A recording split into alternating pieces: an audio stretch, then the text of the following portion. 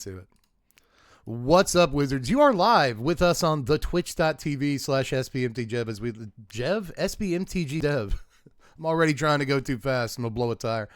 We are going to rate every asterisk card in Aetherdrift tonight. Now, as I was just explaining on stream, we have like 205 card images in this folder right here I'm about to open. And then it's going to be on like Donkey Kong.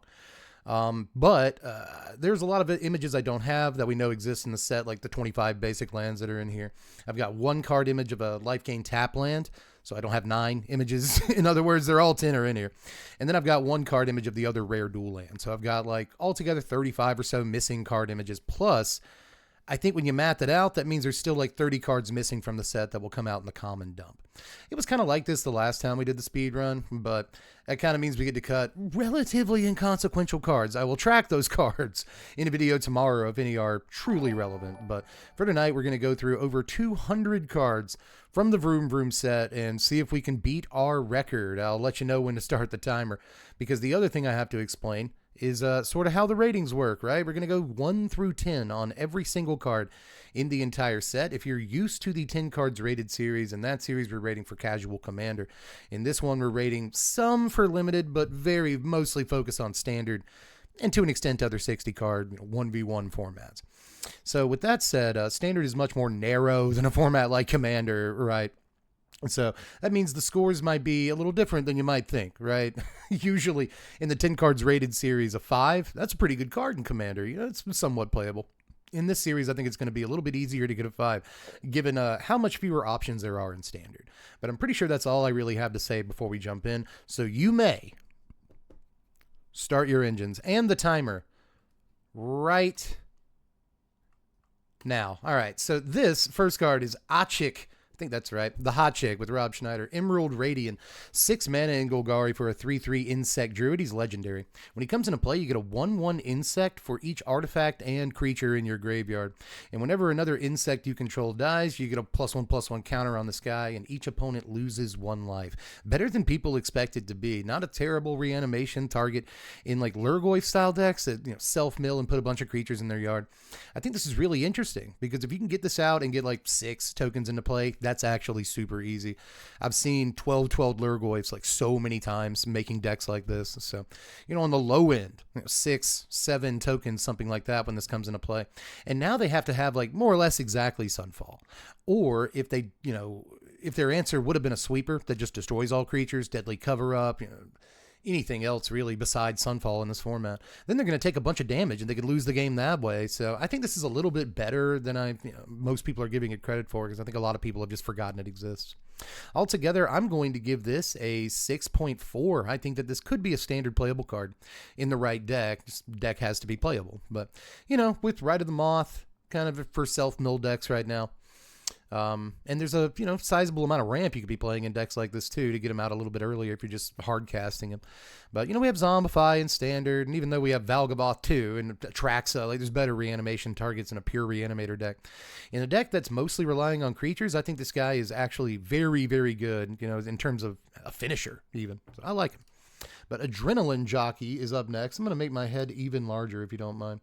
Adrenaline Jockey is 3 mana, 2 in a red for a 3/3 Minotaur pilot. Whenever a player casts a spell, if it wasn't their turn, this guy's going to deal 4 to them. And whenever you activate an exhaust ability, this dude gets a +1/+1 counter.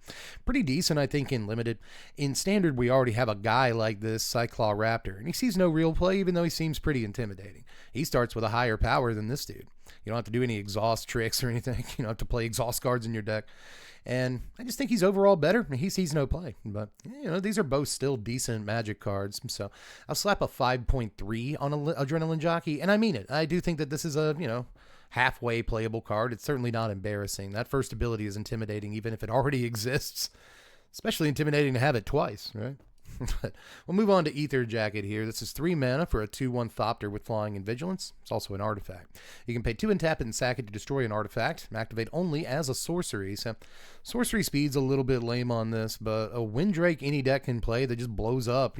Cast Disenchant, or cast Shatter, I guess. is kind of all right with me. I don't know that this sneaks its way into any sideboards in standard because we have plenty of options for stuff like this. But, you know, there's a world where it could happen. But again, I think that the chances of that happening are slim to none. But pretty decent limited, again, where it's a Windrake that just blows up random vehicles. So I can't hate it. This is a 4.2. Ether Siphon is up next. 3 mana, 1 and 2 blue for an artifact. Start your engines, and at max speed, whenever you draw a card, everybody else mills 2 cards. You can also pay 2 and tap it to draw a card. So that'll force the mill at max speed. But problem is, it's a 3 mana blue artifact. So, like, how do you deal damage to them? You know, I guess you have flyers, maybe, but it's just weird, I think, to have mill and deal damage to them on like the same card, right? But after a point, you don't really have to deal damage to them anymore, and it just becomes millstone that draws cards.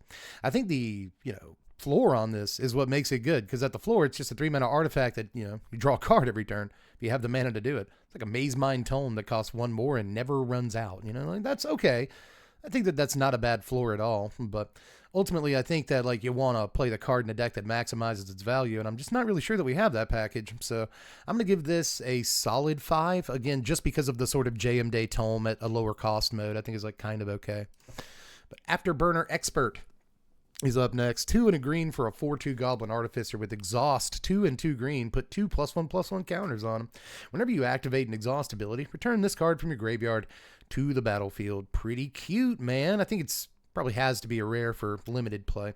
This last line of text is theoretically busted, but we've seen most of the Exhaust abilities in the set, to say the least. I think there's only going to be a couple more at this point. And unless there's one that's just a total blowout, and amazing in standard, I'm just not sure this dude's the dude. Is this guy the guy? I don't know. Probably not. He does trade with stuff in combat. He can even trade up for his mana cost some of the time and then come back. It's just as easy as an Exhaust ability, which you can sometimes do the same turn as you play a creature with an Exhaust ability. So that give you a decent board. Overall, I'm trying to look at the positives on the guy. He can go up to crawl worm size, but I guess he costs 1 more than a crawl worm technically if you do that, so that means he's junk. But I don't know. There's things I like about this dude, and if there is an Exhaust deck in standard, he's probably a pretty decent piece, but altogether, I'm just not really sure that pie is going to taste very good when you bake it if you try to build the Exhaust deck, so we'll see about him, but I'm going to stick a 4.5 on this guy. And his score is affected by being, vanilla even after the counters. There are pretty negative things about old buddy, but he's okay, Agonisaur Rex. It's so hard to say this guy's name.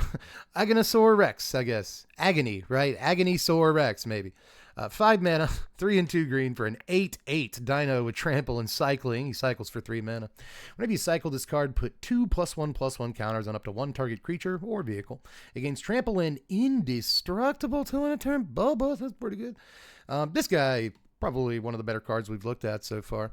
But even then, he's just kind of like normal. You know what I mean? Well, this guy might be at the power level, but, you look at the power level of some of the stuff in standard right now, and you're still like, but is it? So, I kind of worry, but an 8/8 Trample is pretty decent. You can get him on like turn 3 in standard right now. Turn 1 Llanowar Elf, turn 2 any other ramp piece, turn 3 8/8 Tramps. All right. And if he sticks in your hand for a minute, then he can protect your large creatures or other investments. He's not terrible. He's a decent combat trick too when you cycle him. Don't forget that he draws you a card too. I feel like cycling this dude could end up in massive blowouts, so decent card for the dinosaur deck that in function reminds me a little bit of Trumpeting Carnosaur, right? Like a big giant dude that also cycles for a pretty good effect in this case. And in Trumpeting Carnosaurs. So altogether, I think he's pretty decent. Let's go 6.5 on this guy, but that's too high. I'm 6.1 actually, I think. At the end of the day, I think Trample is actually the key to this card. The cycling ability is the best part, but when you actually have him in play, the fact that he's Trample is such a good ability. If he was otherwise, vanilla or something, then he would be awful, but I think Trample matters a lot. Air Response Unit up next. 3 mana, 2 and a white for a 3/3 vehicle with Flying and Vigilance. You crew it for just 1. House in limited at least, so I'll give this a 3.8. Not the best card we've looked at or anything so far, but I think I see a lot of these in limited if there's enough of them to go around. Alacrian Armory. This card came out today. We haven't had time to cover it yet. 4 mana, 3 and a white for an artifact. Creatures you control get +0/+1 and have the vigilance.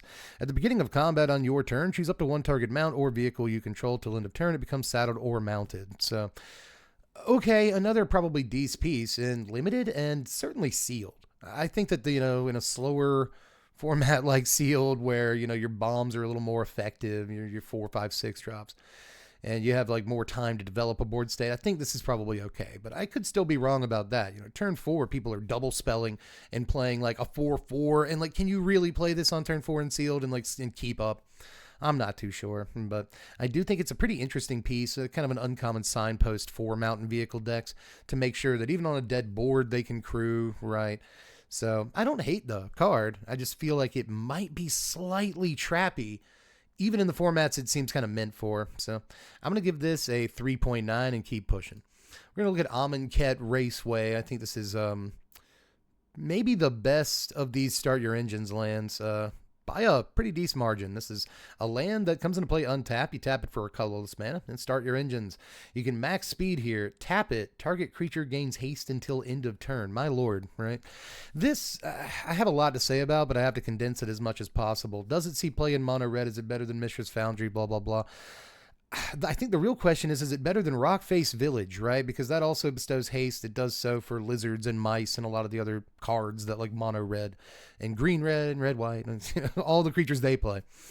And it already does that. It costs mana to do it, but like, who cares, right? It's usually not that big of a deal. So is this just redundancy with Rockface Village, or are you already playing Rockface Village so you don't need this card? You'd rather play the man land or whatever it is. I think there's a lot more sort of theory crafting that goes into this card than people are giving it credit for, but I still think in a vacuum, the card's pretty good, man. Starts your speed on turn 1, which I think is really important for speed in general. If you have a 1 mana card or a land that starts your engines, that seems much better than most other Start Your Engines cards to me, just as a matter of course. Anyway, yeah, just giving haste to a creature with a tap is pretty powerful. So I'm going to, after all that hemming and hawing and women and waffling, I think I'm going to give this a 6.8.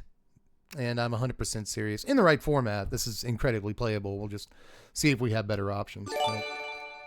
Apocalypse Runner up next. I like this guy. This is 4 mana, 2 in Rakdos for a 6/5 vehicle. Tap him. Target creature you control with power 2 or less gains lifelink till end of turn and unblockability. And you can crew this up if you'd like to for 3. So actually pretty hot. The pilots, the tokens in this set can crew this. I like crew 3 in this set.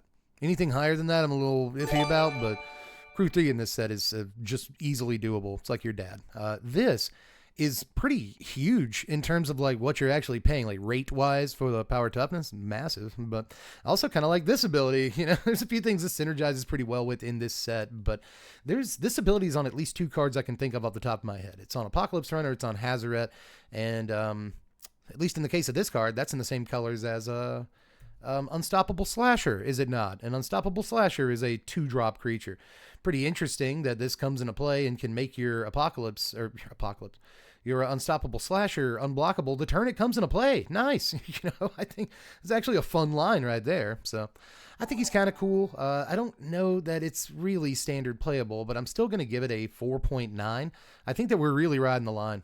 We really are with old Sweet Tooth here. That's what I want to call him. His car reminds me of Sweet Tooth's car. It's probably a Mad Max reference. Up next is Autarch Mammoth. This is 6 mana, 4 and 2 green for a 5/5 elephant mount with saddle 5 ski. When this creature enters and whenever it attacks while saddled, create a 3/3 green elephant creature token. Somebody pointed out to me that the joke here is that it needs a saddle 5 so that it can mate and make a little elephant baby, right? So that's what it's, in this case, it's literally... earmuffs for the babies in the room. It is literally being mounted. So that's hilarious flavor. Wizards, it's a little dirty, but it's, whatever. You're having fun over there in the design room. It's pretty bad though. I think in limited, I guess it's a creature factory that attacks for 5 every turn, but you have to tap down another 5-drop to do it. Pretty good in pairs. Again, I see the flavor. Funny. But altogether, I just have to give it like a 3. It's, played at the top end in limited, but that's probably about it. Avishkar Raceway is another one of these Start Your Engines untapped lands. It's tapping for colorless, dog, and it has max speed. Pay 3, tap it, discard a card to draw a card. Not bad. I don't think it's going to see much standard play, though. I really don't. I think that in like aggro decks that actually can take advantage of max speed. They have other options. They have Amonkhet Raceway. We just looked at that. If they're going to play a card like that, maybe they need a critical mass of lands that start their engines, but I don't think they resort to this. I really don't think so. That said, it's still not a bad Magic card. I'll give it a 5.3. I'll do that for it. It's an untapped colorless land that does a thing later. You know, we're fine. Back on Track is up next, though. 5 mana, 4 and a black for a sorcery. Return target creature or vehicle card from your yard to the battlefield. Create a 1/1 colorless pilot creature token from this set. You know what it does. It crews larger things than it really ought to be able to do. Because it's good at piloting, right? Okay, I get the flavor. But still, you know, whatever. So, a reanimation spell with a token attached to it. And the token can obviously crew vehicles so long as they have crew 3. That's kind of sick. But altogether, we just have better reanimation options in Standard. That said, there's a couple of like large things in Limited that cycle themselves, and then you can reanimate them later. And I think this might be a key piece for sort of draft decks like that. But that'll only take you so far, so I'll give it a 3.8. Next is Basri. Whew, the cat man. I'm the cat man. Basri, tomorrow's champion, is... You have to be old to remember that. A single white mana for a 2/1 legendary human knight. You can pay a white, tap him, and exert him, so he stays tapped for a turn, to create a 1/1 white cat creature token that also has lifelink. You can also, there's more, you can cycle it for 2 and a white. And when you cycle him, cats you control gain hexproof and indestructible until end of turn. Jeez Louise. Macaroni and cheese. I'm going to try not to use my catchphrase too often tonight, but that my cat's phrase, it doesn't work. This is a Savannah Lion that doesn't have the cat subtype, which kind of sucks. It's like the worst thing about the card in cats, but obviously she make cats. I say she. He makes cats, which I like. I feel like if I was a Magic card, this would be me. This I want to be. If I had to choose any Magic card, pre-existing Magic card to be, it would be this man. Right here, do you see Ziggy over here, and here's Igby, and here's Julie, the spirit of Julie. You got the chicken over here. You got Hero jumping into action. This over here is Allie, my cat from when I lived alone. We've got all the cats. I've had a lot of cats in my life, so this is me just being like, what are you gonna do? Arms spread out. What are you gonna do? I'm wasting time in the speed run, but yeah, this is one of my favorite cards in the set for obvious reasons.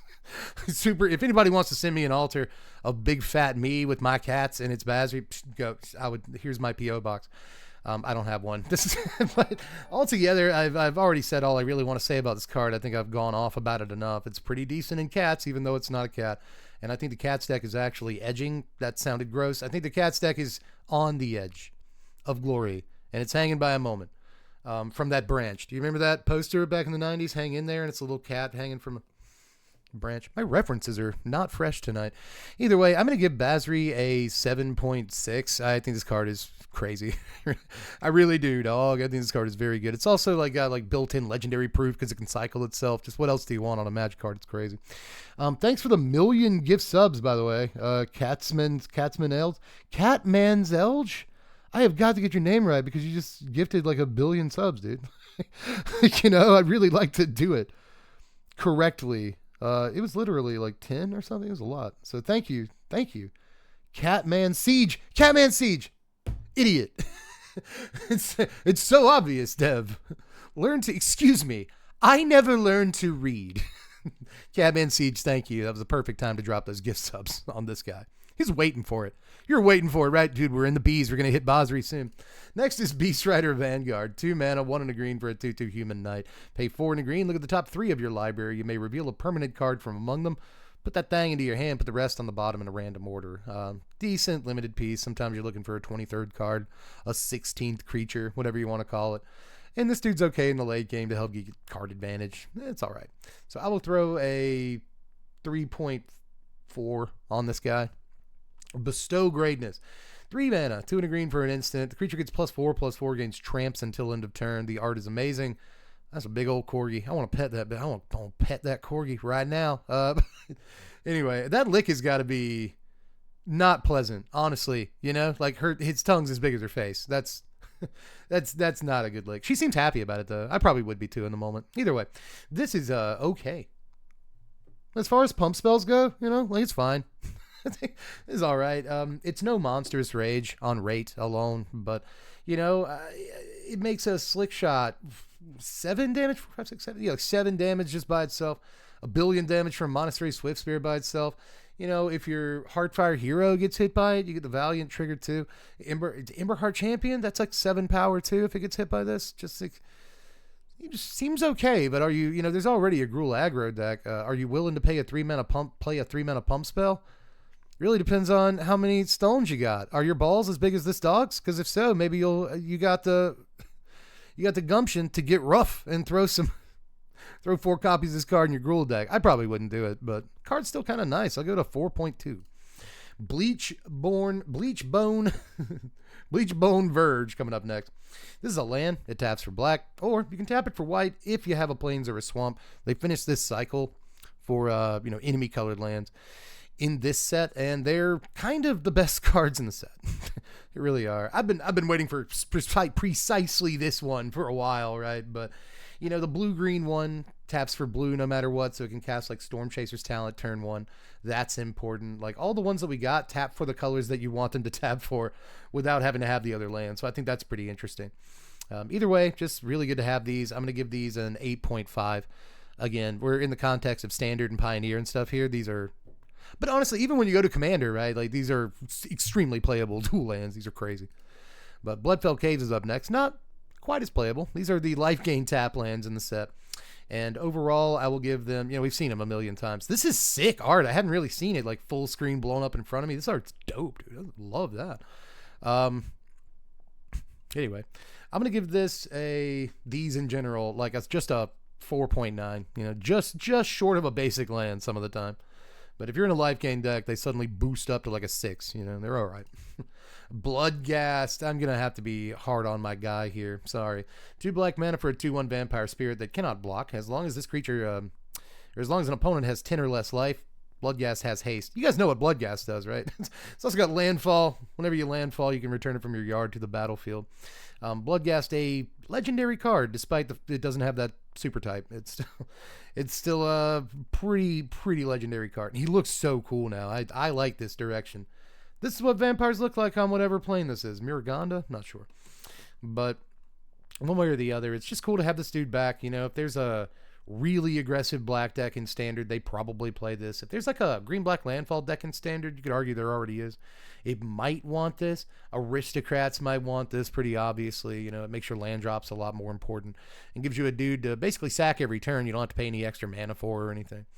So not a terrible dude. He's, you know, in a non-Sunfall Standard, right? He helps you recover from sweepers and stuff. But there are an awful lot of exile effects. You know, Torch the Tower in this current Standard hits this. Elspeth Smite hits this, right?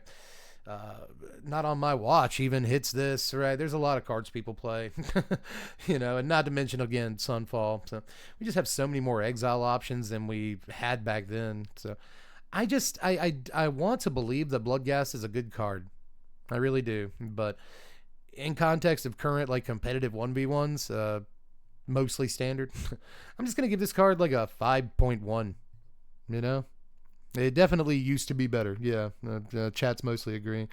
Too much exile, exactly. Yeah, it's seen its heyday. Yeah, its best days are probably behind it. It's like it peaked in high school. You know, it went to state. It's just kind of focused on that, you know. You'll play it, and when they put Torch the Tower on the stack, it's going to be like, I went to state, and it's like, yeah, well, you didn't win. Get out of here. Boom Mobile is up next. 4 mana, 2 and 2 red for a 5/5 vehicle. You can crew it for 2, and when it enters the battlefield, add 4 mana of any one color that you can spend to activate abilities. You can exhaust this for X, 2, and a red, and have it deal X damage to any target. Put a +1/+1 counter on this vehicle. So what it wants you to do is zap your opponent for 1 and have a 6/6, you know, or like kill a 1/1 and have a 6/6, which I think there are definitely lines, right? But I think where this card really shines is when you use its mana to do other stuff that isn't that the turn it comes into play. I feel like if this just becomes a free play, more or less, you know, like, oh, I'll play this and get the mana back immediately and do, you know, like 2 busted activated abilities, just 1 busted activated ability. It's pretty good. And then you're saving this activated ability for a later turn, you know, 2-3 turns later, just let them have it. Both barrels, you know? So I don't think this is terrible, you know? Is it good? I guess that's the other side of that coin, bub. And that's kind of remains to be seen. Seems like the kind of thing that will disappoint me if I put too much stock in it, but I do think it's better than people are currently giving credit for. It's not seeing any attention whatsoever. So I will give this a 4.97. I'm not going to pull the trigger on a 5 just yet, but I do think the card is like a little better than fine. Like just a slightly north of fine. So you know what? 5. I'll push it all the way to 5. I won't be a coward. This card's a 5. Boom Scholar is up next. A lot of boom stuff in this set, you'll notice. 3 mana, 1 a red and a green for a 3/3 Gobbo Advisor. Exhaust abilities of other permanents you control cost 2 less to activate. Also has exhaust. Remember that it says other permanents you control cost 2 less because this ability costs 6 to activate. Creatures and vehicles you control gain trample till end of turn, and this guy gets 2 +1/+1 counters. So he becomes a 5/5. Not too bad. And in this case, he does include himself. He will gain trample, so that's kind of neat. This guy has a Corningware of fireworks. I've never noticed that again. You see things that you didn't notice before when you blow a card up. That's my grandmother's Corningware she makes casseroles in. Full of fireworks. Love it. One way or the other, this card's like fine and limited. Signpost uncommon for exhaust decks, but there's not much more to say about it. 4. Boosted Sloop, my favorite word, my favorite name to say in the entire... Boosted Sloop is 3 mana, 1 a red and a blue. For a 3/3 vehicle with menace that cruise for 1. And whenever you attack, draw a card, discard a card. Yes, I did miss this the first time around. I thought it had to attack. No, just anything. Anything attacks on your side, you be drawing and discarding. Pretty decent, actually. 4 limited. Obviously, this is supposed to remind you of Smuggler's Copter. Just, we're going to apologize. This is boosted. Oops. Oops. Smuggler's Copter existed. Here's a bad version. But I do like that, unlike Copter, this is whenever you attack. And that's kind of neat. But altogether, I think it's just a limited card. But I will give it a 4.3. I think it's a pretty strong limited card. Looks like it flies. Does not fly. Bounce Off, a strictly better unsummon. So what do you give that? A blue mana for an instant that returns a creature to its owner's hand. Just like Unsummon, but it can also hit a vehicle in this case. So, cool little extra upgrade there. As I said in the video yesterday, I find value in playing Unsummon because it reminds me of being 12 years old at my friend's kitchen table when times were good. And times are still all right. I like what I do. But there's a nostalgia factor in resolving an Unsummon in 2025. Bounce Off, not so much. Not as much, I would say. But still, this is a very powerful Magic card because Unsummon's a playable Magic card, right? So I'm going to give this a 5.7. Fantastic tempo piece. 5.8. Fantastic tempo piece from this set. We will be playing it. Brightfield Glider is up next. A single white mana for a 1/1 Possum mount with Vigilance and Saddle 3. Whenever this creature attacks while saddled, it gets +1/+2 and gains flying till end of turn. Another card that I made a weird mistake on. I was like, you can leave it up to block and it blocks flyers. No, it doesn't. It'll never fly on blocks. It has to saddle and then attack to ever gain flying. So I was being a kind of a dumb cough on that. But for what it is, I think a 1 mana potential 2/3 flying Vigilance is pretty tempting, but Saddle 3 is where it kind of falls apart. It is noteworthy. One of those 1/1 pilots from the set can crew this, and that's probably the best way to do it. Right, but it's also a 1/1 mount, or a 1 mana mount, and that might actually be more important than we think for the standard mounts deck, because it might just want creatures on the board that count as mounts as early as turn 1. And there's a green dog in this set that I think is just really, really, really good for the mounts deck, and it's just auto-include. But if there's just not a whole lot of other 1 mana choices for mounts, I think you might resort to this. I think you might, but I'm still not going to score it super high. 3.8. Brightfield Mustang is up next. We got a Mustang. Zoom, zoom. Is it a GT? This is 4 mana. 3. It's one of them 5.0 Fox bodies. 4 mana, 3 and a white for a 3/3 horse mount. Whenever this creature attacks while saddled, untap it, put a +1/+1 counter on it, and it saddles for just 1. So a hill giant. It gets a little bit larger. You know what I mean? It's pseudo vigilance, whatever. Like, again, fine common that you might play in mount decks and limited, but that's about where it ends. I'll give this card a 2.9. Bright Glass Gear Hulk. What do we do? What do we do? 2 green and 2 white. 4 total mana for a 4/4 artifact creature. It's construct with first strike and trample. When it enters, search your library for up to 2 artifact creature or enchantment card or enchantment cards with mana value 1 or less. Reveal them. Throw them in your hand. Shuffle up, kid. So, nasty. Just nuts card, dude. Like, artifact, creature, and or enchantment. So that leaves a lot of room in terms of what 1 mana enchantments you can search up. Your Hopeless Nightmares and stuff like that. Your Storm Chaser's Talents can come into play or just go into your hand. So there's a lot of decent enchantments this can hit. Even Ethereal Armor if you feel like doing that, right? Shard Mage's Rescue, so it can find something to protect itself. I think that's kind of fun. As far as artifacts go, this can hit Dusk Rose Reliquary, which I think is like somewhat important, right? But there's a couple other 1 mana artifacts you can hit. And then obviously 1 mana creatures, tons of things from, Lana War Elves and beyond. So this replaces itself twice, but it only replaces itself with half the mana value, right, that you spent on it. But with that said, you can go just get powerful cards, or you can go get cards that are sort of integral to how you built your deck. So that could be important, but there's the push-pull. There's the tension that I like on a Magic card. If 1-drops are so important to your deck, is your curve going to be like 20 1-drops and 4 4-drops? That seems a little weird, you know what I mean? So there's tension here that I enjoy. And the last thing I'll say is that the rate is not as good as it used to be, despite the 2 keyword abilities. And First Strike is pretty good. But despite the 2 keyword abilities, the 4 mana 4/4 is not uber playable all the time in Standard anymore. So I'm not sure on stats alone, but that is a pretty tough ability that I think is great in Commander. But again, when we're talking about Standard and stuff, I'm just going to give this card a 5.7. And it's got some room to improve. It depends on what 1-drops we get, but I didn't even name all the good 1-drops. You go get an Unable to Scream with this, and I think you're doing okay. So not a bad Magic card, and I'll stick with a 5.7 with the acknowledgement that it could be as high as like a 6.5, depending on what options we have. So good stuff, man. Broodheart Engine is up next. The Valgavoss Faithful of the set. 2 mana, black and a green for an artifact. At the beginning of your upkeep, Surveil 1. You can pay 2 black, green, and tap it and sack it to return a creature or vehicle card from your graveyard to the battlefield at sorcery speed. Now, one thing I didn't mention when I compared this to Valgavoss Faithful during previous season was that Valgavoss Faithful costs 5 mana to play and activate. Right? This costs 6 mana to play and activate, and I'm pretty sure that's a massive, just enormous difference. So I'm not sure about it, but it's less removable than a Valgavoss Faithful. It does give you the Surveils like every couple of turns. So by turn 4, when you want to cast Zombify, you'll have gotten 2 Surveils if you cast this on curve. But is that worth skipping your Having Bitter Triumph up turn, right? These are important questions. Overall, I'm not too sure about it, but it does again contribute to the Reanimator deck in Limited that they want you to be able to build, so it's good there. Overall, I'll give the card I want to give it a straight up 5.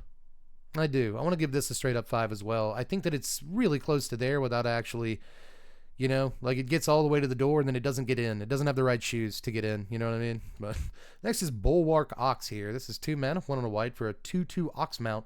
Whenever this creature attacks while saddled, it gets a +1/+1 counter. Anything. Put a +1/+1 counter on any creature. It also saddles for 1. Here's the good part. Sacrifice this creature. Creatures you control with counters on them gain hexproof and indestructible until end of turn. So a Selfless Spirit for creatures with counters on them, which is wild. Absolutely wild. You will note that there's a fair number of indestructible effects in this set. We've already seen, I think this is at least the second one. There's a black combat trick that bestows indestructible later on, but there's also a white sweeper that blanks indestructible for the turn and then sweeps the board. So a little bit lame. If you're going to give us all these indestructible dudes, maybe give us a format where after Sunfall rotates, there, indestructibility matters. Just wanted to point that out. It's a little disappointing.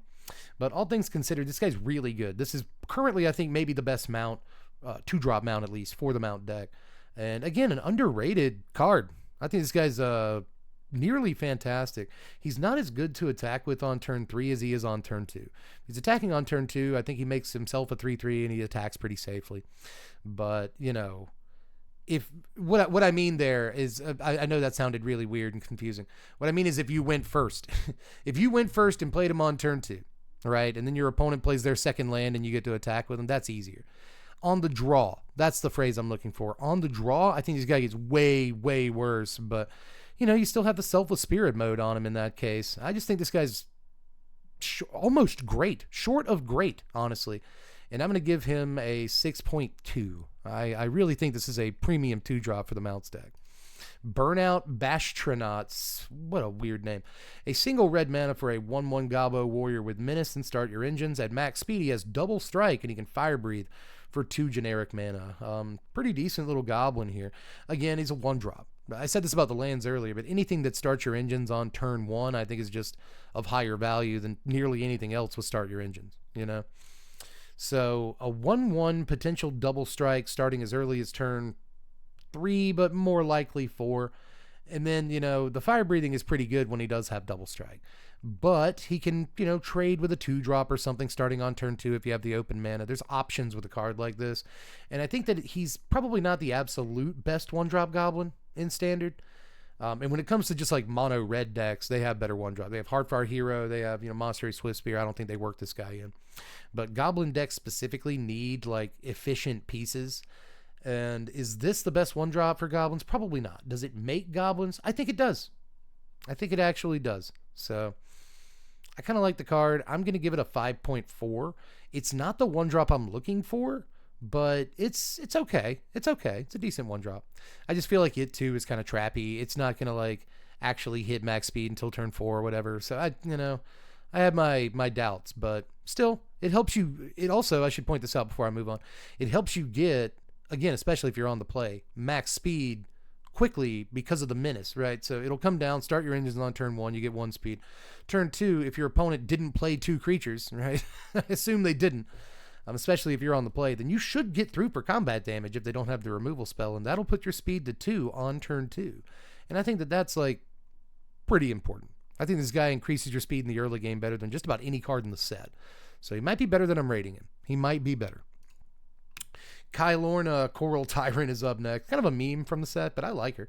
2 mana, 1 in the blue for a 0/8 legendary octopus. That's the entire card. There's a few of these vanilla legends in the set at uncommon. This is actually kind of okay in certain decks in Standard right now that care about toughness.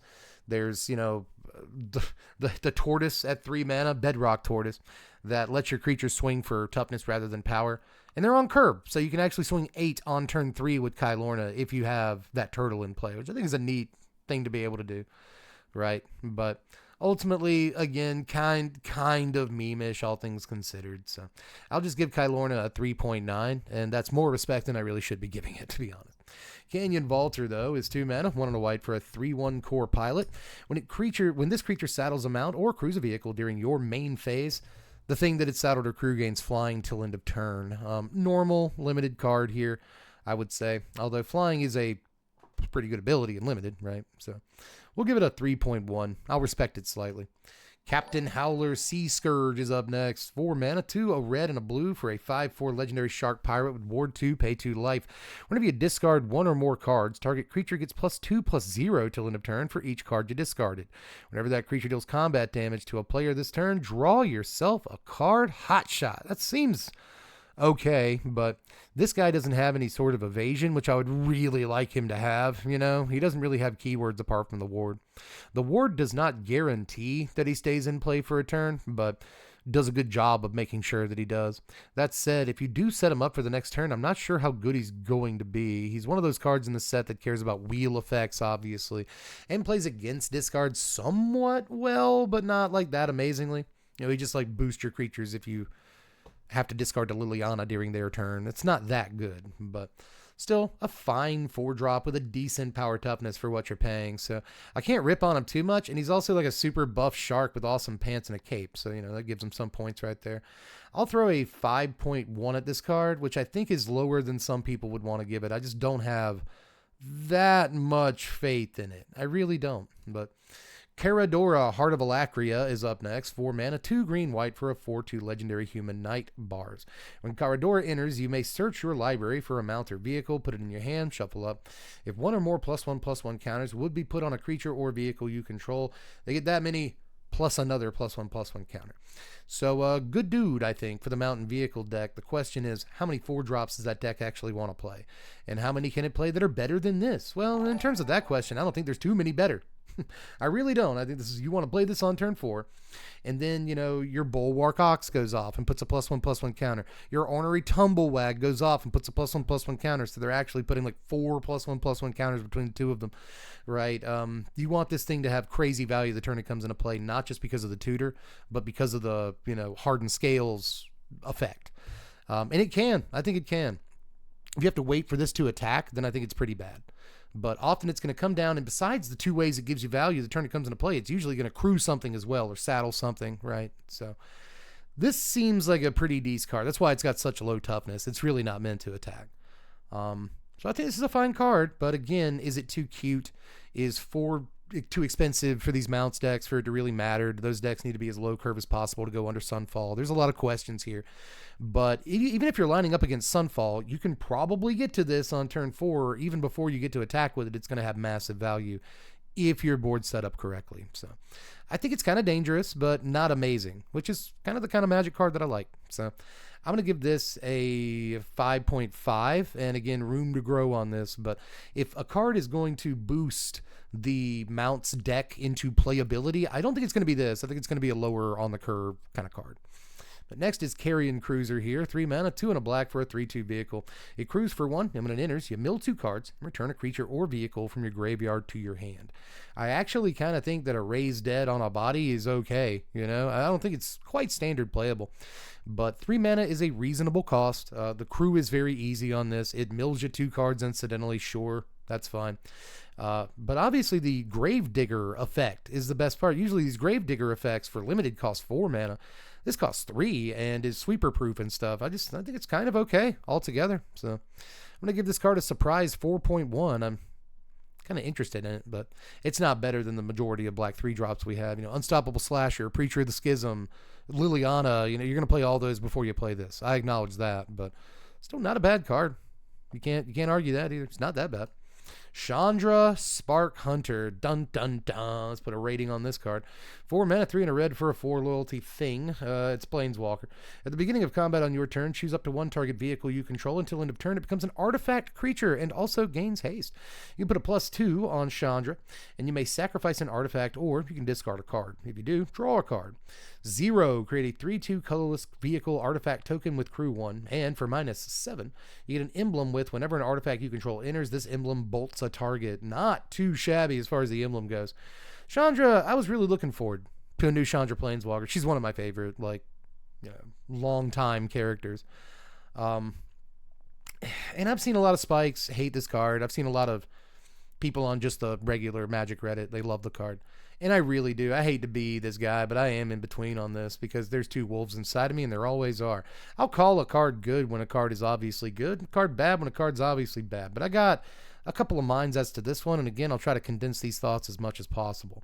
The one deck that I've seen people talk about this in that kind of already exists is Red-White Sunfall Caretaker's Talent, right, with Urabrask's Forge, because it curves kind of well with Forge, but it curves especially well with Caretaker's Talent, right? It probably won't take the place of the 4 mana Elspeth that's in Standard, but if you wanted to one-of this card, you could. I think that there's an argument you could have already been one-ofing Jaya in that deck, and you don't do that. But this is easier to cast than Jaya. It does put, a token into play every single turn for Caretaker's Talent if you wanted to do that. And you could even play some vehicles and really juice this first ability. Apart from that, she works with some Reanimator effects, not just in this set, but in Standard at large already, because she allows you to discard cards and sacrifice artifacts. And there's a few spells in this set that bring back artifacts from the graveyard specifically.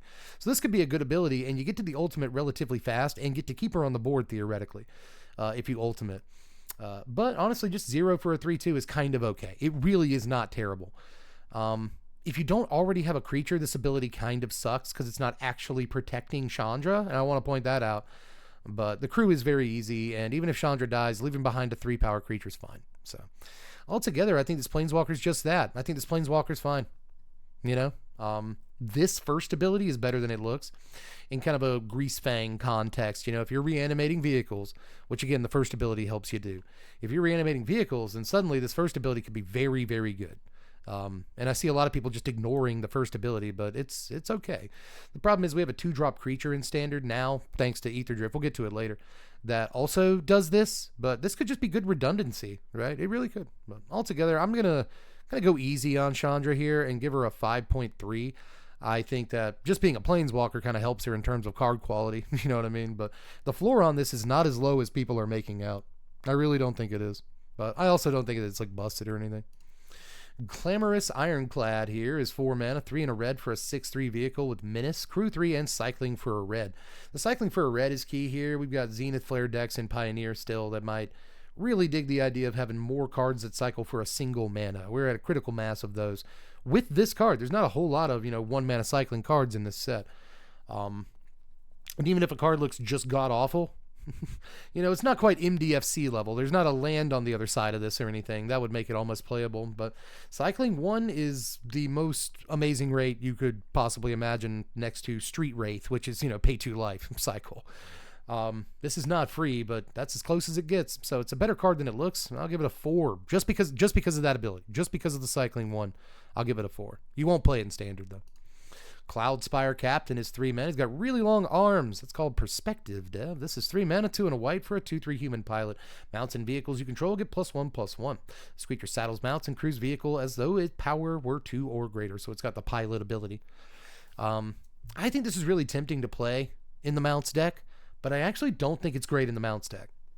I think it's, that's kind of what I meant to say about the 4-drop we just looked at for mounts, is that there's a 3-drop in this set I think is too slow for mounts. It's this guy. So as a 4-drop, is that even worse? But in the 4-drop's case, the legendary guy's case, he creates a ton of potential value the turn he comes into play. He replaces himself. He puts +1/+1 counters on stuff. He's wild. This, he's got Anthem value the turn he comes in. But he can easily be blown up by a cut down. He's a 3-drop. I just think that he's kind of a trap in your mounts deck. I'm going to try him out. Everyone's going to try him out. Everyone wants a Anthem effect, But again, I just think that he's a little too fragile for where you really want to be in your mounts deck. I think you can do better in terms of card quality, again. So I'm going to give this 4.8 with the acknowledgement that it could be potentially good in one very narrow deck, which is kind of hurting its score a little bit. Cloudspire Coordinator here. He's got a headset. Is Boros colors, red-white, for a 3/1 human pilot. When he enters, scry 2. Not bad. You can tap him and create X 1/1 colorless pilot tokens. You know what those are and what they do. X here is the number of mounts and or vehicles that entered the battlefield under your control this turn. This card would have been absolutely busted if it was just the number of those things you control. If it just crinkoed them out, that would be nasty. But instead they have to have entered the battlefield, so he's probably never really going to make more than like 2 tokens. But we just saw that Chandra that zeros for a vehicle. You play another vehicle, tap 3 tokens. This is probably a line in limited. Not sure how good it is in standard. We already have stuff like, Monastery Mentor and Family, right? Third Path Iconoclast, and these really don't see much play. The only one that sees play is Gremlin Tamer, and I don't know. I haven't seen the straight up blue-white enchantment stack in a while in the arena, so maybe people stop playing that one too. But in any case, this dude is cool just because of that enter the battlefield trigger for a relatively low amount of mana. I think that's kind of fine, but all things considered, not the absolute best. It feels like we're about to do a dance off. Am I the only one that gets that vibe? He's like, "Hey you," and like all the people behind him start dancing as he's doing a pose right now. Like he's about to do like a Ginyu Force speech. You know what I mean? I get the vibe, but I'm gonna give this dude like I'll go with a 4.3 because a Creature Factory in Limited is wild, and a Creature Factory in Standard's good too, but again, it's mostly the fact he's an ETB trigger maniac that trades up with 3-drops. I think is going to be good some of the time. So, not bad. Cloudspire Sky Cycle is up next. 4 mana, 2 red-white for a 2/3 artifact vehicle. It crews for 1, and it has flying. When it enters, distribute 2 +1/+1 counters among 1 or 2 other vehicles or creatures you control. So it can't get the counters. So a 4 mana, 2 power flyer is not where you want to be, but it technically puts 4 power on the table, so it can be forgiven, I guess. I'm still just going to stick a 3 on this and move on, and I kind of want to go lower. Can I? 2.7 on this card. I really, with what you can get for 4 mana in limited in this set, even in limited, I don't love it. I don't. Coal Heart Gear Hulk is up next. Another Gear Hulk, everybody. And this one we have not reviewed yet on the channel. So, first timer. 1, 2 black, 2 red. 5 total mana for a 5/4 artifact creature. It's construct with both menace and death touch. Sometimes a creature gets large enough that it doesn't really need death touch. It just functionally has that anyway.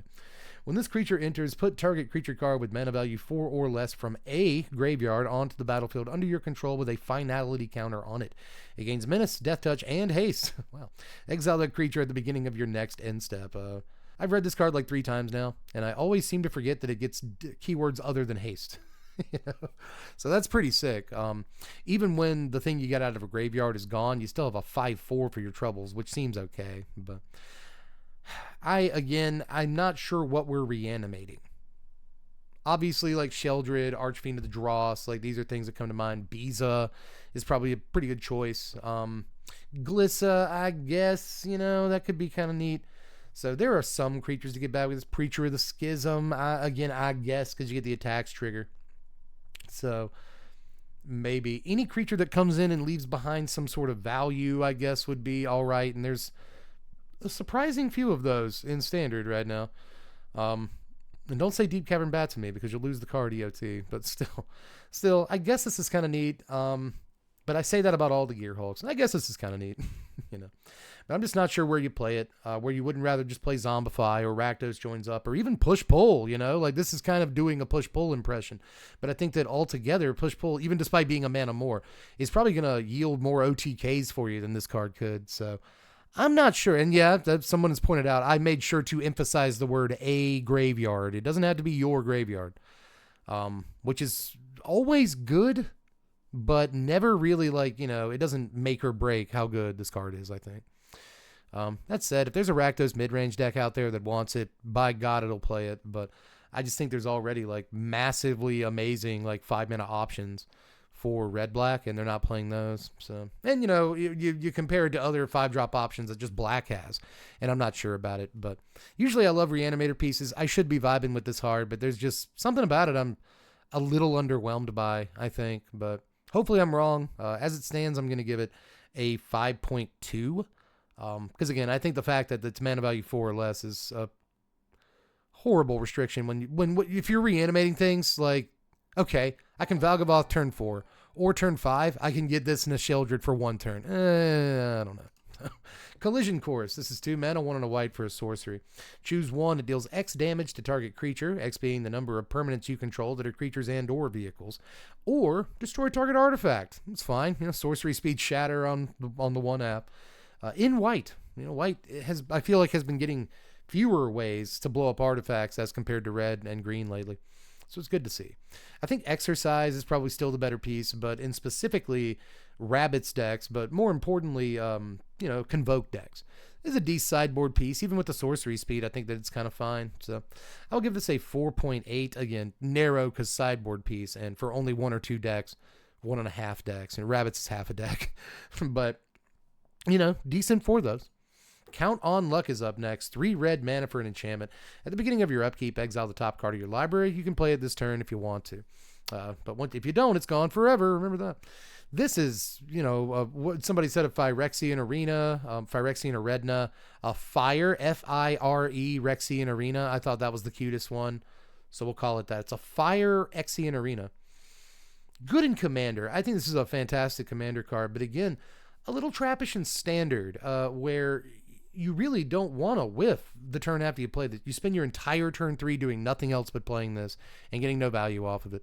Turn 4, spin the wheel. This is when it pays off, baby. You actually untap with the card in play, and it hits a 4-drop. Oops. That feels so bad, man. So I think you have to keep your curve from 3 and below for the most part in a deck that includes Count on Luck. It's not Phyrexian Arena. Doesn't just put the card in your hand. So with that in mind, you're probably going to play it in an aggro deck, except you won't do that. So where does it go? In Commander, again, I think the sort of turn-by-turn value it gets you will be really important. But in Standard, I really have reservations about this. That said, I'm still going to stick a 5.7 on this because Red doesn't have a lot of ways this cheaply of drawing an extra card every turn. And again, the Commander viability makes the score go up just a little bit. I'll say that. Country roads, it's a land. Enters tapped unless you control. Mount or a vehicle in taps for white. You can also pay 1 and a white and tap it and sack it to create a 1/1 colorless pilot creature token with this token saddles, blah, blah, blah. So you only do this at sorcery speed, which does nerf the card slightly, but every color got one of these. I think the best ones are obviously green and white because those are the mount colors. I don't see any reason for a mount deck to be any colors besides green and white. Vehicles decks, we can talk. They're going to be Boros, right? But even then, that means that the white and red ones will be the best. So that means the white one's the best, hence why it is the image. Is it meets at the crossroads, so it won't be lonely, of two different kinds of decks that want to play these two different kinds of permanents. As far as like the black and blue ones or whatever, I don't think they're as good. Not at all. But for what it's worth, this land can enter untapped and tap for a color of mana, which is typically insane. So, and it just sacks to make a guy. You sack this land for a body. Wild. Especially in a format with like so many ways to get cards back from the graveyard, lands back from the graveyard, and just make like an army of dudes if you do it right, you know? Like, I think that there's some chance this is playable in like an Aftermath Analyst-y kind of build just because it makes the dude. So I'm kind of in love with these, which is dangerous because they're probably not as good as I'm about to rate them, but I will give them a 6.6. I think that a potentially untapped land that sacks to make a dude is gross. I think it's like actually kind of gross, dude. But Crash and Burn is up next. 4 mana, 3 and a red for an instant. Choose one, destroy target vehicle, or it deals 6 damage to a creature or planeswalker. Pseudo-playable limited removal, especially in sealed, where you're just looking to take out everybody's bombs, so you don't care that it costs 4 mana. Play a couple of copies, you're fine. Outside of that format, pretty bad. I will give this a 3.2. Crypt Collar Chariot. I love this guy. 4 mana, 3 and a black for a 5/5 vehicle. Cruise for 2 and has menace. Whenever you discard one or more cards, create that many tapped 2/2 black zombie creature tokens. So during preview season, I think that I made a mistake on this card. I think I said that you could like discard a card to Liliana the turn that it came out, like on curve, and make a token that can tap it, that can crew it. But you can't do that because the token enters play tapped. Okay. Apart from that, I think I may have also said that it makes cats, which is an obvious... Yeah, I got that mixed up because there's cats, and also Esca's Chariot makes cats. This makes zombies, which is arguably better, depending on what world you're from. I am not from that world. Cats would have been much better. But still, this kind of helps to nerf discard decks, pretty obviously. But discard decks aren't so much of a problem, but this is obviously really, really good against them. And note that even against, non-discard decks, we're talking about hopeless nightmare decks here, of which there are way more than there are just straight-up discard decks. Like against, Storm Chaser's Talent, Nurturing Pixie, Fear of Isolation, like that whole core. This card gets way better because it helps to nerf that Hopeless Nightmare. I think that's kind of important too. So altogether, I think this can put a lot of cards into play. It does not say whenever you discard one or more cards, create a tap 2/2. It does not wimp out. So if you cast this and then you like wheel on the next turn, discarding 3 or 4 cards, you get like 8 total power onto the table. That is nasty. Super nasty. And if your opponent sweeps that power off the table, you probably still have Crypt Collar Chariots. You just like do it again. You know what I mean? Nasty. Really good again on curve with Liliana. I still think that's a ridiculous curve play. So I like this guy a lot. I think that he is probably just barely standard playable, although he might be relegated to the sideboard. I want to try him in the main and see what happens. I'll give him a solid 6.5 here. I think he's probably good. He's probably pretty good. Curse Cloth Wrappings is up next. 4 mana, 2/2 black for an artifact. Zombos you control get +1/+1. So tap it, and a creature in your graveyard gains Embalm till end of turn. Embalm cost being equal to its mana cost. That just means reanimate it. Pay its mana cost, you get a token that's a copy of it. That's it. You have to exile the thing, so you won't be able to do this with the same creature twice, which matters. As I said during previous season, I think we have like better options for like continuous reanimation than a card like this. We have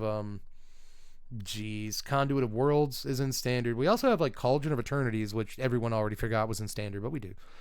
Which I think you could argue is not as good as this, but like we have it. What is it? Cauldron of Eternities that's in standard, or the other one? I forget. I forget sometimes. But either way, this is an interesting looking card, and again, one that I think might be like pseudo commander playable in specifically zombies. But I think it's a bit much, like, oh, I'm an aggro zombies deck. I'm gonna get you.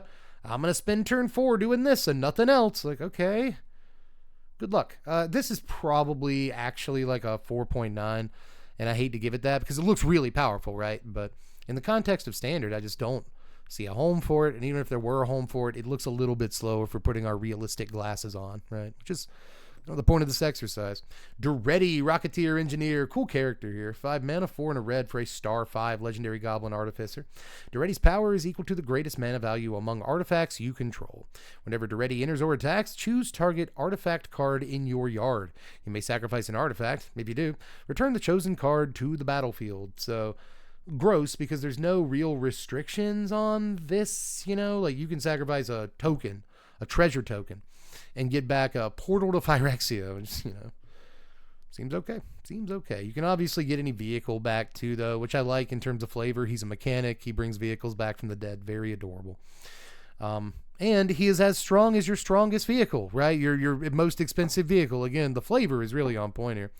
Problem, again, is that we have a lot of cards in Standard that can bring back the best vehicle in your yard, or even the best artifact in your yard. We'll get to it in a second here. For less mana than this. But I guess this comes on a body. The body can be really big, too, for what that's worth. So I actually think the card is really neat. I want to mess around with it. I think it's a super fun-looking commander, too, by the way. So altogether, I'm going to give D a 5.4. I think the power level on this is actually relatively low in Standard, but I'm actually still going to give him, like, some credit. Some credit. Daring Mechanic. If you look closely, you'll see that you may recognize this man. This man may look a little familiar to you. This is 3 mana, 2 and a white for a 3/3 Human Artificer. 3 and a white to put a +1/+1 counter on target mount or vehicle. So, again, you know, as far as commons go, not an embarrassing stats to mana cost ratio. Late in the game is a decent activated ability. So, you know, you'll pick this guy up at common in your vehicle or mount deck in limited. But that's about as far as he can jump, if you know what I'm saying. That's about... This is probably like a 2.9. You know what I mean? It's not a super good Magic card, which is a shame. If you're gonna reference, I don't know, it's probably better that he's not good. Deathless Pilot is 2 mana, 1 and a black for a 2/2 zombie pilot, and what a little freak. Look at him. This creature saddles mounts and crews vehicles as though its power were 2 greater. It's one of those. You can also pay 3 and a black to return it from your graveyard to your hand. So that's kind of a lot, you know, reassembling skeleton. This ain't, you know, all things considered, but it's still kind of a not embarrassing card in limited. It really is. So we'll just give it a 2.2 because we're not really rating for limited. Debris Beetle is up next. It's not, they just didn't have the stones to call it a dung beetle. You know what I mean? It just would have been a lot funnier if they just went all the way with it. But it is. This is 4 mana, 2 a black and a green for a 6/6 vehicle that crews for 2. It has trample, and when it enters, you Siege Rhino. Each opponent loses 3 life, and you gain 3 life. So we got Siege Beetle, Dung Rhino. I guess we can. You gonna call him Dung Rhino to his face? I don't think so. Anyway, this guy's good. This guy's just a good, all-around, solid little Magic card in a vacuum. But that's where things get kind of complicated because, you know, once you leave the vacuum and you step out in the world that is apparently not vacuumed, it's sealed anymore, then you're in the same territory as Sheldred, right? And Archfiend of the Draws. And these are some cards that a lot of decks have actually cut recently because they cost too much. It's like you'd rather just cut the fat in your like green-black decks and just play a bunch of Mosswood Dread Knights, Preachers, Glissas, you know, the occasional Liliana, Unholy Annex, the top of your curve. You just don't really see all the 4-drops in the world. Maybe one Sheldred. It happens. It does happen. But my point being is that this has pretty fierce competition, and even its competition isn't seeing as much play as it used to nowadays. So, I don't know, dog. Is Siege Rhino bad now? Probably not. Same token, this is not Siege Rhino. This just isn't Siege Rhino. This has to crew, and that is a downside. So I'm not like too convinced, but I do want to give the card a pretty high score because a 6/6 trample is pretty hard to do anything about. So I'm gonna, especially when it's like go for the throatable, every black removal spellable, you know what I mean? Like Anoint with Affliction doesn't hit it, Cut Down doesn't hit it. So good luck, you know what I mean? Like Nowhere to Run doesn't hit it, Virtual Persistence doesn't hit it. Like what? How do you kill this in black? I don't know. So tear asunder if you're in the mirror match. But altogether, this is actually a pretty stacked Magic card, despite what it has to contend with in Standard. I will give this a 6.7. I think that this could be a monster. It really does have the potential to be a horrible monster we're all sick of 3 months from now. Defend the Rider is a green mana for an instant. Choose one. Target permanent you control gains hexproof and indestructible till end of turn. Or create a 1/1 colorless pilot creature token with that ability, right? It can actually crew things that cost 3 to crew. This is the best card for the Mount deck. This is the easily, not even close. The best new card for the Mounts deck. You could argue that those decks might still want Snakeskin Veil because it puts a +1/+1 counter, and +1/+1 counters are kind of important to their strategy. But I don't think that people are really taking seriously the ability to also make a 1/1. I think people just assume you're going to use it as a Snakeskin Veil. And I do think 7 times out of 10, that's what you're going to do with it. But this can also surprise crew something. It can crew something off the top of your library the turn it comes into play, right? Like if you rip this off the top, it can crew an important vehicle. But it can also crew something on your opponent's turn, and that might be important, to kind of surprise block a thing. They made a mistake, So I just think this has a lot of playability on it. If nothing else, it's a flash 1/1. Do you understand the floor of this card is a flash 1/1 for 1 mana? And there are situations where you'll play that. So, like I said, I feel like the Mounts deck really needs to streamline and play cheaper, more efficient cards. And this is the definition of kind of what they needed. So I'm going to give this card a 6. Again, role player in a narrow deck, but it really does the job in those decks. It really does. Demonic Junker, one of my personal favorites from the set. 7 total mana, sort of. 6 and a black for a 4/3 vehicle with affinity for artifacts. It crews for 2. When this vehicle enters for each player, destroy up to 1 target creature that player controls. If a creature you control was destroyed this way, put 2 +1/+1 counters on this vehicle. I think that realistically, you will play this for 3 mana on turn 3 some of the time. I would not expect to play it for less mana on an earlier turn basically ever, once you do the math. But I think you can go artifact on 1, attached to a body even, like Spyglass Siren or Novice Inspector, and then get 2 artifacts on turn 2. I think you can pull that off. At least I have faith in you that you can. So if you do that on turn 3, you can basically spend all your mana and affinity this into play, at which point I think it's pretty decent. A 3 mana, and this to me is the floor of the card. For 3 mana, you get a 4/3 that Necrotals when it comes into play. And it's not even, it doesn't have the same restrictions as some of these creatures often do. It just straight up Ravenous Chupacabra is a guy. Just destroy that guy. Long hair, don't care what it is. You know what I mean? So I think that's actually pretty valuable. I really do. This will struggle to see play, I fear, because there's just not a whole lot of artifact synergies in black. You can play Greedy Freebooter, and importantly, I think Scavenger's Talent is probably good with this because it makes food tokens whenever a guy dies. That seems okay.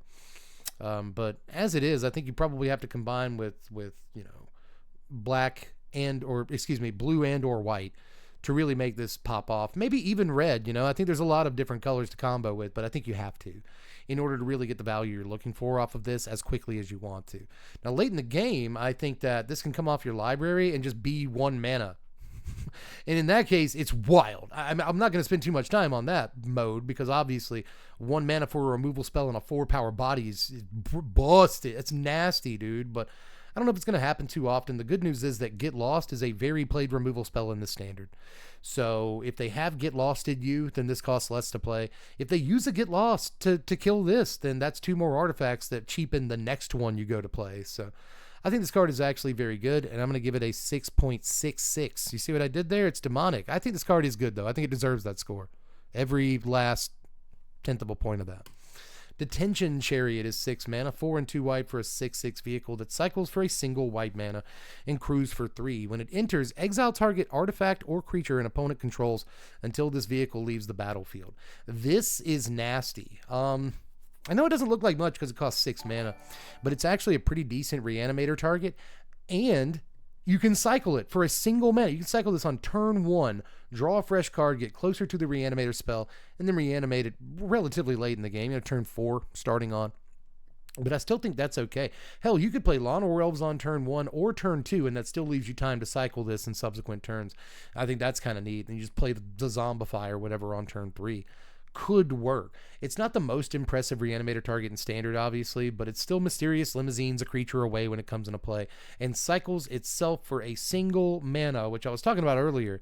It was the best part of the card we looked at earlier. It's the best part of this card too. But the difference between the card we looked at earlier and this card is that this is actually pretty stout. It comes into play and does something really, really good. And then it's a 6/6 when it attacks. And just a normal little 1/1 pilot can crew it.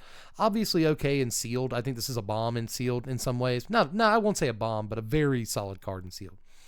But all the way up to standard, there is a particular deck that may want to play it. And when we get to the card, we'll get to the card. I don't actually, is it even in my stuff? It should be in my stuff. It should be in my stuff. If it's not, we'll do special mention of it later. But there is a piece that just reanimates. We got to see it today. Just reanimates all of your vehicles and mounts in one card in red. And this would be the literally perfect piece for that deck. So I'm going to rate this higher than you think I'm going to rate it. 5.2. District Mascot. This is the best one drop for the mounts deck. A single green mana for a 0/0 dog mount. Do not mount dogs in real life. This creature enters with a +1/+1 counter on it. Pay 1 on the green. Remove 2 +1/+1 counters from this creature. Destroy target artifact. Whenever this creature attacks while saddled, put a +1/+1 counter on it. You can also saddle for just 1. The lowest, not possible saddle cost, but lowest reasonable one. Yeah, so it's just a 1 mana 1/1. Right, on its face, just a 1 mana 1/1, but it's actually an Asamaru in disguise, because like most turn 2s, this is going to attack for 2 damage, very easily. And then turn 3, it can attack for 3 damage and blow up an artifact after it's done doing that. So as early as turn 3, you can start blowing stuff up. And obviously there's other ways to put +1/+1 counters on it. We've already discussed the mounts deck specifically is spreading around, +1/+1 counters like Halloween candy. So it shouldn't be too hard to, on some turns double or triple the number of counters you would otherwise be putting on this. And then just, blow up any mount or any artifact that you happen to, this is good against like Urbrass Forge and stuff like that. But any vehicles that end up seeing play, this is great against.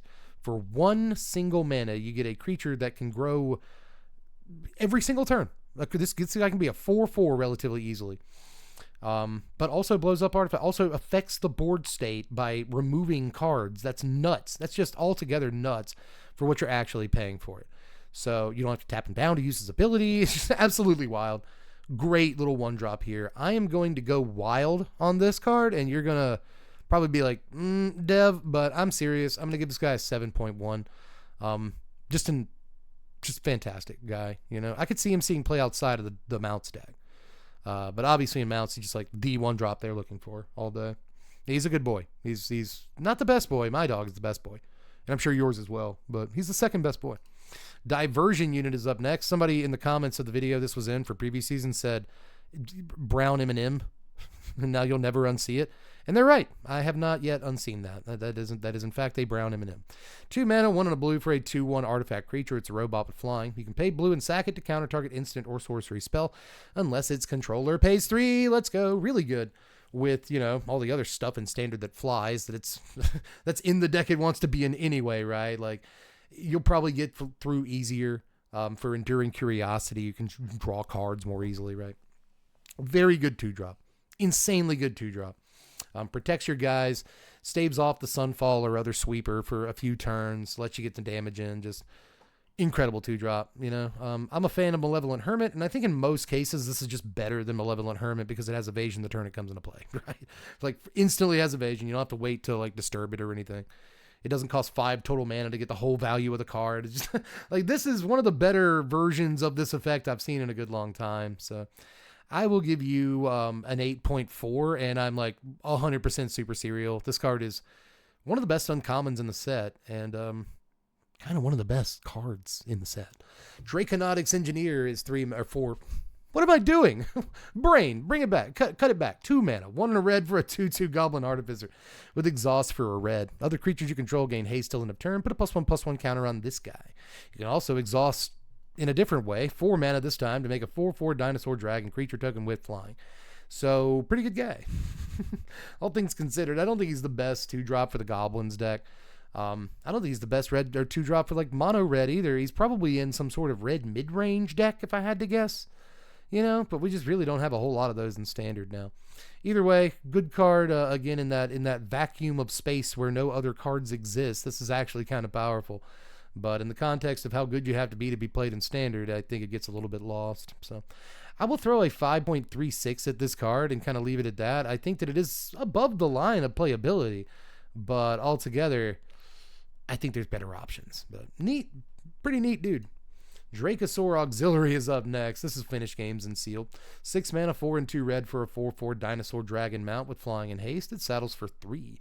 Whenever this creature attacks while saddled, it deals 2 damage to any target. So note that it doesn't have to attack saddled, right? It just has haste. You can you can play it and go ahead and swing in with a strictly better volcanic dragon. You guys remember volcanic dragon? No, I'm old. I'm too old.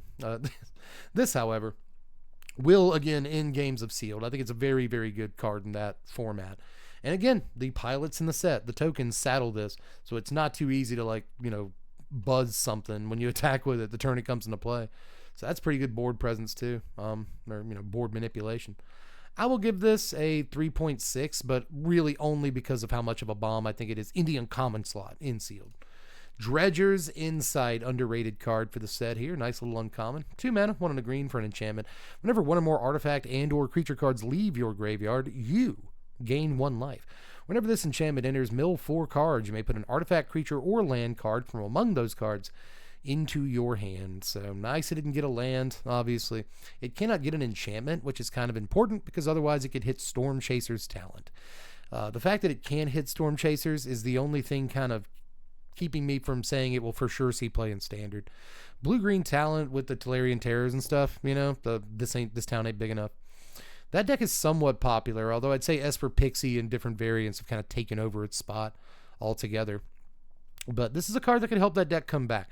It already plays Cash Grab, but this can be brought back to your hand with a Fear of Isolation, whereas obviously Cash Grab can't. And I think that might make this huge difference. So somewhat playable, again, role player in an important deck in standard, or could help make that deck important again, give you a reason to play green instead of black or white, right?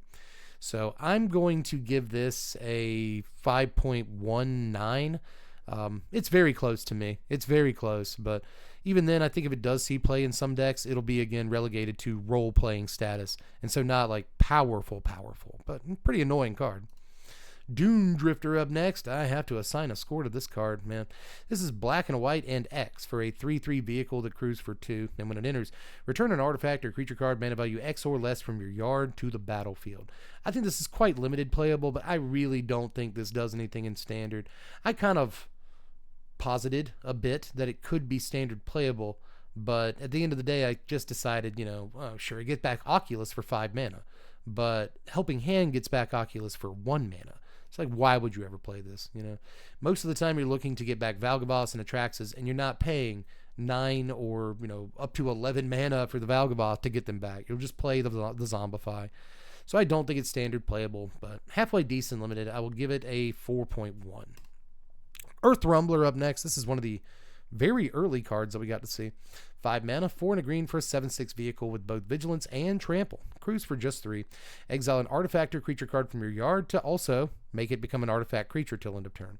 So you don't even have to crew this through conventional means. Just have an artifact or creature in your yard. That should be easy enough.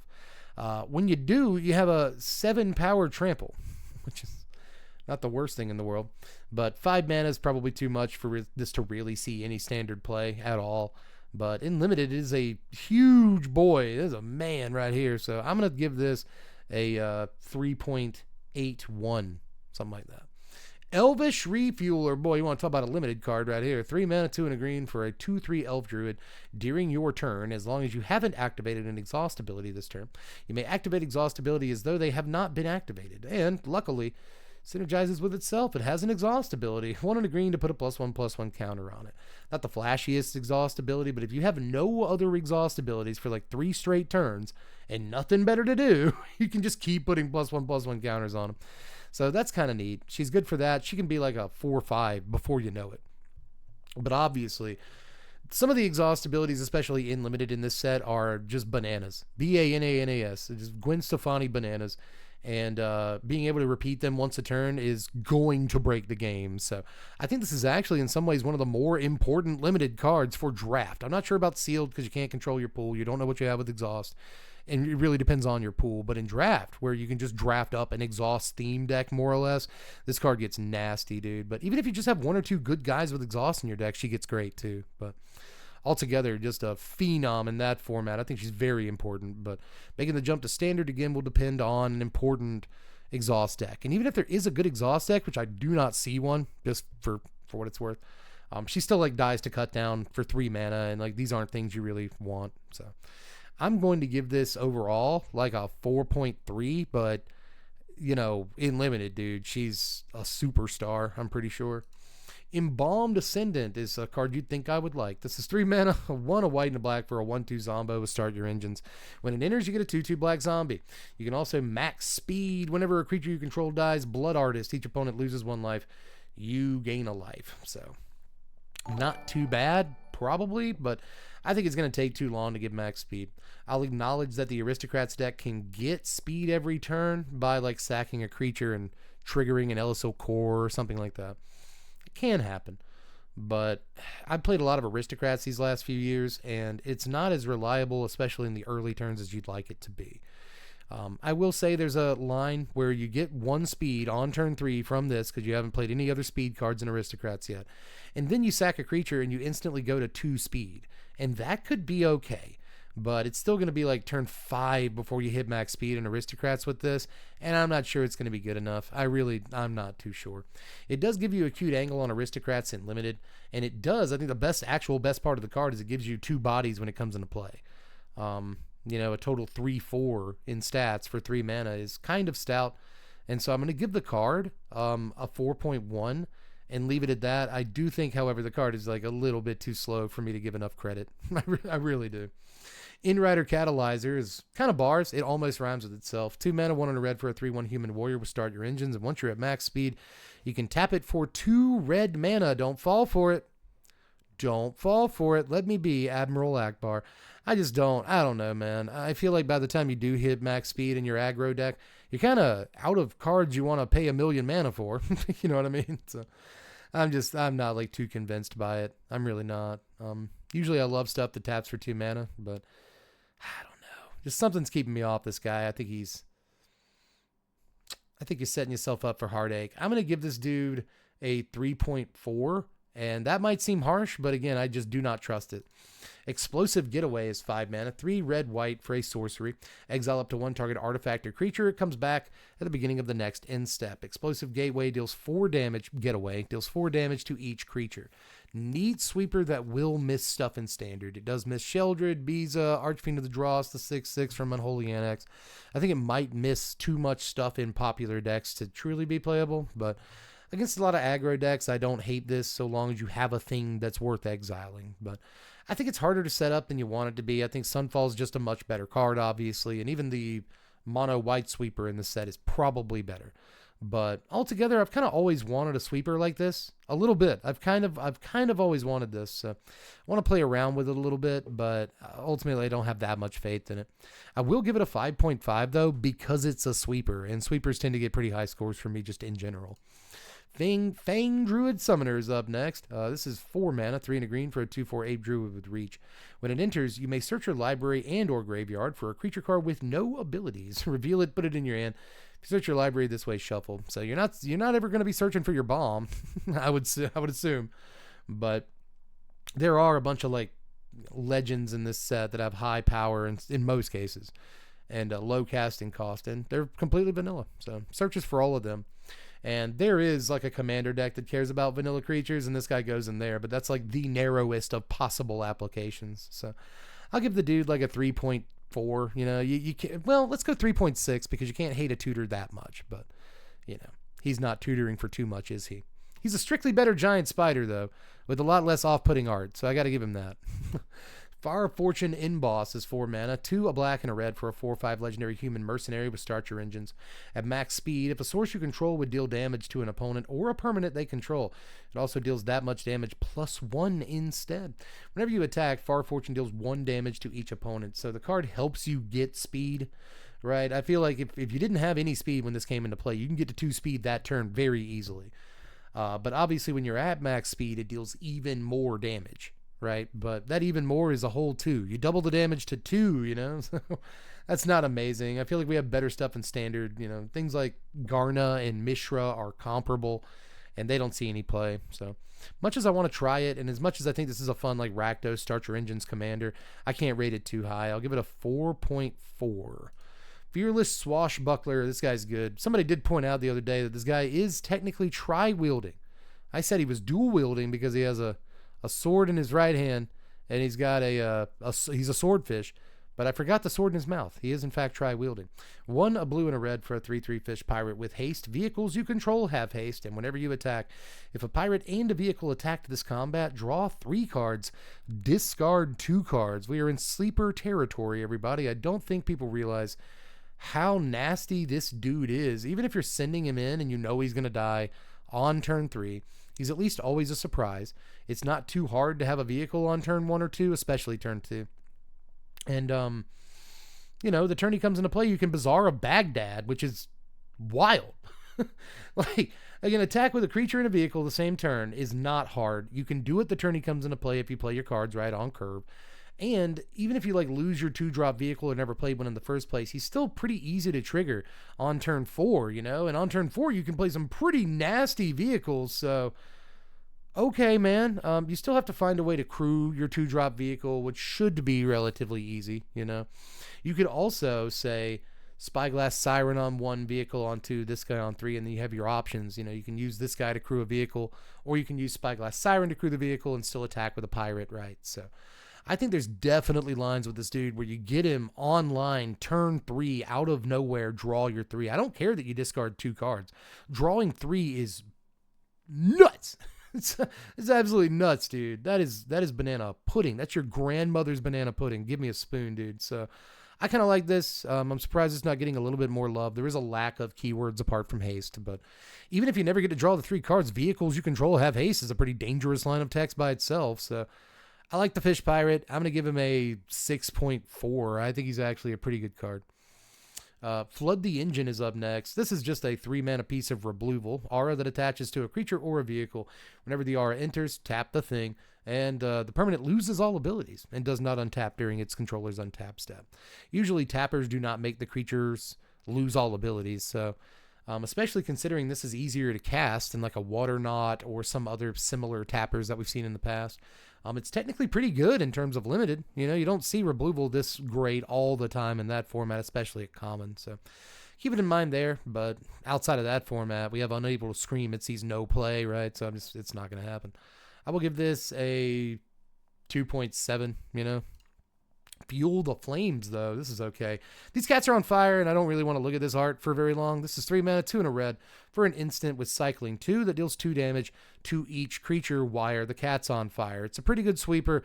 It's a cycling sweeper. It's instant speed. These things are good. I will give the card a 5.1, and I have to move on. Full Throttle, I can't. I literally can't look at it for very long. 6 mana. On Full Throttle here. 4 and 2 red for a sorcery. After this main phase, there are 2 additional combat phases. At the beginning of each combat this turn, untap all creatures that attack this turn. Kind of an overrated card for standard. I see people freaking out about it, but I think this is obviously a commander card through and through. It's for Ishin 2 Heavens as 1 and other decks that have attacks triggers and stuff like that. The card is rowdy. The card is raucous. The card is awesome. That's in Commander, and again, we're mostly doing 60-card 1v1s with a focus on Standard here, some Limited, and honestly, I'm just not even sure it's that great in Limited. So I'm really not, so I'm going to give this like a 3.7, and you can fight me about it. 6 mana is too much for this.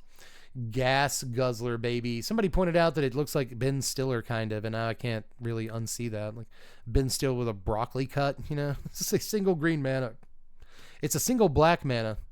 Brain for a 2/1 vampire rogue.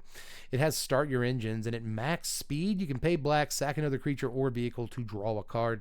Bad news is he enters tapped. Who cares? This is a Diregraph Ghoul in a lot of ways. It's a 2-power guy that enters tapped. Black Savannah Lions, right?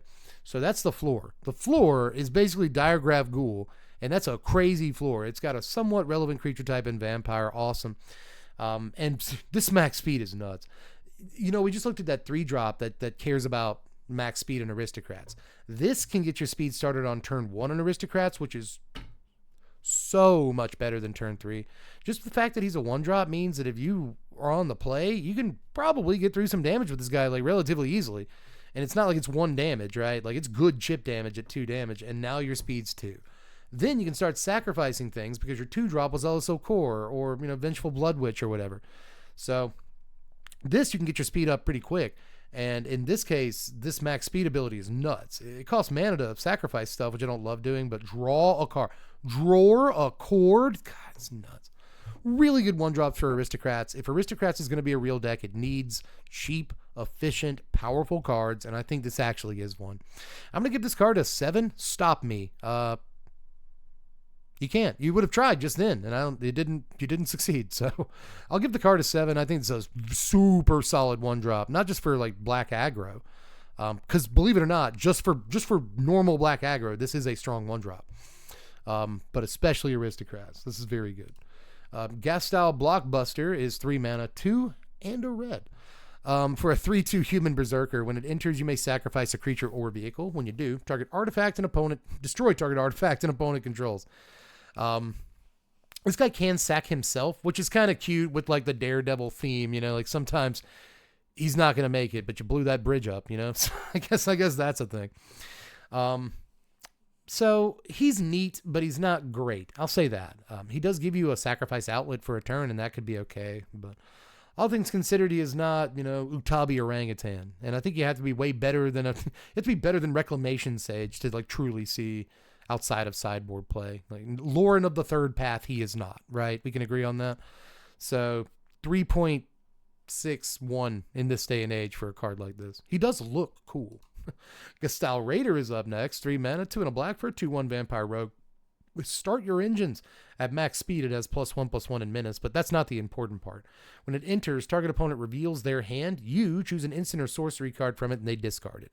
So get rid of the Sunfall or Day of Judgment or whatever, removal spell most of the time. And I think that is almost good enough. We have Thoughtstalker Warlock in standard right now. It's the lizard subtype, and it kind of goes perfectly in lizards, and it still does not see that much play in lizards. Or is it a rat? I think it's a lizard. But one way or the other, it doesn't see as much play as you would expect it to really see. So I don't have as much confidence in this as I want to, but I'm still going to give it a 4.4. I think it's a pretty solid Magic card most days of the week. Gastal Thrill Roller is up next, another card that's kind of Mad Maxian in the way it looks. 3 mana, 2 and a red for a 4/2 vehicle with trample and haste. It crews for 2, and when it enters, it becomes an artifact creature till end of turn. You can also pay 2 and a red and discard a card to return it from your yard to the battlefield with a finality counter on it at sorcery speed. So it's not Ball Lightning, but it's also not Ball Lightning, right? It's like you can go either way on this, but ultimately I think in function it is better than Ball Lightning despite the slight nerf, the little hit that it has to take to its power. I think it's still pretty doable, man. Again, your dad is involved. I think it's pretty doable. I would say that this is like a 4.8 with much more potential than I'm giving it credit for. Seriously. I think it has a chance, but, are you going to take out Screaming Nemesis from your mono red deck and play this instead? You will not. You will not do that. Stop. You won't. So let's move on to Gilded Goda here. This is 2 mana, 1 and a red for a 2/2 horse mount. Whenever it attacks while saddled, you get a treasure token, and it saddles for just 1. I think this is a secret good limited common. It's just solid, super solid, dude. There's a lot of things that care about mounts and vehicles, right? And this is that. So cool. You get to ride a carousel horse around. That seems fine.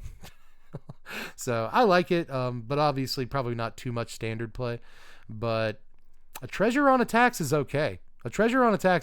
But again, still not quite good enough. I'm going to give this a 3.6. Glory Heath Lynx, a card I like a lot, man. 2 mana, 1 and a white for a 2/3 cat mount with lifelink. It saddles for 2, and if it attacks while saddled, search your library for a basic plains, reveal it goes into your hand, shuffle up. Very good Magic card in my opinion. Obviously goes in the Cats deck. That deck benefits in some ways from the lifelink, but obviously the creature type's what matters most. It needs good 2-drops, and it doesn't have a lot of solid 2-drops. Helpful Hunter draws a card. That's cool. Sky Sovereign or whatever it's called. Sky Knight Apprentice. I think that might be it. It gets a +1/+1 counter most turns. Sometimes it gets multiple +1/+1 counters. It flies sometimes. That's a good card. But I think that Cats really needs a card that doesn't start out as a 2 mana 1/1. And even though this still dies to cut down, I still think that it's just juiced enough to where like it's not embarrassing. And on turn 3, it can potentially get your third land for your Arabo or whatever you're trying to do. That's important. So I think it's a good card for cats, but I think it's decent outside of the context of that deck too, because most white 2-drops that are capable of getting a plains for you are occasionally playable here and there. You know, they pop up from time to time if mono white's a deck. But altogether, I'm not sure it sees plays in mounts. It sees play in mounts, but I'm almost sure it sees play in cats. Does it elevate that deck? I don't think so. But I do think it's a more than solid Magic card. 4.79. You know, it's close. Goblin Surveyor is 3 mana, 2 and a red for a 3/2 Goblin Scout with trample and start your engines. At max speed, you can pay 3 and exile it from your yard to draw a card. There's a couple of cards in the set like this, and I like both of them.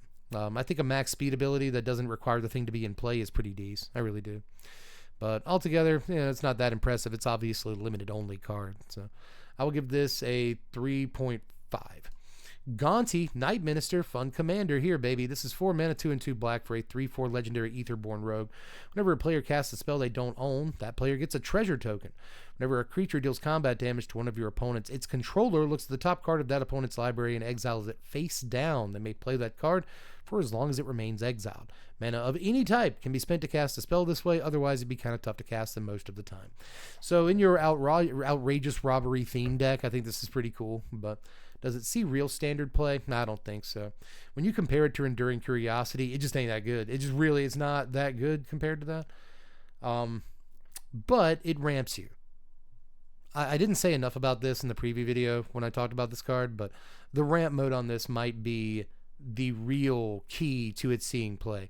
You cast a 2-drop like Go for the Throat out of exile that you got off the top of their library, and it basically only costs you 1 mana. It helps you cast the next spell for cheaper, right? And you can kind of chain spells that way. It all seems pretty good. So there's a chance here, but ultimately I think that it does fall just short. Really fun commander, and that gives you some points in my book, but ultimately I'm just going to throw a 5 at it and move on. Grease Wrench Goblin is a single red mana for a 2/1 Goblin Artificer with Exhaust. 3 mana to discard up to 2 cards and draw that many cards, and put a +1/+1 counter on this creature. Altogether, that's a good goblin. That's a fine goblin right there. Unlike the one that gets double strike when you get max speed, this one just starts at 2 power, and there's really not a whole lot of Goblin Savannah Lions in standard right now, so she may be playable for that reason alone, but honestly, the sort of faithless looting ability to get you some cards in the late game to filter at the very least, I think is really, really good. So I don't know, man. I think this is a more than playable little Savannah Lions here, and I'm going to give it a... What am I going to give this? Audience. Ask the audience. I get a few of these tonight. What is this? What is this red Savannah Lions with a relevant creature type and a decent exhaust ability that you can use at instant speed if you'd like to? What is this?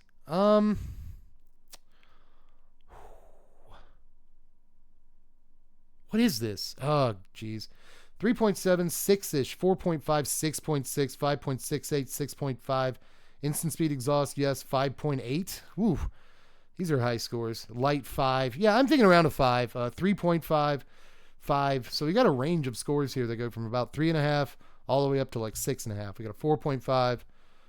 Thanks for rating it, by the way, you guys. I appreciate you participating. This is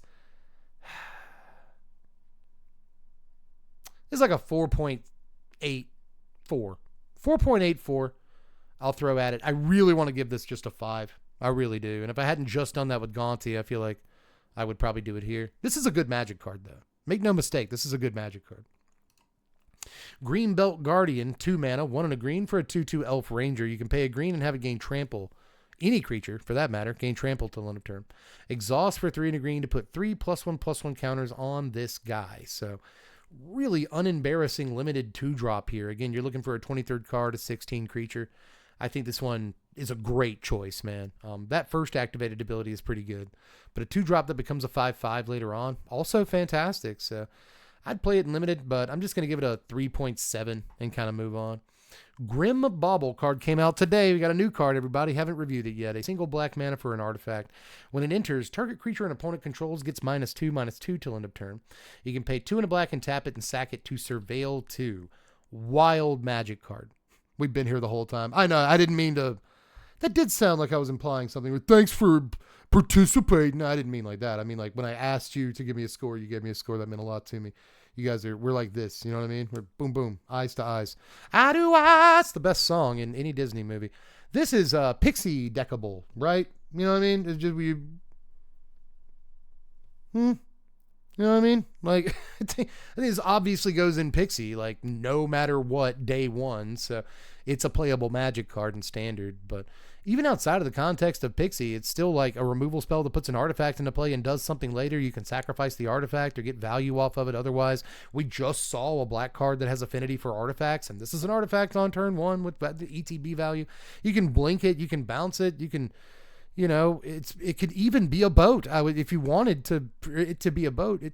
This is probably like a 6.1. You know, like, it's still just a role player, but good lord, like the kind of role player in the deck that it is in, right? Because it's kind of in one of the more powerful decks in Standard, and they will absolutely make room for this. Make no mistake.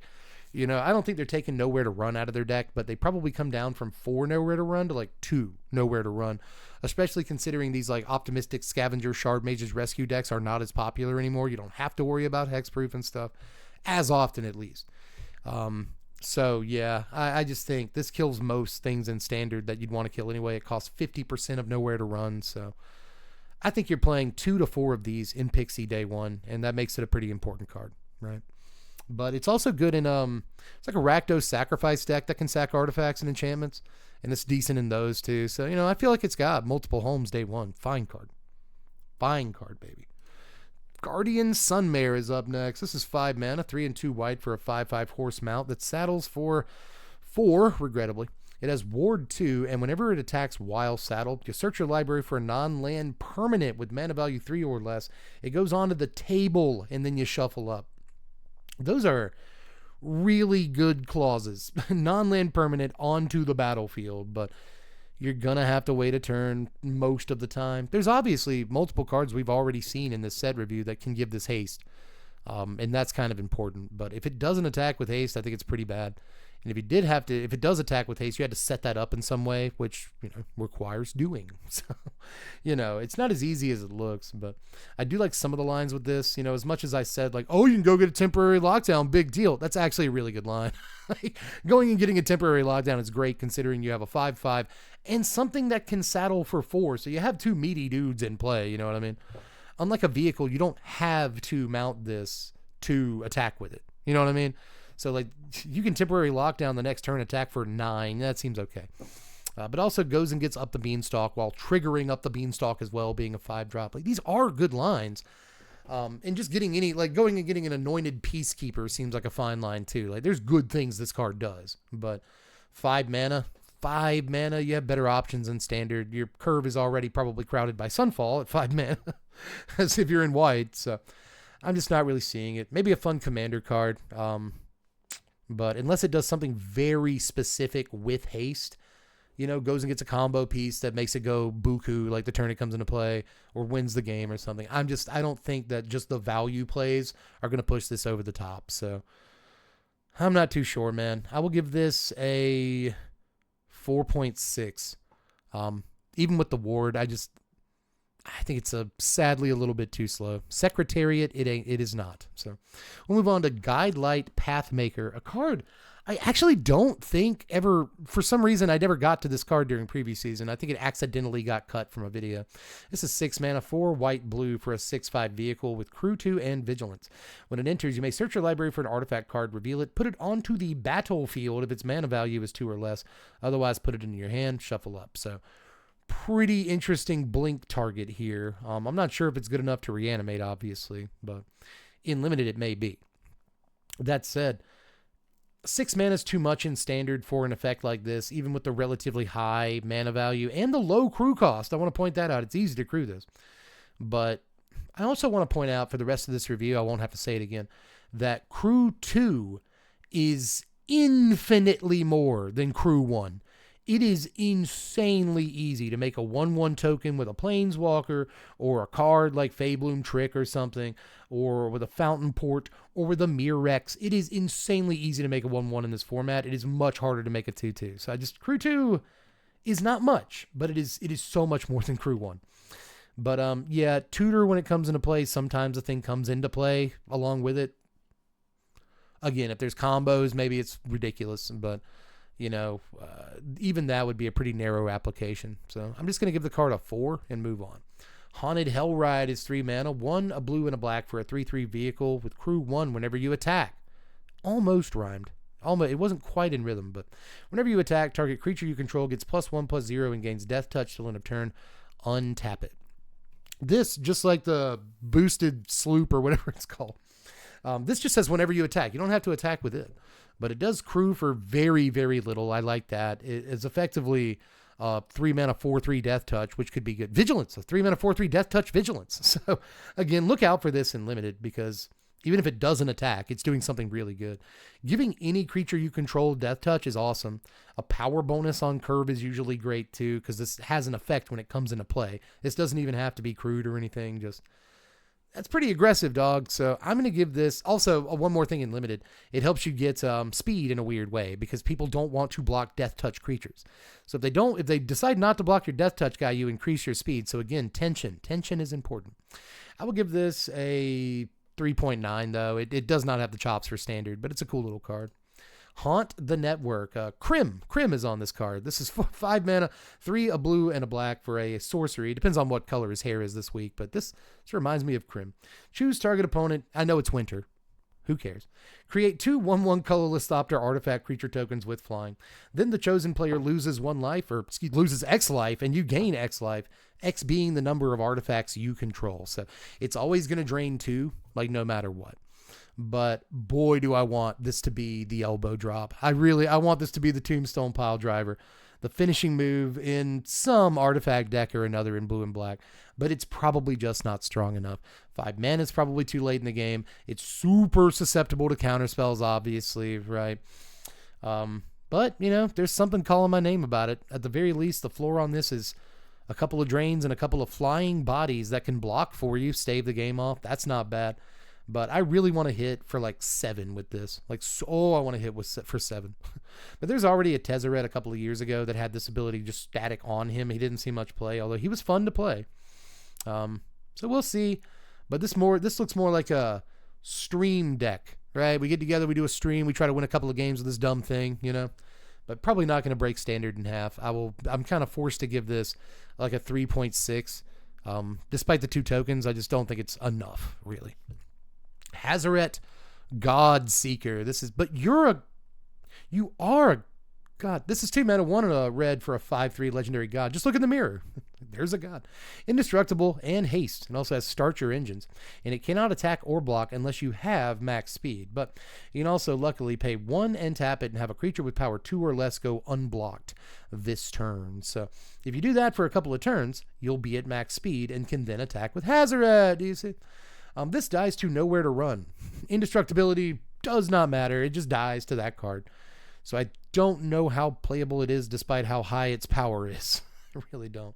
But it's also worth noting that, you know, this triggers the Valiant on Emberheart Challenger or Champion or whatever. Emberheart Challenger. It also triggers the Valiant on the 1/1 mouse, Heartfire Hero. And it can go unblocked for at least like 1 go through, you know. It can make a Monstrous Swiftspear go unblocked, and then you cast the Monstrous Rage, and it gets through for 1,000,000. Same thing with Slick Shot. So a lot of the cards in your mono red deck, this can make go unblocked, and that could be super powerful. But I just don't think you use a slot on this card. I think that if you have something, you know, big you need to crew or mount or something, then like maybe. But ultimately, I'm just not sure that Hazaret is quite there. I really don't think that she is, sadly, because everybody likes Haz. But we'll just give this a sad 4.5 and kind of move on here. Hour of Victory. I didn't mention everything you can do with that card. There's cards that care about creatures having 4 power that cost 3 mana. And so she's a 2-drop that procs those on turn 3. Like, there's things, but still, ultimately, I'm not convinced. Hour of Victory here is 3 mana, 2 and a black for an enchantment with Start Your Engines. When this enchantment enters, create a 2/2 black zombie creature token. You have max speed, pay 1 and a black, sacrifice this enchantment to search your library for a card, put it in your hand, shuffle at sorcery speed. So a demonic tutor at max speed. That also makes a body when it comes into play, but I worry that this will often just be scathed zombies.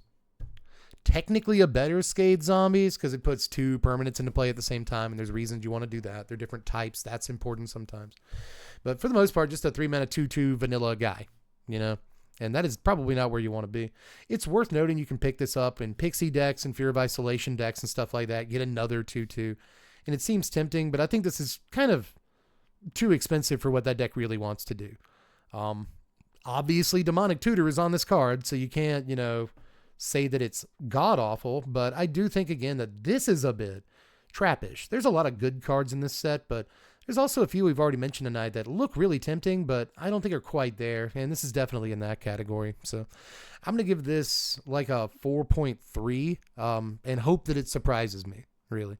But we've had Case of the Stash Skeleton in Standard for like a year now. And, as good as that card is, it's also done both bump and kiss. So I don't know, man. Howler's Heavy, new card from today. We haven't seen it yet. 4 mana, 3 and a blue for a 3/4 Seal Pirate with cycling 1 and a blue. When you cycle this card, target creature or vehicle an opponent controls gets -3/-0 until end of turn. You have no idea how long I was waiting to take that sip of coffee. This is fine.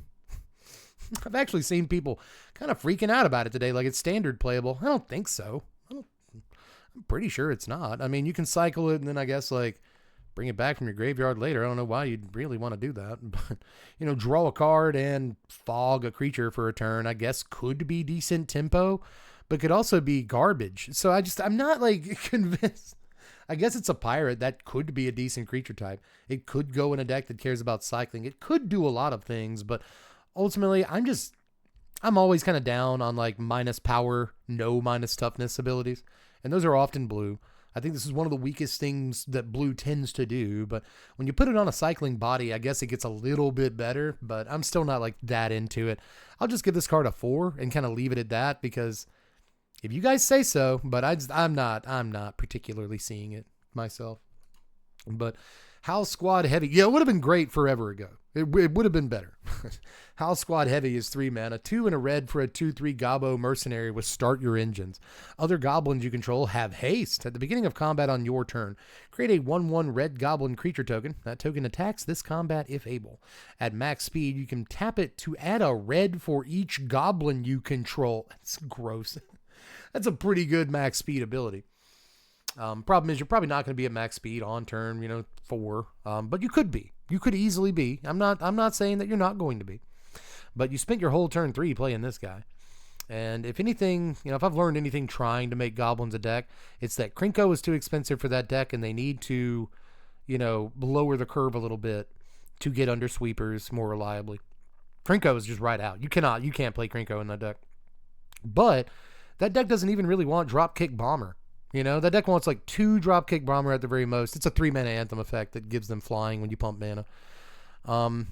And that card is a bit too expensive. Goblins mostly wants 1s and 2s, So I haven't loved 3-drops, and this isn't even as good in terms of the effect it has on the table the turn it comes into play as a Dropkick Bomber, which is at least an Anthem effect. This wants to play alongside Krinko, which I've already kind of decided isn't that great in Goblins, but I guess the idea is you drop this guy turn 3, he survives somehow, even though he dies to cut down and nowhere to run and everything else, but he survives until turn 4, you drop your Krinko, tap your Krinko because he has haste, make 1,000,000 goblins, profit, they have haste too, This guy, the best part about him is the Rabble Master ability. He doesn't have to attack to make the 1/1. The token attacks, but he does not have to attack. And I think that's actually subtly the best part of this card for, if you are doing the Krinko plus Impact Trimmers thing, then this is way better with Impact Trimmers, right? But still, just making a token every turn is pretty decent. We see that on Squee. Counterpoint, you could just play Squee. So I'm just not really sure where it goes.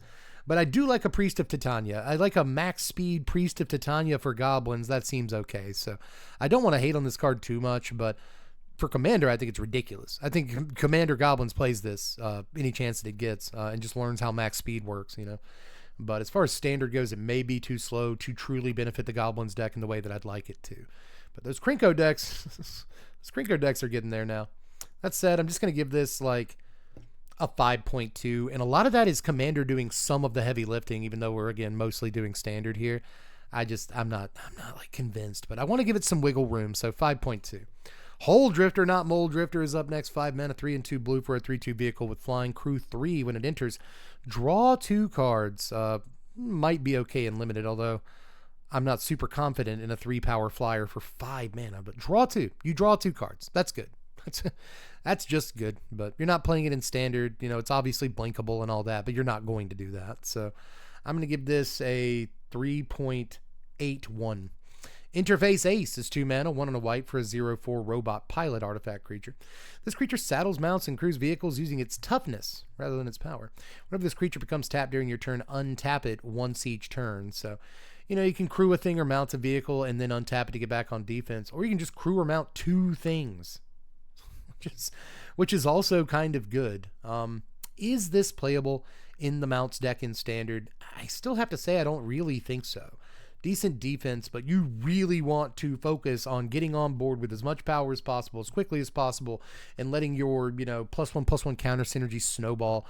And I just really don't think that this helps you do that enough, but interesting common piece for limited decks because they need something like this, I will give this a 3.6. Intimidation Tactics, a single black mana for a sorcery that cycles for 3.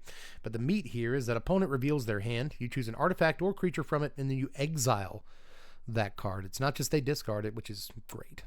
So exile's good. Kind of reminds us of a Dreams of Steel and Oil that doesn't mess around in the yard, but in this case it hits cycles, which is, I think, phenomenal. So I'm going to give this card a 5, and again, leave it at that. I think this card is really approaching playability.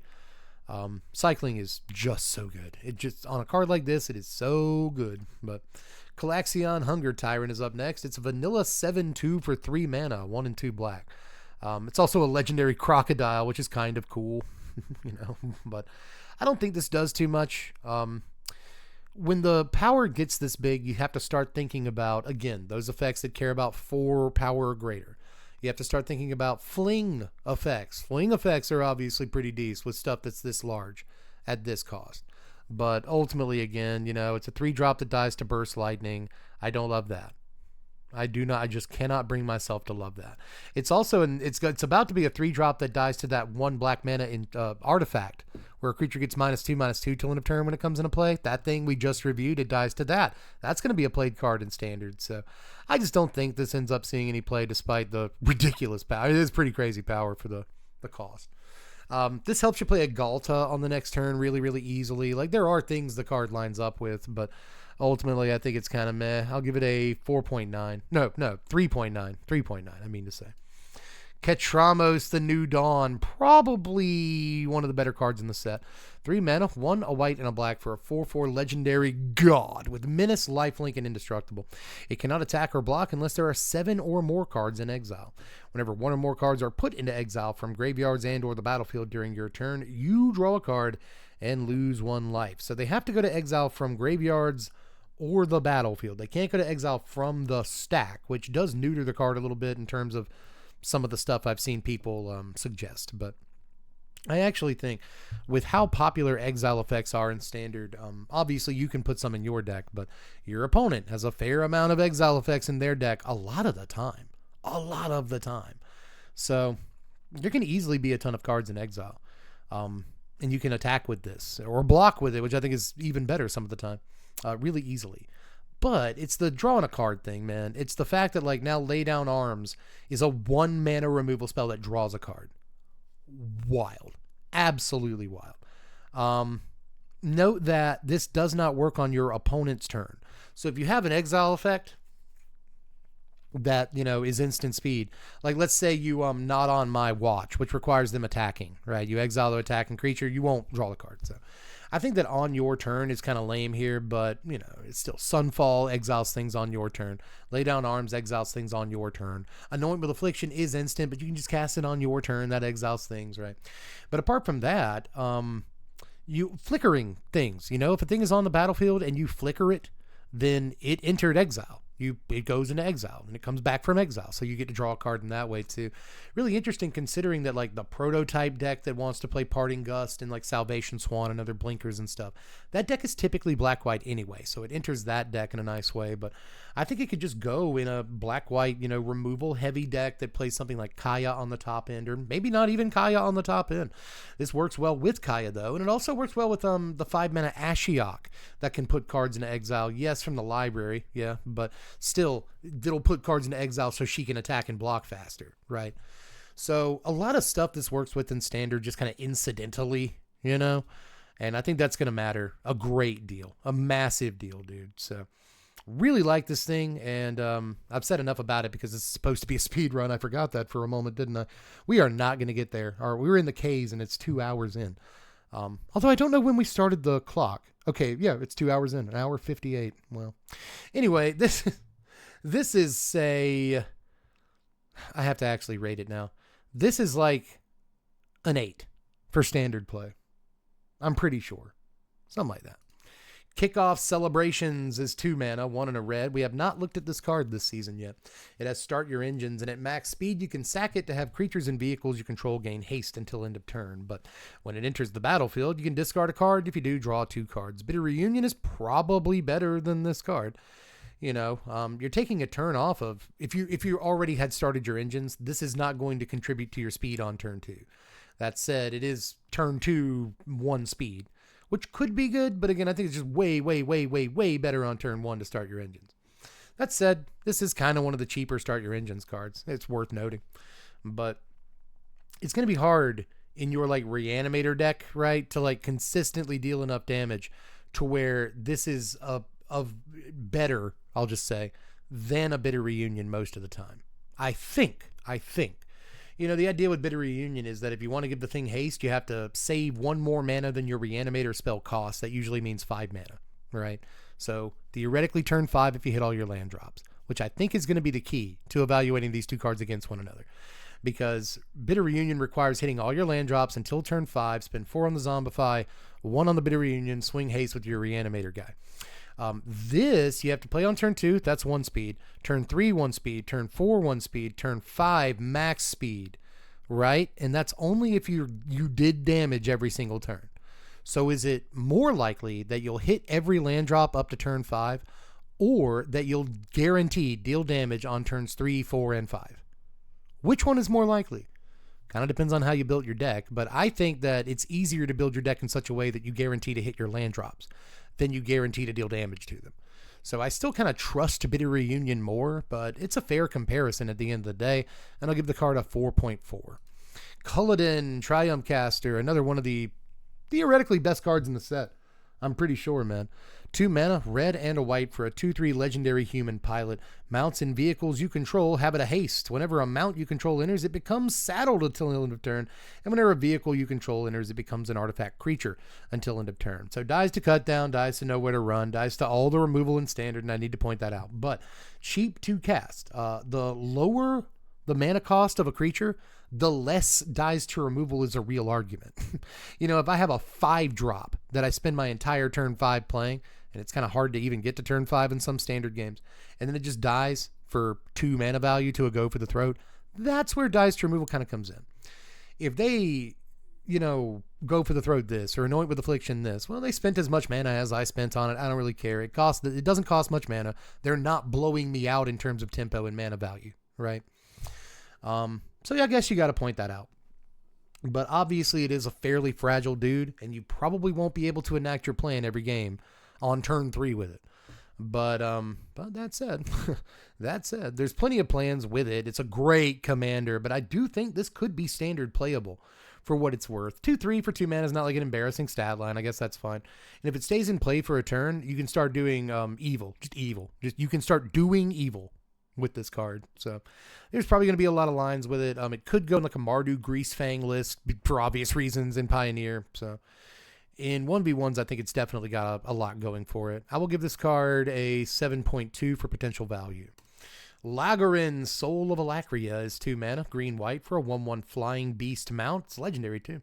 It saddles for just 1, and when it attacks while saddled, you put a +1/+1 counter on each of up to 2 target mounts and or vehicles. This is the other amazing 2-drop for the mount and vehicle deck, mostly the mounts deck because it's in the right colors. And we looked at Bulwark Ox earlier. I kind of freaked out a little bit about that. This, however, has flying. So even though it starts at a lower power toughness, it quickly gets a counter, right? You know, like it doesn't say other on it anywhere, so you can put a counter on it and something else. You'll probably put the counter on the thing that, you know, saddled it if that creature is a mount. You know, mounts can saddle other mounts. It's fine. So if you played like the dog on turn 1, this on turn 2, you can saddle it with the dog on turn 3, put +1/+1 counters on each of them, and then maybe blow something up with the dog. You know, there's ways to do it. But still, this thing gets through a lot easier. It attacks a lot easier and attacks multiple times in a game a lot easier than Bulwark Ox does. And it spreads the +1/+1 counters, which, as we discussed, is exactly what this deck wants. So despite the uncommon rarity on this, I actually think it's like one of the top like 2 or 3 cards for the mounts deck in the entire set. So I'm going to kind of issue a surprise 6 on this because I really do think that it's like there for the mounts deck. It's one of those cards that if the mounts deck suddenly becomes good, it's in part because of this, because I actually think, given the chance, this carries the game. I really do think, given the chance, this carries the game away. So a 6.1 or whatever is like low. That's low. I want to give it way more than that, but I'm being safe. But I actually think this is wild. I really do. Lifecraft Engine. We have not looked at this card this season yet. This is it came out at a weird time. It was like the only thing they released. 3 mana for a 4/4 vehicle with crew 3. When it enters, choose a creature type. Vehicle creatures you control are the chosen type in addition to their other types, including this vehicle. Each creature you control, the chosen type other than this vehicle, for some reason, gets +1/+1. They didn't want you to have 3 mana 5/5 patchwork banner or whatever. You know what I mean? It's neat. But that's about it. It's one of, you know, I don't love 3 mana anthems anymore. And often when I play a 3 mana colorless anthem, it's probably still going to be Patchwork Banner. I really like that card. But in some cases, I think I probably would rather take a 4/4 than ramp in some of these decks, right? So it could be better than I'm giving it credit for here. And it's a pretty commander playable card too, I think, in most creature type matters decks. So I'll just give this like a 4.9 and leave it at that, which is probably about what I would give Patchwork Banner, honestly. Lightning Strike is up next. It's Lightning Strike. What do you give Lightning Strike? 6.8 for Lightning Strike. Seriously though, like 6.5 for Lightning Strike. Just always going to be a good Magic card. Funky art too here. Light Shield Parry is a single white mana. For an instant, a creature gets +2/+2 until end of turn, or you can cycle this away for 2 mana instead. Fun little like limited combat trick. Probably doesn't see any standard play despite the cycling though. Just better options. So I'll give this a 2.4. Light Wheel Enhancements is up next. I always want to say enchantments, but we have not seen this card yet. This looks exactly like the Utena card. This looks 100% like the card that Utena turns into in the Utena movie, which has nothing to do with the Utena anime and is not anywhere near as good as the Utena anime, but this is the Utena card. Either way, yes, she turns into a card. It's very stupid. A single white mana for an enchantment. It's an aura that enchants a creature or a vehicle. Start your engines, and at max speed, you can cast this thing from your yard. Enchanted permanent gets +1/+1 and Hazard of Vigilance. Okay, so a single mana for this little package. How do we feel about it in Optimistic Scavenger?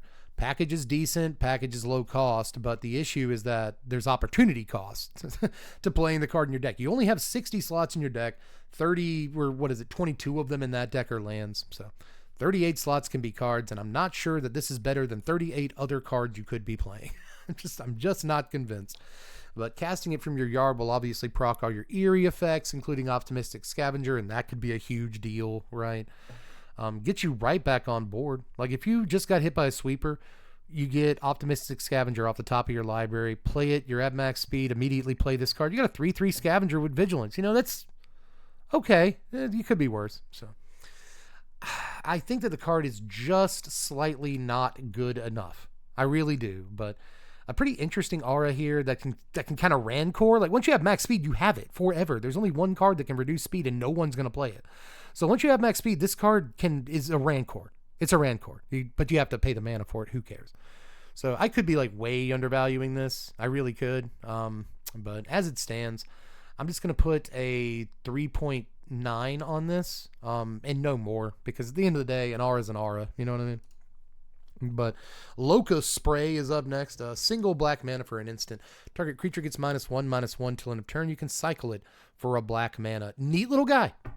Like I said earlier, I love stuff that cycles for a single mana. I'm just always going to like it. In this case, you get a removal spell that cycles for a removal spell. I can't really like rate this like hella high or anything, but like this is a pretty solid card. You ever played against blue-black poison? Do you feel like you've been playing against blue-black poison more lately? Because I feel like I have. Have you ever been completely bodied by Whispers of the Dross? Have you? Turns out Whispers of the Dross is better than it seems. -1/-1. Like that'll kill a lot of stuff. So I kind of really do like this card. And if it was, if it was -2/-2, it would absolutely. At Christmas in chat, if it was -2/-2, this card would be playable in Legacy. Seriously. As it is, though, I think this is better than it looks. And it kind of looks okay. So I'm going to put a 4.6 on this and just kind of move on. Loot the Pathfinder. This is the best loot they printed yet. And a surprising number of them for a guy we've only known for a year. 5 mana, 2 green, red, blue for a 2/4 legendary beast noble with double strike, vigilance, and haste. Exhaust for green. Tap, add 3 mana of any one color. Exhaust for blue, tap, draw 3 stinking cards, cowboy. And with exhaust red, you can tap him and he bolts something. It's just insane, dude. Agatha's Soul Cauldron is in this environment. I'll say it like the 50th time this previous season, but this is the card that I want to say it for the most. You know what I mean? Like if you have creatures with +1/+1 counters on them and you remove a loot from your graveyard, congratulations. Your dude's now tapped to bolt everything. You probably won the game. But if you don't win the game off the bolt ability, draw enough cards to win the game. Nuts. Oh, you need more mana? Sure. Just tap all your guys for 3 apiece. It's wild. Wild magic card in my opinion, dude. 5 mana is a bit much, but it ain't that much. It ain't so much that you can't just like. And here's the other thing. You'll never pay 5. If in the deck that I'm talking about with Agatha's Soul Cauldron, you'll just dump this in your yard somehow. You'll just toss this in your yard, Soul Cauldron it away on turn 3 or whatever, and now all your +1/+1 counter guys have these abilities forever. Have fun winning the game. Like, this just seems absolutely busted in that one deck to me. I'm not playing it raw or anything, but that deck right there, that's a good one. So I'm going to be weird. I also like him as a commander for what it's worth, because you can like blink him, flicker him, and then start doing his exhaust abilities again, and that seems okay. You can use his abilities the turn he comes into play if you have the mana for him. I think that's obviously noteworthy. So altogether, a nice little loot here, and I'm going to give him a 6.7. Do I mean that? Yeah, I do. I think that with Soul Cauldron, that like this is the piece that Soul Cauldron was waiting for to be a real deck. Like this in the same deck as like Voldaren Thrillseeker and all these ridiculous Soul Cauldron hits. Like, God, put it between my toes, Loxodon Surveyor's up next. 3 mana, 2 and a green for a 3/3 Elephant Scout with start your engines at max speed. You can pay 3 and exile him from your yard to draw a card. Remember, we saw a goblin like that. So it's basically the same guy. But instead you get a 3 mana, 3/3 here. So the stats are a little bit better and all that. It doesn't have as many keywords, though. I'll just give this like a 3.4. I think that's basically what I gave that card, 3.5. I think they more or less deserve the same score. Lumbering World Wagon is 3 mana, 2 and a green for a Star 4 vehicle that crews for 4. Ouch. This creature's vehicle's power is equal to the number of lands you control. Whenever it enters or attacks, search your library for a basic land card, put it on the battlefield, tap, shuffle. This card might not see play because Overlord of the Hauntwoods is just better than this card.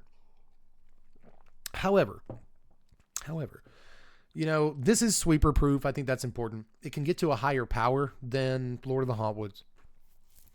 I think it plays better with sweepers altogether. You can always like Overlord of the Hauntwoods on 3, Sunfall on 4, and then a couple turns later he'll impend and become a creature. So like it's not like Hauntwoods doesn't line up with sweepers somewhat well. But I like that you can just kind of like have this lay dormant for a while and it gets to like 12 power after you played your 3rd sweeper, and then it just attacks to win. It eats them in one bite at that point. So long as you can get it crewed, which is going to be the hard part, I think, a lot of the time. Again, I think this is mostly outclassed in standard, but I'm still going to give this a 6.2 just because, and hear me out here, Elvish Scout will always be a good magic card. Or whatever card I'm thinking of here. It might not be Scout, actually. But yeah, 3 mana for a body that puts a land into play will literally always be playable. Topiary Stomper, Overlord of the Hotwoods, even Clifftop Lookout sees some play.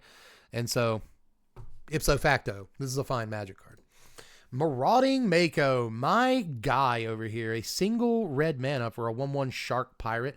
Whenever you discard 1 or more cards, put that many +1/+1 counters on this creature. It is Wood Elves. Thank you. Thank you so much. Cycling 2 on Marauding Mako. I also want you to note, now that the art on the card is blown up, I have noticed that this guy does not have like a fin. Like he doesn't have his body does not terminate in a fin. He has 2 legs with feet. The Shark Man, he has hands as well. So I guess I should have realized that. But this Shark Man has legs and feet. And he's just giving the feet picks away for free, too. There they are right there. But this guy's great. This guy's so good. I've seen a couple of people call me on this stance this season. Like, just because a 1-drop gets bigger doesn't mean it's good. And it's like, well, in this case, it does. You know, it's like a mostly strictly better. I don't know if it's entirely strictly better, but like better Flourishing Fox. Like Flourishing Fox saw a lot of play. Even outside of Zenith Flare decks, it saw some play. But obviously in Flare it did. And this isn't even that, you know, Flourishing Fox, you have to cycle the cards for it to grow. This is just discard. So like insane with wheel effects, discard your whole hand and draw that many cards and he gets enormous all in one go. Do it again next turn. He gets even larger. You can start discarding stuff. Like imagine this guy on turn 1 and then Inti Seneschal of the Sun on turn 2.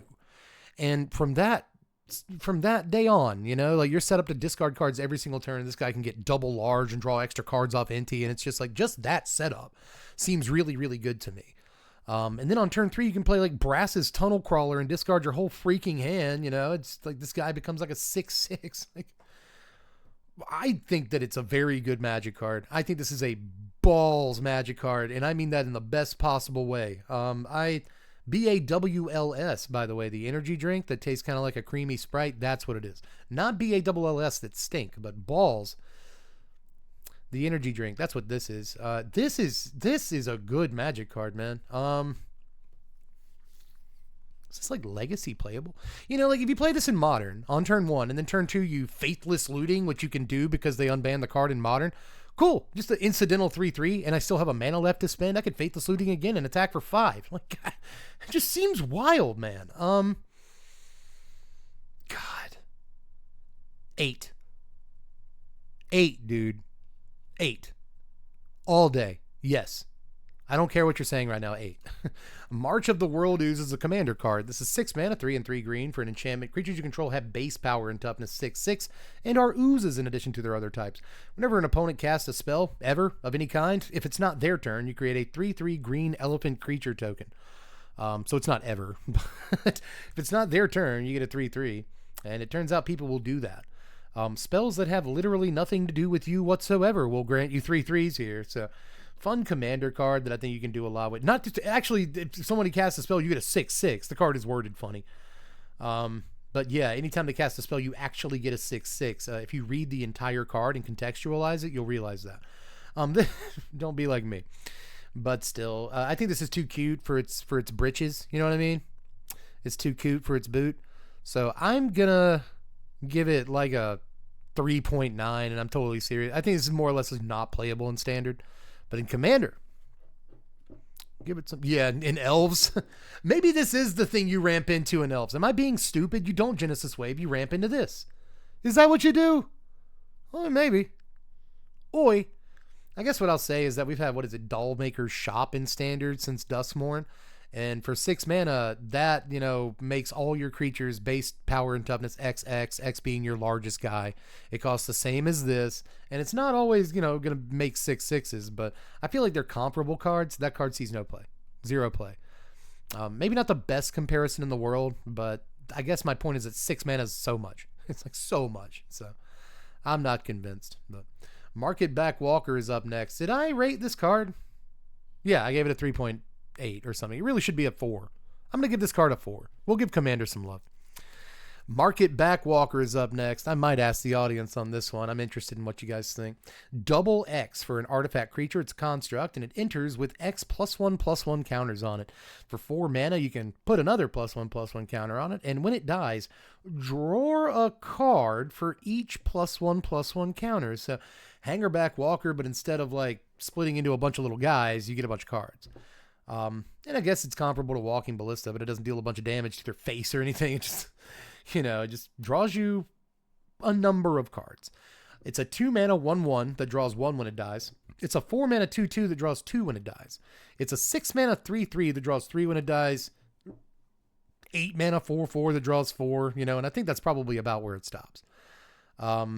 So before I rate this, how does the chat on twitch.tv/SPMTGdev live on twitch.tv feel about this particular card? Give me a rating. Give me a score for this guy right here. I've got a number in mind, but I really don't want to kind of taint your scores any more than I may have already done.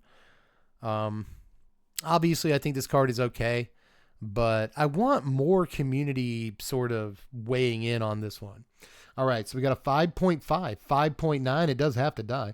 6, 11 out of 11. It goes up to 11. A 6, honorary 5. We got a 4. We got a 6, 4, 6, 5.9. We got a 4. We got a 5. We got a 7, a 4.5. We got a 6, honorary 5 by the same person as Jackwise Gamgee both times.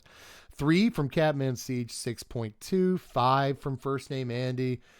Z Savarat gave it a 6.2. 5 for a good ceiling from Christmas 666. Or actually, that was PRMC Kelvy. Christmas says 5.9 because it ain't a 6.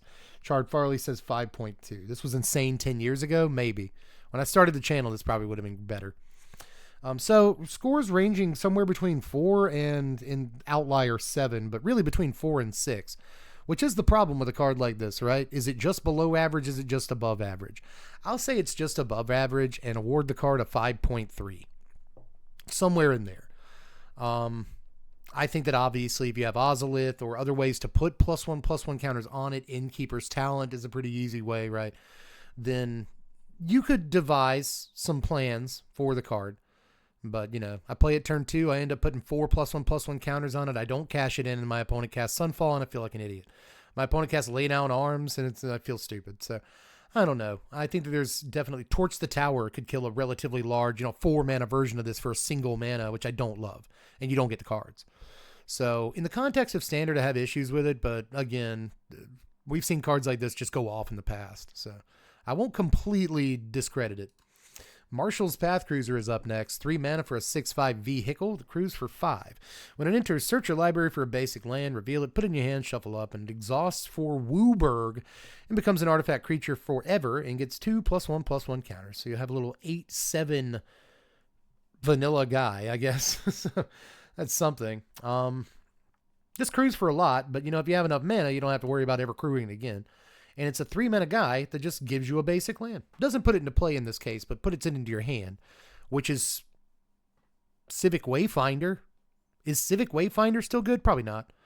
And this will almost always not actually do anything the turn that you play it. Like, you can't crew it the turn that you play it, right? You can't Wooburg it the turn that you play it. The turn that you play it, this is literally just like spend 3 mana to draw a basic. And that's probably not great, to be honest. But helps you get your 4th land drop in limited, I guess. And if you can Wooburg it eventually, sure, I guess it's all right. It replaced itself with a basic land if it does die. There's things I like about it, but ultimately not there. 3.7. Maximum Overdrive here is 2 mana, 1 and a black for an instant. Put a +1/+1 counter on a creature. It gains Death Touch and Indestructible till end of turn. What a combat trick. What a nasty combat trick, dude. I don't think it's standard playable, but I think this is a blowout, if you excuse the pun. I'm sure you do.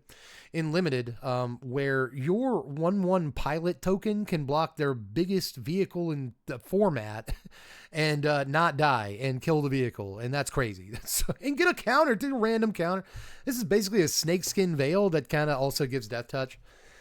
And for the Death Touch, you're paying an extra mana. But in combat, this just wipes people out, dude. This absolutely wipes people out. This is gross, especially in limited, where you're looking for good combat tricks. I really feel like this is potentially the best combat trick in the set, especially at a lower rarity. So I like it. I really do. I'm going to give it a 4. This card probably is like a 2 and a 2.6. You know what I mean? But just because of how much of a boss I think this card is in limited, carry a copy at all times. I'm gonna bump it up to 4 because I can.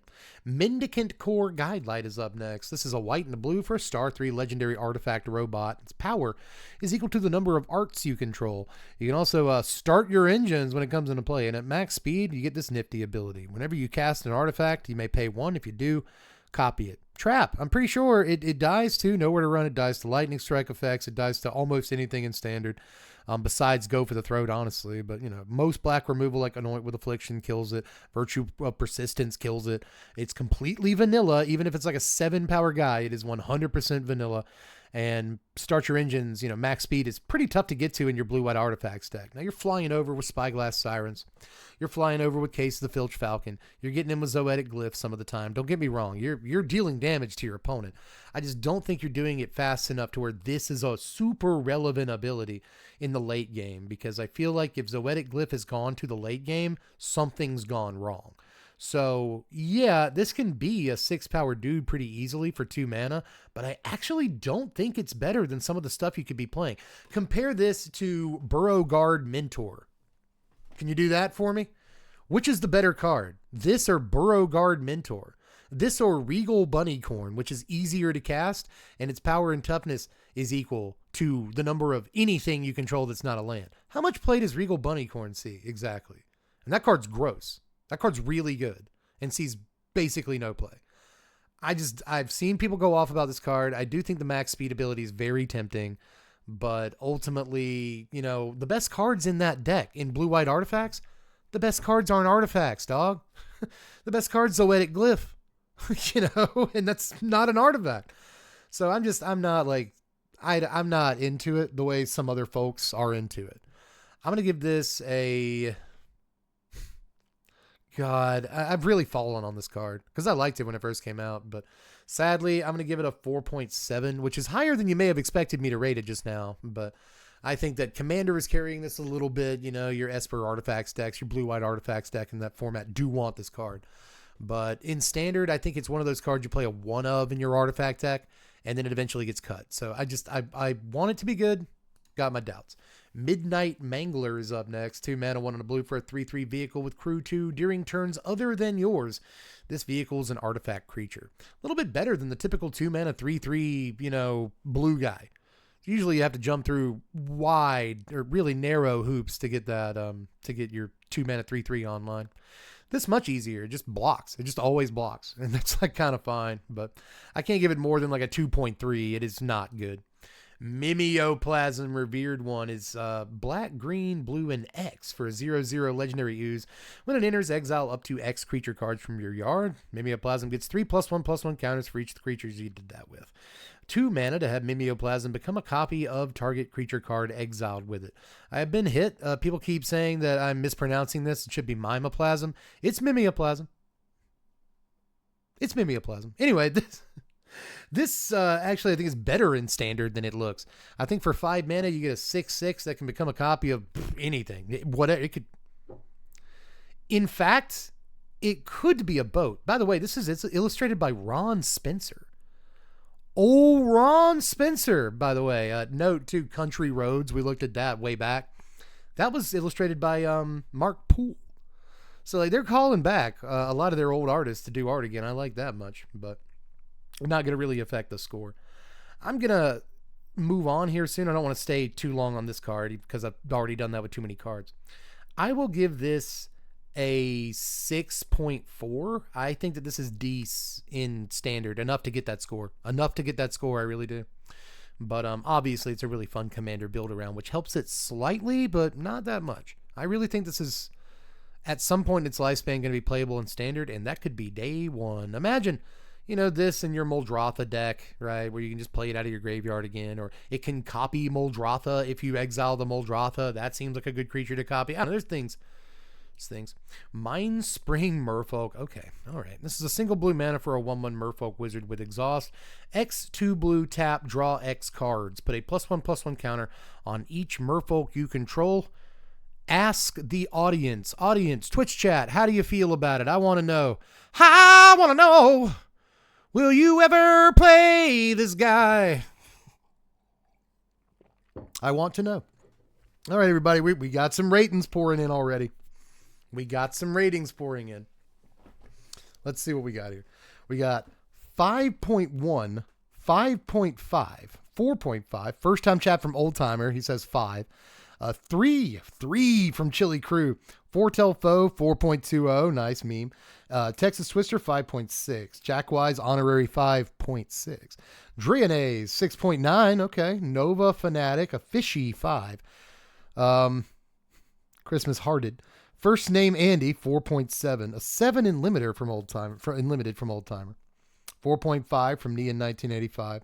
4.5 from Pariah Carey, one of my favorite names in chat always. You guys are pretty low on this card, I see. For the most part, we've got a 6.9, which again I think is a meme score. We got there was a 6 up here somewhere that I think was to be taken seriously. I agree by and large with more or less all of you. I will go slightly higher than I think the vast majority of you and say 4.9 on this. I am not prepared to give this a 5 or anything at all. One thing I will say, because somebody in chat just said, like, how many merfolk are you playing in standard? Now, I have 2 options. I have 2 answers to that. You could play more, right? Tashana's Tidebinder is a good merfolk that people are already playing. It counts. Valdalian Hexcatcher, that has flash. You can sack merfolk to counter spells. It's not a bad merfolk, and it's an anthem effect. This can be your Merfolk of the Pearl Trident, your 1-drop in Merfolk. So I think you could play Merfolk without playing too many fishy cards, if you'll excuse me. But I think that this is not necessarily a Merfolk card. I think it can be, pretty obviously, right? But I think that the power here is, the brainstorm ability, draw X cards. And there's a part of me that wants to rate this card a 7.5. I'm serious. There's a part of me that wants to say this is one of the best cards in the entire set. So remember that I said that if it ever pops off in a meaningful way. This creates card advantage for 4 mana. Starting on turn 4, it creates card advantage. Which isn't bad. And you don't have to sack it or anything, so, whatever. You can also just pay 2 mana if you just want the Anthem effect right now and not draw any cards. It's probably the worst way to use it, but it's a way to use it. So it's a pretty versatile card. My fear is that for most of the game, it's a 1-mana 1/1. That's all it is. It's just a 1-mana 1/1 vanilla guy until you exhaust it. And that's not good. It's just not good at all. So I have doubts about it. Obviously a lot of you do too. You're being hard on it, but that kind of validates me because I wanted to be hard on it too. I'll stay with a 4.9 here, but again, I'll acknowledge that this could be I really do think this could be an unbelievably powerful card. In standard, a 1-drop you cash in for 3 cards is potentially phenomenal. Also note that it says activate each exhaust ability only once. It does not say anything about the speed at which you can activate the ability, meaning that this is draw X cards at instant speed. This is draw X cards at the end of your opponent's turn, which I just want to point out. That's all I'm going to say. But yeah, Kiora, that's a good Merfolk people play. Good catch there, Old Timer.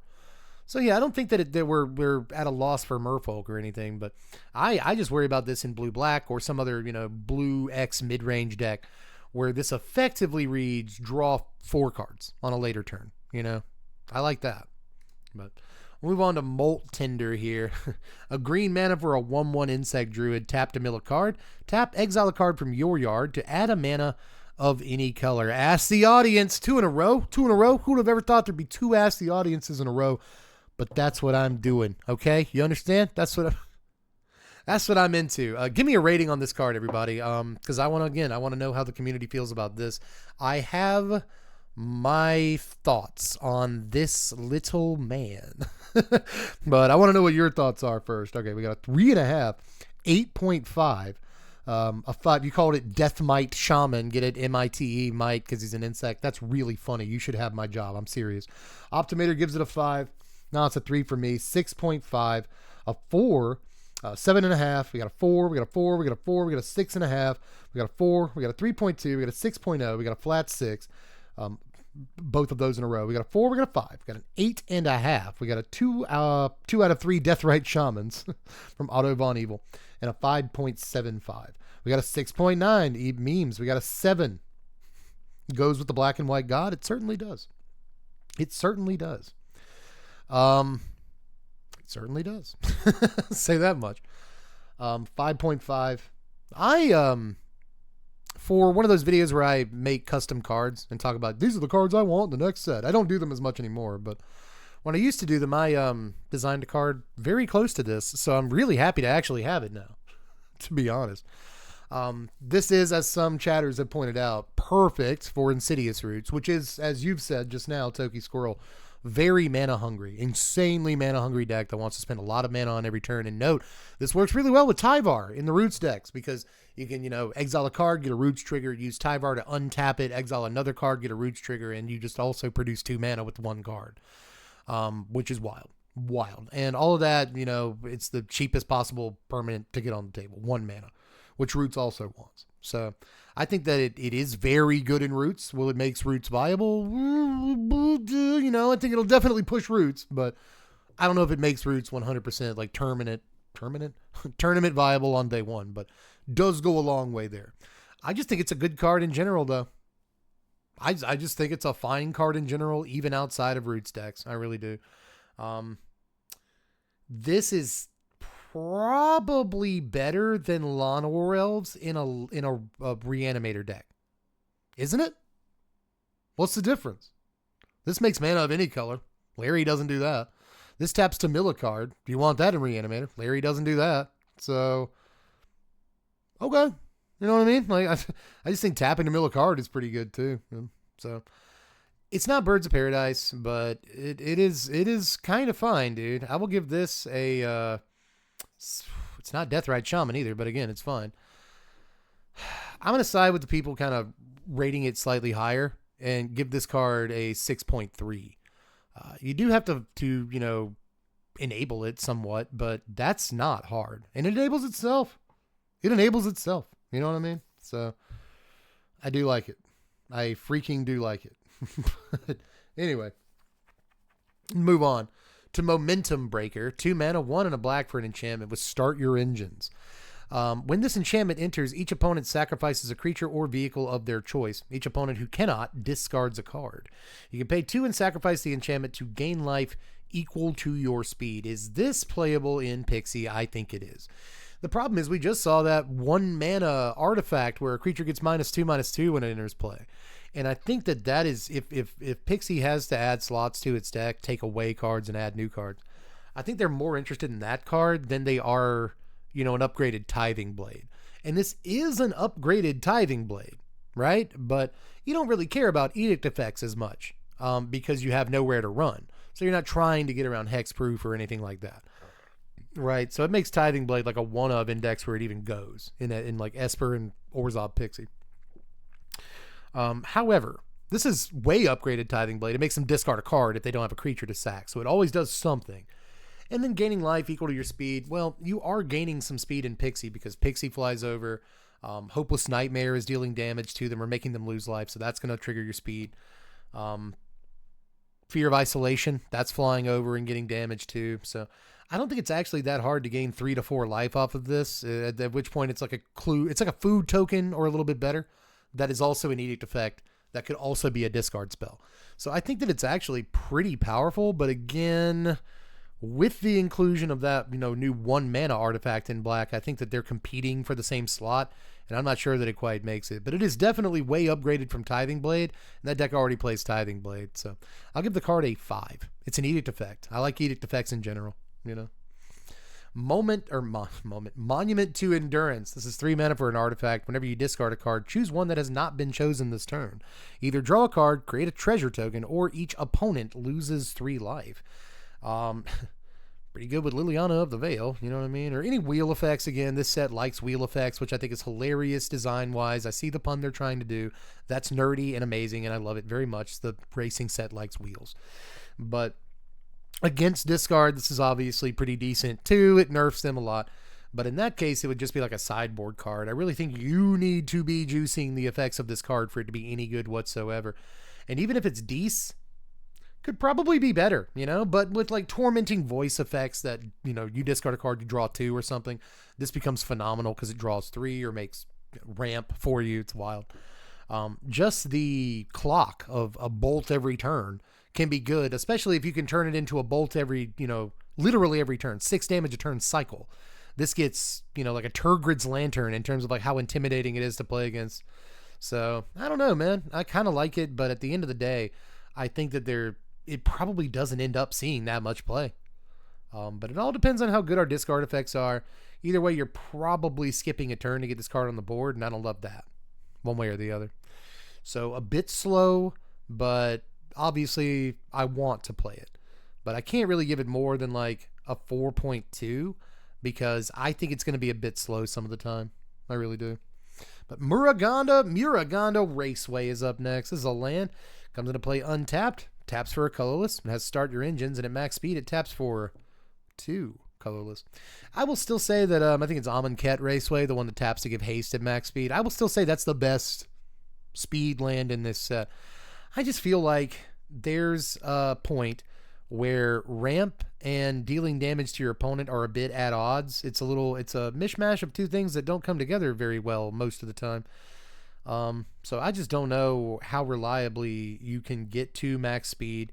You can theoretically do it on like turn 3 or something, but it's probably not going to happen, especially if you spent your turn 1 casting, right, or playing a land that doesn't play a whole lot.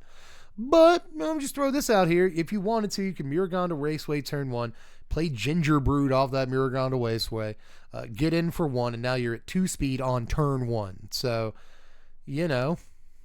rocking and rolling a little bit, but I do think it's more of a commander card than a standard card. The only caveat I'll make is that if there's an easy way to get speed, full speed on turn 3 or 4, this card does become much, much better. It could be better than I'm rating it here, but I'm going to give it kind of a cheeky 5.0 tonight because I don't want to give it any less than that. It's a land that taps for 2 colorless, and those are typically very good. But this one requires jumping through 4 separate hoops to get there. And wasting, 3 to 4 turns to get to max speed in the first place. And it's pretty subpar until then. So I don't love that, but anytime a land taps for 2, you have to give it some love. So 5.0. Mu Yanling Windrider is not Enduring Curiosity. There's 2 cards in the set like that. This is 4 mana. 2/2 blue for a 2/4 legendary human wizard pilot. When it enters, you get a 3/2 colorless vehicle artifact token with crew 1. Vehicles you control have flying. Whenever one or more creatures you control with flying deal combat damage to a player, draw a card. Doesn't have to be a vehicle with flying, just any creature with flying. That's kind of neat because, we got Fairy Mastermind, Spyglass Siren, a bunch of 3-mana flyers. Like, it wouldn't be hard to put something together with this, but the issue is, again, why would you not just play Enduring Curiosity in that deck and never touch this card in your life? Like, maybe it's a 5th copy of Enduring Curiosity, so you want to look at a pretty lady from time to time or something, but honestly, a little disappointed. Fun commander to build around, I'll say that much. Cool little blinkable target in those decks and whatever, but I sadly have to give one of my favorite Planeswalkers a 4.6 and also say cool sleeves, bro. Really cool sleeves there, but 4.6, sadly. It gives you so much value. It has a cool line of text or 2, but I do not trust it. 4.64. Nesting Bot, a single white mana for a 1/1 artifact creature robot with start your engines. At max speed, it becomes a Savannah Lions. It gets +1/+0. And when it dies, you create a 1/1 colorless servo artifact creature token. You guys remember Mousers? You guys remember the Mousers from Teenage Mutant Ninja Turtles? It's kind of like, for some reason, I'm getting those vibes. But mostly from the little pod that it's launching out of, that it was nesting in the first place. But anyway, honestly, the robot itself, the thing that's launching out of this little pod here that it was nesting in, this kind of gives me like a BMO vibe. Anybody remember BMO from Adventure Time? That was a good show. Either way, this is a good Magic card. This is a very good Magic card, guys. This is probably right there with Clockwork Percussionist in terms of the cards that Red-White wants to play on turn 1, the Convoke deck. And now they have both. I was talking about kicking Clockwork Percussionist out of the deck. Porque no los dos, in fact. I think that in some ways this is better than like Novice Inspector on turn 1 because those decks rarely actually pop them clue tokens. Nesting Bot, you could play it on turn 1, turn 2 maybe get in if you feel like it, but then just Gleeful Demolition. And now you get 4 tokens off Gleeful Demolition. The card looks ridiculous in that deck. And for that reason and that reason alone, I'm actually going to give this a 5.6. You can't stop me. I just think that this card and this card alone will help to catapult that deck back into relevancy, because now it's got like a million different ways to make a decent artifact on turn one that it does not mind sacrificing, because it's just going to get more board presence anyway. In this case, the max speed is relevant because that's a tokens deck that can actually deal damage to its opponent reliably. So, it'll be a Savannah Lions late in there, like on turn 4. So I don't know. I think that this is actually a bomb uncommon, and I will give it that 5.6. I think it's going to help elevate that deck back to where it belongs in standard. But let's move on to Night Market here. A land that enters tapped. You choose a color. You can tap it for a mana of the chosen color, and you can cycle it for 3 mana. Not terrible. I like a cycling land, but I'm just going to give it a 4.6. Oil Deep Gearhulk, the same as Mu Yan Ling. I really should have given Mu like a 4.8. There's an addendum on Mu, 4.8. I really should give that land like a 4.4 though, to be honest. Even though it cycles, it's still whatever. Oil Deep Gearhulk is a card a lot of people are talking about, but I am sad to give you the news I may have to give you. This is 2 blue, 2 black for a 4/4 artifact creature. It's a construct with lifelink and ward 1. When it enters, look at target player's hand. You may choose a card from it. If you do, the player discards that card, draws a card. So, one sneaky mode on this, the secret mode, is that you can look at your own hand and discard a card and then draw a card. So that's cute. But what this mostly is a harder to cast, but better for the most part, Thought Not Seer, which saw play all the way back to Modern back in its day, but I don't think it really does anymore. A 4/4 lifelink is good. The fact that you tax their removal is good, and not every piece of removal in the format kills this. In fact, most black pieces of removal don't kill this. Have you noticed that they're nerfing black removal in this set? Artifact creatures, those can't be go for the throated. 4 toughness creatures that can't be cut down. Virtue of Persistence, nowhere to run, all that stuff, Interesting. This can't be Anoint with Affliction either, because it has 1 more in the mana cost than it should for Anoint. So again, just interesting how it gets along, or gets around a lot of black removal. But altogether, again, I have to bring up Enduring Curiosity. And if those decks play another 4-drop, sometimes they play Urtai, and obviously they play Kaito as well. But Kaito is usually a 3-drop in those decks because you ninjutsu it in. Point is, there's not a lot of 4-drops, and the 4-drops they do play in like Dimir in this color combination right now have flash. Enduring Curiosity, that comes into play whenever you want it to, which I think is a massive thing with the card. Even though that card's not as removal proof, it usually comes back from removal and becomes an enchantment, whereas this does not come back from removal. So I just, looking at the options that Blue-Black has available to it, I don't know that this slots in, apart from maybe the sideboard to tear apart certain matches. Maybe you do that. I do think it's probably better than Hostile Investigator, which has seen some play over time. He definitely has. But ultimately, I'm just not convinced. In a vacuum, this card is like a 7. But in exactly the mana cost, exactly the colors, and exactly the standard we're in right now, I just don't know. I just don't know, baby. So I'm gonna, Nerdy Senpai, thank you for the raid very much a minute ago. A party of 38 coming in here. Nerd alert! Nerd alert! Hey, everybody. Thanks for coming by. And thank you very much, Nerdy Senpai, for the raid. I appreciate that, dude. We're looking at Oil Deep Gearhulk right now, and I'm kind of ramping up to not give it as high of a score as I probably should, because I just don't know where the existing Dimir deck fits this, or if they even really want to above cards like Enduring Curiosity.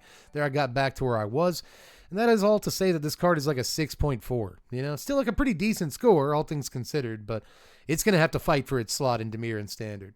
Ooze Patrol up next. We have not looked at this card this standard preview season yet. This is 4 mana, 3 and a green for a 2/2 Ooze, and when it enters, mill 2 cards, then put a +1/+1 counter on this guy for each artifact and or creature card in your graveyard. So like, strictly better Lurgoyf in some ways. Not strictly, I mean, Lurgoyf grows throughout the game. This just gets the counters one time, but I think the best thing about this card is the awesome art by Forest Shell here. It's cool that the tires are a bunch of hands, I think that's cute. And its grill is great too, because, it could be anything. It's an ooze. It could shape any form it wanted to, and it shows whatever this is, and it looks pretty cool. But ultimately, there ain't much to write home about in terms of this card. I'm just going to give it like a 3.2, It's an expensive Lurgoyf. Let's not play it. Outpace Oblivion, a new card we have not talked about because it came out this afternoon. 3 mana, 2 and a red ski for an enchantment. Start your engines. When this enchantment enters, it deals 5 damage to up to 1 target creature or planeswalker. You can pay 2 and sack this thing to deal 2 damage to each player who does not have max speed. Note that if you don't have max speed, it deals 2 damage to you too, but that's not that hard to worry about. It's not that much to worry about, at least. This has the rare distinction of being an interesting red enchantment that can be picked up with Nurturing Pixie or Fear of Isolation, right? As far as removal spells go, it's probably not quite as good as No Rare to Run, right? Things you could be picking up. But this kills like Sheldred and Biza and like a bunch of stuff. Like 5 toughness is a real benchmark in standard right now. This kills a bunch of stuff you otherwise couldn't really kill with all your bounceable cards, right? So I like that. And then, this mode over here.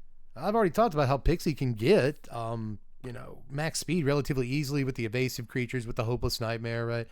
So pay 2, sack it, deal 2 to them. If you have a few, like if you've just been like Hopeless Nightmaring all game and you have like 2 of these on the table or something, like that's a fair amount of burn out of nowhere.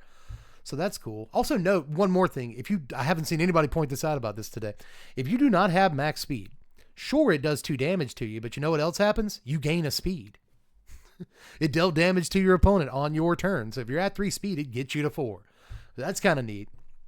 Altogether, cool little enchantment, man. Like it's going to trigger eerie effects in standard. It can be bounced with a pixie. Like there's actually good stuff about this. So I'm going to slap like a 4.3 on it. I think it's more playable than it looks, but really at the outer limits of the casting cost that like Pixie decks want to use. Right? But Ovia Automech Artisan is up next. It's an Elvish Piper. 4 mana, 3 and a green for a 1/2 legendary human artificer. Each creature that is attacking one of your opponents has trample. Pay a green and tap her down to put a creature or vehicle from your hand onto the battlefield.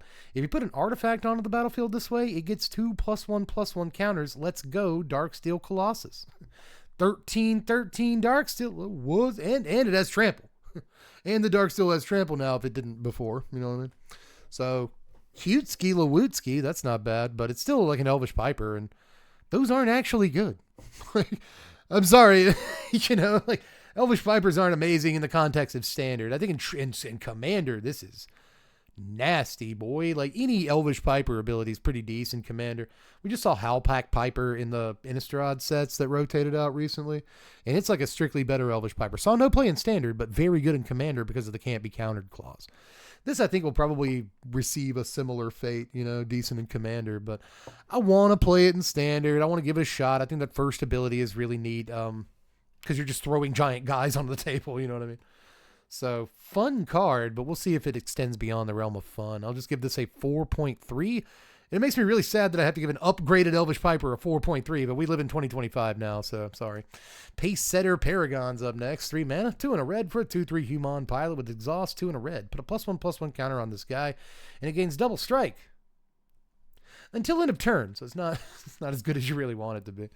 Again, I'll point out you can do exhaust abilities at instant speed, so double strike instant speed could be really fun to blow people out. However, pretty normal dude. I don't really want to play like 3 mana 2/3s in limited. I don't. He's a pilot that can't crew above his weight, which is also lame. Sort of. I'm just going to give this guy a pretty low score. 2.1. 2.1. You want to argue it's a 3 mana 3/4 double strike? No, it's not. It's a 6 mana 3/4 double strike. Pack Doll Terror. This little guy, man. He looks like the doll that Sid makes in Toy Story. The baby with it's on like a spider body. I'm pretty sure that's exactly that doll. 4 mana, 3 and a black for a 3/4 artifact creature. It's a toy. And whenever this creature or another artifact creature you control enters, each opponent loses 1 life and you gain 1 life. What an amazing text box that won't see any play in standard, and I hate it. If this doll is tiny, right? Because this thing back here is huge. This is going to be such a waste of time. I'm so sorry in advance. But you got this big normal size vehicle back here, implying that this vehicle is tiny. Right? It's like a little RC car with a little doll on it that's doll size. What is this a skull from? How in context, how small is the skull? It could have come from basically no animal. Is all I'm going to say. No known animal. It has to be the tiniest animal you've ever seen for its skull. Anyway, this is a fun ETB trigger, baby. It's not Mirkwood Bats or anything, but we can get some artifacts to interplay in standard. The only issue is this card costs 4 mana. This card costs, dude, I don't know if you noticed that this card costs 4 mana. It's just not playable in standard. But it's another kind of commander banger. So my personal enjoyment of the ideas I will have when playing this card and also the commander play it sees will probably launch this card in like a 4.8, you know? It's also pauper playable. I should point out that's probably the real serious thing to point out. The card is pauper playable, and that's sickening. It's probably pretty good there. But mostly we're rating for standard. And for standard, I'll just throw a 4.6 on it because like it's probably not. I should play more commander. That's where the cards I like are good. Pedal to the Metal is up next. This right here is a Howl from Beyond that gives the creature first strike. I basically just explained it to you. X and a red for an instant. Creature gets X+0 and gains first strike till end of turn. That's the card. This in this day and age, we used to play Howling Mine. We played the hell out of Howling Mine. We used to play Howl from Beyond. We don't do it anymore for a reason. It's bad. The moment Hatred came out, we stopped playing Howling Mine because Hatred is free, you see. I said Howling Mine again. What's wrong with me? My brain, dude. This is bad, though. This is like a 2. Decent combat trick, and that's about it. Perilous Snare. Poor little loot, man. There. 3 mana, 2 and a white for an artifact. Start your engines! And at max speed, you can tap this thing down to put a +1/+1 counter on target creature or vehicle you control at sorcery speed. But also, when it enters, Oblivion Ring. Just exile a non-land permanent opponent controls until this thing's gone. This is not quite as, removable as an enchantment would be that had this ability. I kind of respect that. They can't, get lost this away. That's important. And I actually think that this max speed mode is really good. I think an extra +1/+1 counter every turn as an incidental on top of your removal spell that hits any non-land permanent is we're having a discussion. There is a dialogue going on, right? So I don't think it's a bad Magic card at all. I'll give it a 5.3. I think it's like a somewhat playable removal spell. Proc Simulacrum Synthesizer. I don't know if it's better than Aegis Shield or whatever it's called. There's a 1 blue-white thing from Big Score or something that works similarly to this in the Simulacrum Synthesizer deck. I'm not sure which card's better, but Porcane Ellis does. You know what I'm saying? Pit Automaton is up next. 2 mana for a 0/4 artifact creature construct with Defender. You can tap it and add 2 colorless, but you can only use that mana to activate abilities. You can also pay 2 and tap it, and the next time you activate an exhaust ability this turn, copy it. Choose new targets for the copy. I've seen way too many people miss that word. Exhaust? They just think that it's any activated ability you copy. That would be amazing. It'd be really good. Has to be exhaust abilities, so kind of parasitic to that one ability, but at the same time, it's kind of a soul ring for activated abilities. I guess we already have that in standard, right? The Enigma Jewel. It's literally a soul ring. It's a 1 mana artifact that taps for 2 mana to activate abilities. Sees no play. So will this? Probably not. But I think we should all acknowledge that 2 mana for a thing that ramps you 2 every turn is potentially nuts. Especially in a set that cares so much about activated abilities. So in your exhaust deck and limited, I think you just play every copy of this. It blocks all day, keeps your opponent from gaining so much speed because you can actually block. So I don't hate it. Also neat, one more thing about this unlimited before we get off of it, and I'm so sorry. But note that most exhaust abilities are instant speed. You can activate them instant speed. So you can block with this guy on your opponent's turn and then activate an exhaust ability on their turn. And that seems, more than just cute in some cases. So I like it, but I'm just going to give it a 4 and kind of leave it at that. Point the Way. Boy, I am more conflicted about this card than I am any card in the entire set. A single green mana for an enchantment, start your engines. Pay 3 and a green, sack it. Search your library for up to X basic land cards, X being your speed. Put those cards onto the battlefield tapped, shuffle up, so it can give you a maximum of 4 lands for the price of an explosive vegetation or an invasion of Zendikar. It can get you twice as many lands as those cards get you. The problem is that for many, many turns, it literally does nothing at all. At least the Merfolk we looked at, the 1 mana 1/1 Merfolk that draws a buttload of cards if you get to that point in the game or you have that much mana or whatever. That guy's he's a body. This, you literally spent your turn 1. You literally did nothing. And the card's not going to do anything for 4 turns. There is a tension to it to where when you get to 2 speed, when you get to 3 speed, you might be it might be the right move to go ahead and pop the card and get you 3 lands. Go ahead and cash out. Also important, I think, that you can cash out at instant speed. This is not a sorcery speed ability. You can wait till you get some speed and then EOT on your opponent's turn. Get you some lands. And Flash Ramp, instant speed ramp is just always, always, always better than sorcery speed ramp by a matter of course. That's why they don't print a whole lot. So card definitely has some upsides, buddy, but I feel a trap.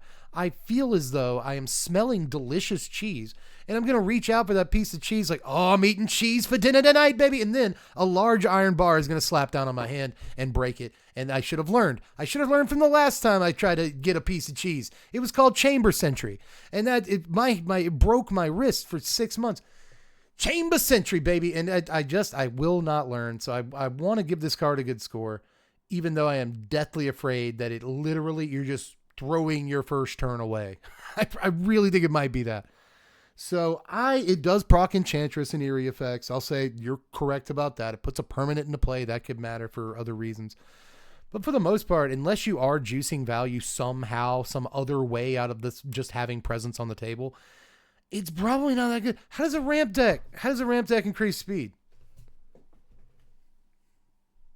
How's a ramp deck increase speed? Somebody in Catman Siege, you pointed this out.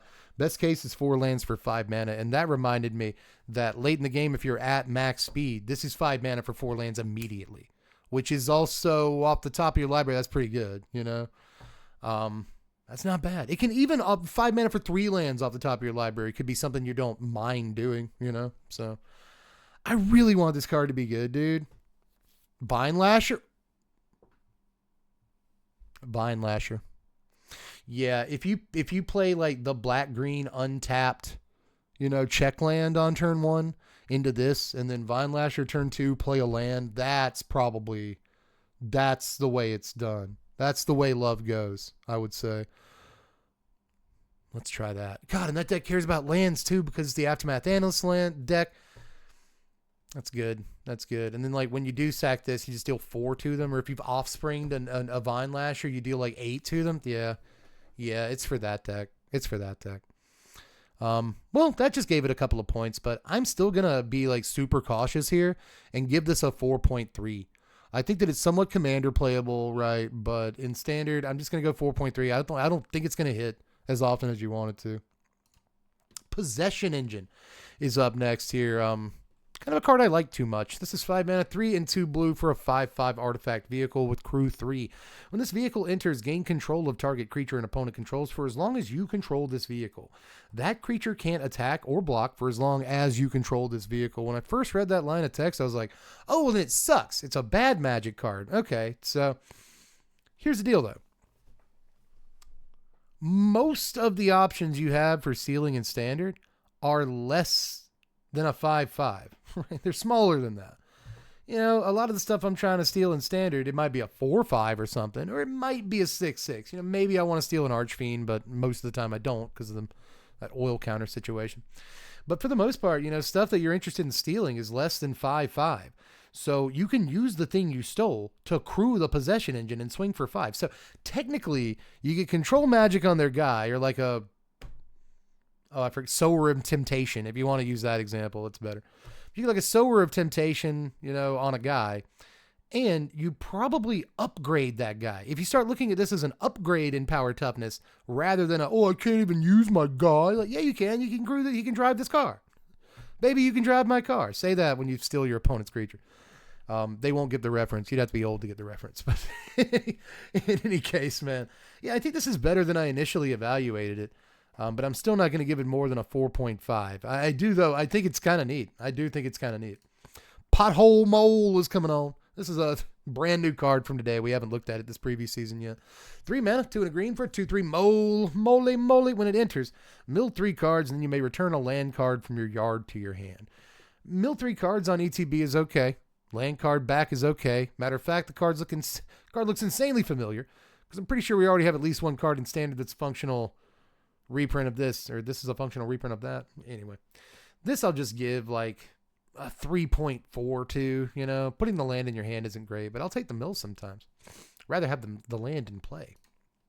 Pride of the Road is Proud of the Road. It's 4 mana, 3 and a white for a 2/5 zombie cat warrior. Peep those creature types. It's got vigilance and start your engines. Max speed. At the beginning of combat on your turn, target creature or vehicle you control gains a Nintendo DS until end of turn. Double strike. That's pretty good. 4 mana is too much for this. Right? It just is too much for this. So, not standard playable in any world. 2.7. Prowl Catcher Specialist, ladies and gentlemen, is 2 mana, 1 and a white for a white? That's red. 1 and a red. What am I seeing? Am I colorblind tonight? 1 and a red for a 2/1 Gobbo Warrior with haste. Exhaust for 4 mana, and it gets 2 +1/+1 counters. Limited playable aggressive creature that'll help you get your speed quickly in that format. Probably not playable in standard given our other options. So, 3. Push the limit. This card is in this batch. I wasn't convinced this card was in this batch or not, but push it to the limit. 7 mana, 5 and 2 red for a sorcery. Return all mounted vehicle cards from your graveyard to the battlefield. Sacrifice them at the beginning of the next end step. Vehicles you control become artifact creatures until end of turn. Creatures you control gain haste till end of turn. Woo! 7 mana though. 7 mana for this card, but let's just say all mount in vehicle cards. You have to sack them beginning of the next end step, and that kind of sucks too. Why don't you just Rise of the Dark Realms? That's in standard. Shut up. I think that there's a lot more fun stuff you could do with this. We just saw Flagship, a 7/7 flying lifelink creature in this set. Earlier, this is what made me, prompted me to bring this card up prematurely. We saw that 6 mana, 6/6 comes into play, and mysterious limousines like Oblivion rings a guy till it leaves the battlefield, and it cycles for a single white mana. And that man is perfect for this deck. You know what I mean? We got to get some ramp in there somehow. We've got to be ramping into this card somehow, or else it's just not worth it. We've also got to somehow be discarding cards into our yard. So there's a lot of moving parts to this, and it costs way too much mana. They obviously priced it out of true contention, but this is a stream card. This is a stream card, and I love my stream cards, and God forbid we make the best new deck in standard trying to play this thing. It could happen. I will give it a 4.5, mostly for potential's sake, but, it's 7 mana. But boy, is it fine. Is it a fine-looking Magic card to me. Pyrewood Gearhulk is up next. 6 mana, 2 red, 2 green for a 7/7 artifact creature. It's a construct with vigilance and menace. When it enters, other creatures you control get +2/+2, gain vigilance and menace until end of turn. Damage cannot be prevented this turn in case they had any wild ideas about doing something with that. I think this is neat. That's about it. It's certainly not like Craterhoof Behemoth. I don't even think it's quite Enray's Forerunners, but I might be wrong. It might be better than Enray's Forerunners, which would actually be kind of a hell of a Magic card, all things considered. +2/+2, Vigilance, Menace, all good. On a body is the best part about that, because otherwise I think you'd just rather play like Overrun in most cases. But the fact that you get a game-ending effect that, just in case it doesn't end the game, also puts a 7/7 that can block an attack on the same turn cycle into play. So that, if they want to block it up, they probably have to lose 2 guys to do so, because it's Menace. It's just wild. Pretty good-looking Magic card, but ultimately I think it's a little bit too expensive for anything that would want it in standard. The exception perhaps being Smuggler's Surprise. I can see Smuggler's Surprise maybe wanting a piece like this, but I think that the sort of density of cards they want to play is already a little too high to include this and take out a card that's worse, because I don't think there is a card in that deck that's worse, to be honest, than this. So remains to be seen if Surprise plays this, but if any deck does, it'll probably be that one. Ultimately, pretty powerful card, though. I'll give it a 5.2. Great ETB trigger, obviously. Quag Feast is 2 mana, 1 and a black for a sorcery. Choose target creature, planeswalker, or vehicle. Mill 2 cards, then destroy the chosen permanent if its mana value is less than or equal to the number of cards in your graveyard. This is sorcery speed and therefore mostly unplayable, but I will say there are decks in standard, these Lurgoyf decks I was talking about earlier. We run into the same problem with Insidious Roots.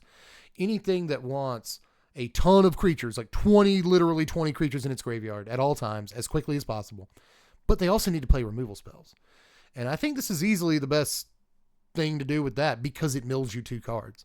If it didn't mill you 2 cards, I would think it was pretty bad. But the fact that this aids your self-mill plan while also removing a creature and like Go for the Throat doesn't do that, I think kind of makes it playable in those decks. I'm going to at least try it out, right? So I'm just going to give this, decent piece of removal a 4.6 and kind of move on. I don't think it's playable in most decks. It's very narrow. I think it applies mostly to just roots and like some Reanimator decks or whatever.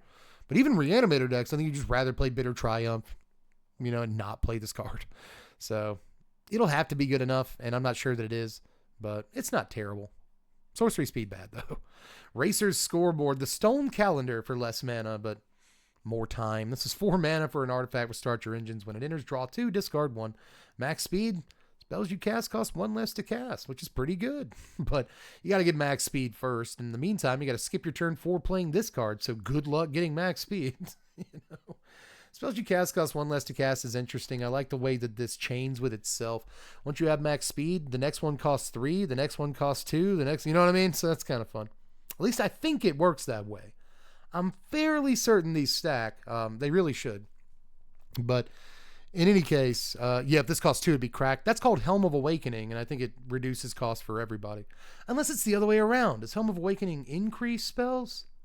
I think it reduces spells for everybody by 1.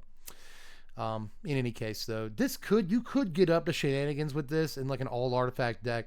You have multiple copies out, you're just casting free spells, but I think that is bad. I think it takes way too much setup to get to that point in the game. So I have to kind of just register this like a 3.2, because I just don't think it's ever going to be good in standard or can be good, but I love Stone Calendar. IFs with these crab cakes. Radiant Lotus is up next, everybody. This is it's a 6 mana artifact. Tap, sacrifice 1 or more artifacts. Choose a color. Target player adds 3 mana of the chosen color for each artifact sacrificed this way. Ask the audience. What do you guys have to say? What do you guys have to say about Radiant Lotus? Remembering that we are mostly rating for standard and not commander. I want you to be reminded of that fact. We are looking at standard as a format. Commander might get you a half a point or something like that, but we are mostly rating this card for its standard playability and potential. So what do we got over here? We got a 5. We got a 3. We got a 5.5. We got or maybe were you rating Stone Calendar there? I'm not sure. Easy 8.5. We got a 7. We got a 9. We got a 4. We got a 3.52. We got a 5. We got a turn 6 banned in standard. I see. It's like a 5. Somebody said. Standard 1, Commander 8. Catman Siege 4. Ain't himself 8.5. Draenoise. Wait. Drayonaise. It's like mayonnaise, but it's like Drayonaise. 5.9. Chai Miljank is all Simon said, which, makes sense. Overrated AF. I think the decks that can cast it don't want it. Yeah, in Commander, I think the score for this is probably an 8. You know what I mean? I think it's a very good card when set up properly. I think that it takes way too much setup to play in Standard. 6 mana is crazy. It's outright. It's not that you can't play 6 drops in Standard. It's just that this is a 6 drop that once you get to it, it wants you to come down on board presence and have another card in your hand to cast. And it's like, this is actually asking way more than you think. Way more. It does the positives. It pays for itself in the right circumstances. It generates mana the turn it comes down in some circumstances. Plays really well against a Get Lost, right? If they get lost at something, you still got them 2 map tokens, you can effectively play this card for free. Right? Doesn't have to sacrifice itself, so it can tap more than once. Can tap the turn it comes down. There are definitely massive positives about the card. But we're talking about standard. Card costs 6 mana. I sleep. This is like a 3 in standard. It really is. It's not that good. Can it sack itself? Yes. It absolutely can. If you want it to, it can sack itself. But it doesn't have to. And that's a pretty big upside. I won't really give the card a 3 in standard. I'll give the card like a 4.2, but 6. This costs 6 mana, Bo. Like, nah, I don't think so. Ranger's Aetherhive is up next. 3 mana, 1 green blue for a 3/5 vehicle with vigilance and crew 1. Whenever you activate an exhaust ability, you get a 1/1 Thopter with flying. Okay. Massive limited signpost. Almost on the level of like Elvish Refueler for limited. I think this is like a fantastic card for those Simic exhaust decks, but altogether in standard, exhaust just won't be a thing, so it's not really a card. We'll just give it a 3.4. We'll give it a 3.4. Ranger's Refueler is 2 mana, 1 on a blue for a 3/3 vehicle. Whenever you activate an exhaust ability, draw a card. This crew's for 2, and you can exhaust it for 4 mana to have it become an artifact creature forever and get a +1/+1 counter. So 6 total mana for a 4/4 that drew you a card, right? This, again, phenomenal. An uncommon side post for exhaust decks in Limited. And the green-blue exhaust decks are getting powerful pieces. This is definitely one. This ain't bad. But again, standard, no. Exhaust deck probably won't be a thing. But do note, 2 mana, a card draw engine. And those can be decent. You know, it's not up to Beanstalk, but it's a 2 mana card draw engine. Say what you will about that. Altogether, don't underestimate it. I'll give it a 4, but that's about as high as I can really go. Reckless Velocitar is next. This is 4 mana, 3 and a red for a 3/3 Minotaur pilot. Whenever this creature saddles a mount or crews a vehicle during your main phase, that mount or vehicle gets +2/+0 and gains trample until end of turn. Probably okay in like aggressive limited decks, as it comes down and it has like a decent effect on the game that turn, but obviously nowhere near any other format. We'll just give this a 2.4. Redshift Rocketeer Chief is 2 mana, Gruul colors for a 2/3 legendary goblin pilot with vigilance. You can tap her for X mana of any color, X being her power. Spend this mana only to activate abilities. Exhaust 10, a red and a green. Put a number of any number of permanent cards from your hand onto the battlefield. So that's like the 3rd card we've seen in this set that can just throw stuff onto the table for you. This one's probably one of the weaker ones though, honestly. I do like the vigilance. I don't think that the power toughness to like what you're paying rate is like that embarrassing or anything. And she helps herself kind of pay the activated ability, which I think is neat. But altogether, I just think this is kind of a dream, a Christmas land dream that, you know, just play Smuggler's Surprise. You know what I'm saying? I just think there's better ways of getting there. So I'm going to give this a 3.8, something like that. Regal Imperiosaur, ladies and gentlemen. It's a big man. This is 3 mana, 1 and 2 green for a 5/4 Dino. Other dinos you control get +1/+1. Normally, I would hate the word other on a card like this, but like it's already a 5/4, you know? Like, definitely the largest 3 mana Anthem effect on a body that I've really ever seen. It's huge. So good on stats alone. There was a point where like a 3 mana 5/4. Remember, do you guys remember Woolly Thoctor? Do you guys remember when Woolly Thoctor was a card, a 3 mana 5/4 that cost 3 different colors of mana, and we played that card? You remember that? This is just a 3 mana 5/4 easier to cast with an actual upside. You know what I'm saying? So yeah, damn girl, you talking about hips? You want to talk about hips? These never told no lies. This is like a 6. You know, like I probably shouldn't give it a 6, but I'm going to. No, I won't. I'll stay in the 5s with this. 5.9. I'll stay in the 5s. End of the day, it's just an Anthem effect, but guys, ignore it. It's so big. It's a big lady. Repurposing Bay is 3 mana, 2 and a blue for an artifact. You can pay 2, tap it, and sack another artifact. Search your library for an artifact card with mana value equal to 1 plus the sacrificed artifact's mana value. Put the card onto the battlefield, shuffle, activate only at sorcery speed. I kind of really like this William Tempest, like old school comic book pulp style. This like Eon Flux art style. It looks sick, dude. But anyway, I haven't really gotten a good look at this card yet, but one way or the other, really like the coloration and the inking. It's gorgeous.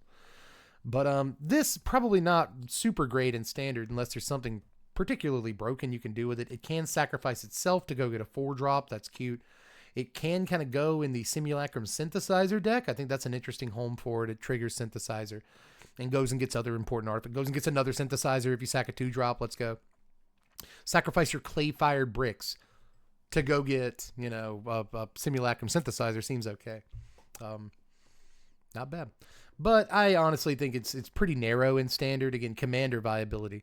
But in standard, I think it's narrow and slow, all things considered. You're wasting multiple turns to actually do the thing. So I'm just going to give it a like 3.9 in standard and acknowledge the fact that it can go off in commander, like very likely. Ride's End is 5 mana, 4 and a white for an instant. Spell costs 3 less to cast if it targets a tapped permanent. Exile target creature or vehicle. We've actually got cards in standard right now that are more or less exactly this that already see play because they trigger up the Beanstalk. This, on the other hand, exiles. I'm not sure the other ones do, but they may. One of them may. But just with all the play those cards see, I'll give this a 4.5. Pretty narrow application. You're only going to play it in up the Beanstalk decks, but it's pretty good there. It's pretty good in those decks. Ripclaw Wrangler is 4 mana, 3 and a black for a 4/3 vehicle. When it enters, each opponent discards a card and it crews for 2. So not just Hostile Investigator at home, but like this is what's in Hostile Investigator's garage at the house. It's not super good, but in limited, I could see playing this. I could see playing it. One way or the other, though, I'll give it a 2.9. I will. Riptide Gearhulk. This is the one that everyone's most excited about, I think. 1, 2 white, 2 blue for a 2/5 artifact creature with double strike and prowess. When it enters for each opponent, choose up to or put up to one target non-land permanent that player controls into its owner's library, third from the top. We used to call that sealing. You seal it if it goes any number of cards from the top. I don't know if anybody else ever said that, but me and my play group always did. Probably because Fate Seal was an ability, and that's kind of what Fate Seal does a little bit, but nobody remembers Fate Seal. Anyway, this I actually want to like more than I do. I don't know where it goes. I don't know what home, this deck actually has. I'll bring up Simulacrum Synthesizer again. I think that deck more often than not wants to play Unstable Glyph Bridge if it's going to play a 5-drop, right? I don't know that it actually plays this card. So I'm just not too sure. I think the ETB trigger is great. And I honestly think everything on the card is amazing. I think double strike plus prowess is potentially like downright dangerous. I know you're not playing Jeskai, but just imagine this guy receiving a monstrous rage. What do you have, a 5 power double striker at that point just for one pump spell? Seems crazy. So I don't know, man. I just don't know where he fits. And that's going to be, the real like puzzle with this card. But obviously in that same vacuum we keep talking about, I don't know if it's a Hoover or a Dyson, but in that vacuum, it's a pretty big fish. But, you dump it into the municipal pond and suddenly it's got some real predators to deal with in those slots. So I'm just not like convinced that it's that good in standard, but I'm going to go ahead and give it a 5.4. I'm going to do that because I think at some point during its life cycle, it's bound to do something. The card is too busted not to do anything. I just feel like it's one of those it's kind of tough to deal with. Rise from the Wreck is up next. This is 3 mana, 2 and a green for a sorcery. Return up to 4 cards from your yard to the battlefield, but one has to be a creature, one has to be a mount, one has to be a vehicle, one has to be a vanilla creature with no abilities. I want this to draw 3, like so bad, but even if you can finagle it to do that in standard, it's probably not very good. Like, imagine all the other stuff you could have been doing. Imagine how much your opponent has reduced your life total by the time you resolve this card. So, again, it seems pretty flashy, but I really can't give it more than like a 3.6. Risen Necro Region is 5 mana, 4 and a black for a 5/4 zombie cat knight with start your engines. At max speed, you get a 2/2 at the beginning of your end step. It's a zombie. Probably decent sealed. I think this is okay in sealed. It's got a decent power to the mana cost you're playing. Like, it's not, again, you won't be embarrassed. And by then you might just have max speed. So it kind of technically puts 7 power into play when it comes into play. The turn it comes into play. And just a creature factory every turn, reliably getting a 2/2 onto the table, bust open stalemates and sealed. So I think it's probably good there, but literally nowhere else. I don't even know if this is draftable, like just sealed at your pre-release. So keep it in mind, it might be okay there, but ultimately I'm going to give this like a 2.5. I don't think the card's very good. River Churn Monument, everybody. Monument. This is 2 mana, 1 and a blue for an artifact. Pay 1, tap it. Any number of target players, each mill 2 cards. Exhaust. Pay 2 and 2 blue, tap it. Any number of target players, each mill cards equal to the number of cards in their graveyards. That's so crazy. That's so good. That's so good. I think this card is being massively underrated. I will say, there are turns where it doesn't do much. It's not really affecting the board state ever. It's not putting cards in your hand. It's not taking cards off of the table. All the stuff that spikes like to do. No, it's not. But it's just a better millstone. It costs, it costs 2 mana. It only costs 1 to activate. You can mill the cards if you want to, and maybe you do, right? And then the exhaust. Good Lord. Just like 3 turns of this card, minus 15 with Jace, kill them. Does it not work that way? Am I crazy? But just like some incidental mills, we're talking about like 6-7 mills throughout the game, and your opponent casting cards and putting those in their graveyard too. Let's not forget that. You playing removal spells in their guys, things go in the graveyard. And then in the meantime, you're milling them, maybe 2 or 3 turns with River Churn Monument, putting 6 or 8 cards in their yard. At that point, if you Jace into this exhaust, you win the game. I'm fairly convinced that this is actually a good Magic card. That's being overlooked like massively by most of the community right now. So just keep this thing in mind. I don't think it's like a straight up win condition, but I think it's interesting that like River Churn Monument plus Jace plus like 1 copy of Realm Breaker, and you've actually got a pretty good like control mill deck on your hand. So I want to try it out. Somebody said people will try this card out. Christmas said that. I certainly will. I love this thing, and not everybody loves Millstone, but I kind of do, and I want to know it was good. So I'll give it a 4.9 for now, but this card could legit be like a 6.5. Roadside Assistance is 3 mana, 2 and a white for an enchantment. It's an aura that enchants a creature or a vehicle. When it enters, you get one of them 1/1 pilots, and also enchanted permanent gets +1/+1 and has lifelink. Lifelink actually busts games of limited wide open. Like it's a very good ability in limited, especially against sealed, slower formats where stats to mana cost ratio matter the absolute most. The fact that you get a little bonus and removals at a premium in those formats, so a lifelink creature that sticks around for a couple turns and does its business is actually decent. Don't mind this. Don't mind this in that format, sealed again specifically. But in standard, it just isn't good at all. It's a 3 mana aura that doesn't do enough, so we'll just have to slap like a 2.3 on this card. It's really bad, but again, don't in sealed. No, it's not bad. Roadside Blowout, 3 mana, 2 and a blue for a sorcery. Now, this spell costs 2 less to cast if it targets a permanent with mana value 1. Not 1 or less, just so tokens don't count. Has to be mana value 1.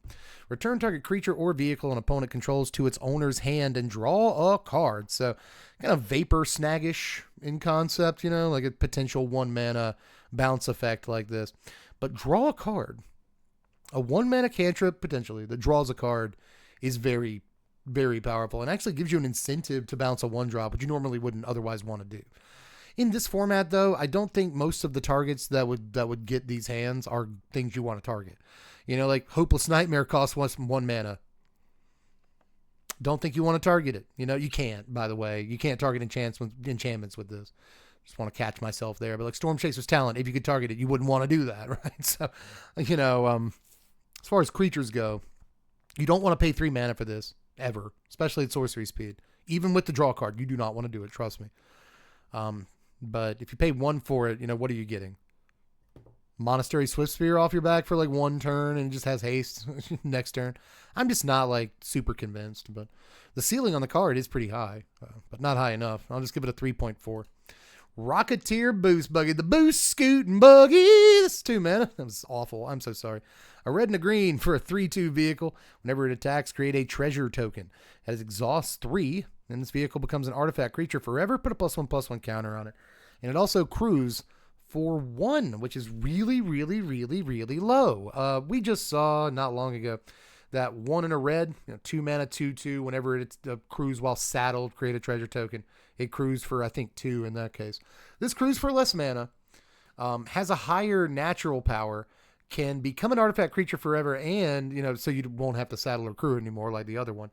And, for that matter, it also becomes a 4/3 later. So, despite the fact that it's a little bit harder to cast than the horse we looked at, the carousel horse, I think this just outclasses it in basically every realm. Almost standard playable even. I like that on turn 2 you can play it, and then turn 3 just make it an artifact creature, attack for 4, get a treasure token, and that does not seem bad. It really doesn't. So I like this a little bit. I'll give it a 4.7. Rover Blades, not rollerblades, legally distinct rollerblades is 3 mana, 2/2 for a 2/2 equipment vehicle. You heard that right. With double strike, equipped creature has double strike, equipped for crew 2. So it's just a 3 mana 2/2 you can crew for 2. Or conversely, can be an equipment that gives the creature double strike if you equip it for 4. Pretty easy and intuitive to understand when they slap these 2 card types together that we've never really seen together before. Makes plenty of sense, but altogether, not really that powerful. I've seen people compare this to Fire Shrieker. Fire Shrieker's probably better than this, all things considered, and sees no play already. It's in Foundations. Did you know it's in Foundations? This card is like a 3.6. Sobsinin Luxa Embodied. Hips Embodied. 5 mana, 3 green, blue for a 6/6 legendary god with reach, trample, and indestructible. Sabsinin can attack or block unless it has an even number of counters on it, 0 being even. So it should be able to block the turn it comes into play. However, at the beginning of your first main phase, put a +1/+1 counter on Sabsinin. Then, if it has an odd number of counters on it, draw 2 cards. Okay, so basically this gets to block the turn that you play it, that turn cycle. The second turn, it says draw 2 cards on an indestructible guy. The next turn it's in play, it swings for 8. That's good, right? Yeah, this card's going to be trouble. Yeah, Catman Siege, I kind of want to believe. Draenei simply said mommy. Yeah. Foretelfo said Frog God got me acting unwise. Yeah, seriously. Needs proliferation. Yeah, proliferation is a thing. Innkeeper's Talent is a thing. Snakeskin Veil is a very interesting thing because that puts a counter on her at instant speed. So your opponent might not think she's able to block, right? She has the wrong number of counters, but you Snakeskin Veil, instant speed, put a counter on her. She can block, get blown out. Go, leave, kid. Leave this house right now. You're not welcome here. So this could do some fun stuff, especially with +1/+1 counter like Generation. The fact that it's indestructible and so large in the first place, and trample, by the way. Like, if it naturally, it's going to attack as an 8/8 the first time it attacks, if all goes according to plan. Trample. 8/8 trample, indestructible. Crazy. Great. Absolutely great. I think this is actually quite good. It has to wait 2 turns to attack, but you know what it does in between? Draws 2 cards with all your mana open. That's another thing I didn't even say earlier. Turn it comes into play. It has 0 counters. It can block. That's okay. Second turn, you untap with this in play, and you probably did because it's indestructible, right? So you untap with this in play and just draw 2 with all your mana open. Wild. What? Dude, wild. Like, I don't think that it's anywhere near as dangerous as, like, Uro or anything. It's not your typical dangerous Simic creature, but it is pretty good. I think this is pretty good. I will give this a 7.2, and I'm not lying. I'm not lying. This card is, as you said, this card could be trouble. I agree. I agree wholeheartedly. Salvation Engine up next. Interesting card. 5 mana, 4 and a white for a 6/10 vehicle. It gets me every time. It crews for 6, and other artifact creatures you control get +2/+2. Whenever this vehicle attacks, return up to 1 target artifact card from your graveyard to the battlefield. Darksteel Colossus. It's probably better with Portal to Phyrexia, right? But you could also get Cityscape Leveler or Meteor Golem or any number of like really expensive artifacts, Chimil, the Inner Sun, whatever you want. That will more than pay for this card, but you have to wait a turn for the card to attack unless you have Koladon or whatever the card's name is. Kolonir, the Boros 2-drop that we looked at. Or maybe you have the 4-drop Chandra. That'll also let this thing swing the turn it comes into play. So there's like definitely things you can do to where you don't even have to crew this. And it has haste. And those are probably the powerful things that you can do. But at the same time, I'm just kind of not feeling it. Maybe I'm super wrong on this one. Maybe in those shells I just mentioned, it's just like the best vehicle you can play because it gets you ridiculous amounts of value and makes all your guys huge. I could absolutely be wrong, but ultimately I'm just not feeling it like I'm feeling myself and your sister. So I'm going to give this a 4.9 because that means I almost like it. Samut the Driving Force is up next. 6 mana, 3, a red, a green, and a white for a 4/5 legendary human warrior cleric with first strike, vigilance, and haste. She also has start your engines. But there's no max speed on it. One of the rare non-max speed cards. Other creatures you control get +X/+0. X being your speed. Non-creature spells you cast cost X less to cast, X being your speed. So this will always, from the very turn it comes into play, even if you had no speed to begin with, give all of your creatures +1/+0. It'll always do that. It'll always make all your enchantments and removal spells and such cost X less to cast, 1 less to cast at the very least. And I kind of like that. Not standard playable at 6 mana, but fun commander. I think if you're going to do like a start your engines commander, this seems like, okay, so check it out. This is my theory on this before I move on. So they told us that this time around, they heard the complaint that there's too much commander product whenever a new set comes out. There's usually like 4 or 5 commander decks for each new standard release. In this time around, they heard us, they said, and they gave us 2. They gave us 2 commander decks, okay? I think this was supposed to be the 3rd or 4th commander. What do you guys think? I think that originally they had planned, somewhere between 4 and 5 commanders like they normally do. And they just, at the end of the day, were like, screw it, she's in the set. She's not a commander anymore. We'll just put her in the set, dude. I think that may be what happened here. And if it is, cool. You know what I mean? But it is really neat. It is a neat card that I will probably never actually play in standard and will certainly not be in any tier 1 deck. I hate to say it because she's so cool. I will give this a 4.3. Conspiracy talk. Yeah, it is, but At least it's harmless conspiracy talk. I'm not, you know what I mean? I'm not like denigrating a whole group of people or anything the way conspiracy talk usually does. I'm just saying, could be, you know, it's fun. It's fun to do that. Anyway, Scrap Compactor's up next. Single mana for an artifact. Pay 3 and tap it and sack it to bolt a creature, or pay 6 and tap it and sack it to destroy a creature or vehicle. So I think it's actually kind of limited playable, but you know, doesn't really do much outside of there, does it? 2.1.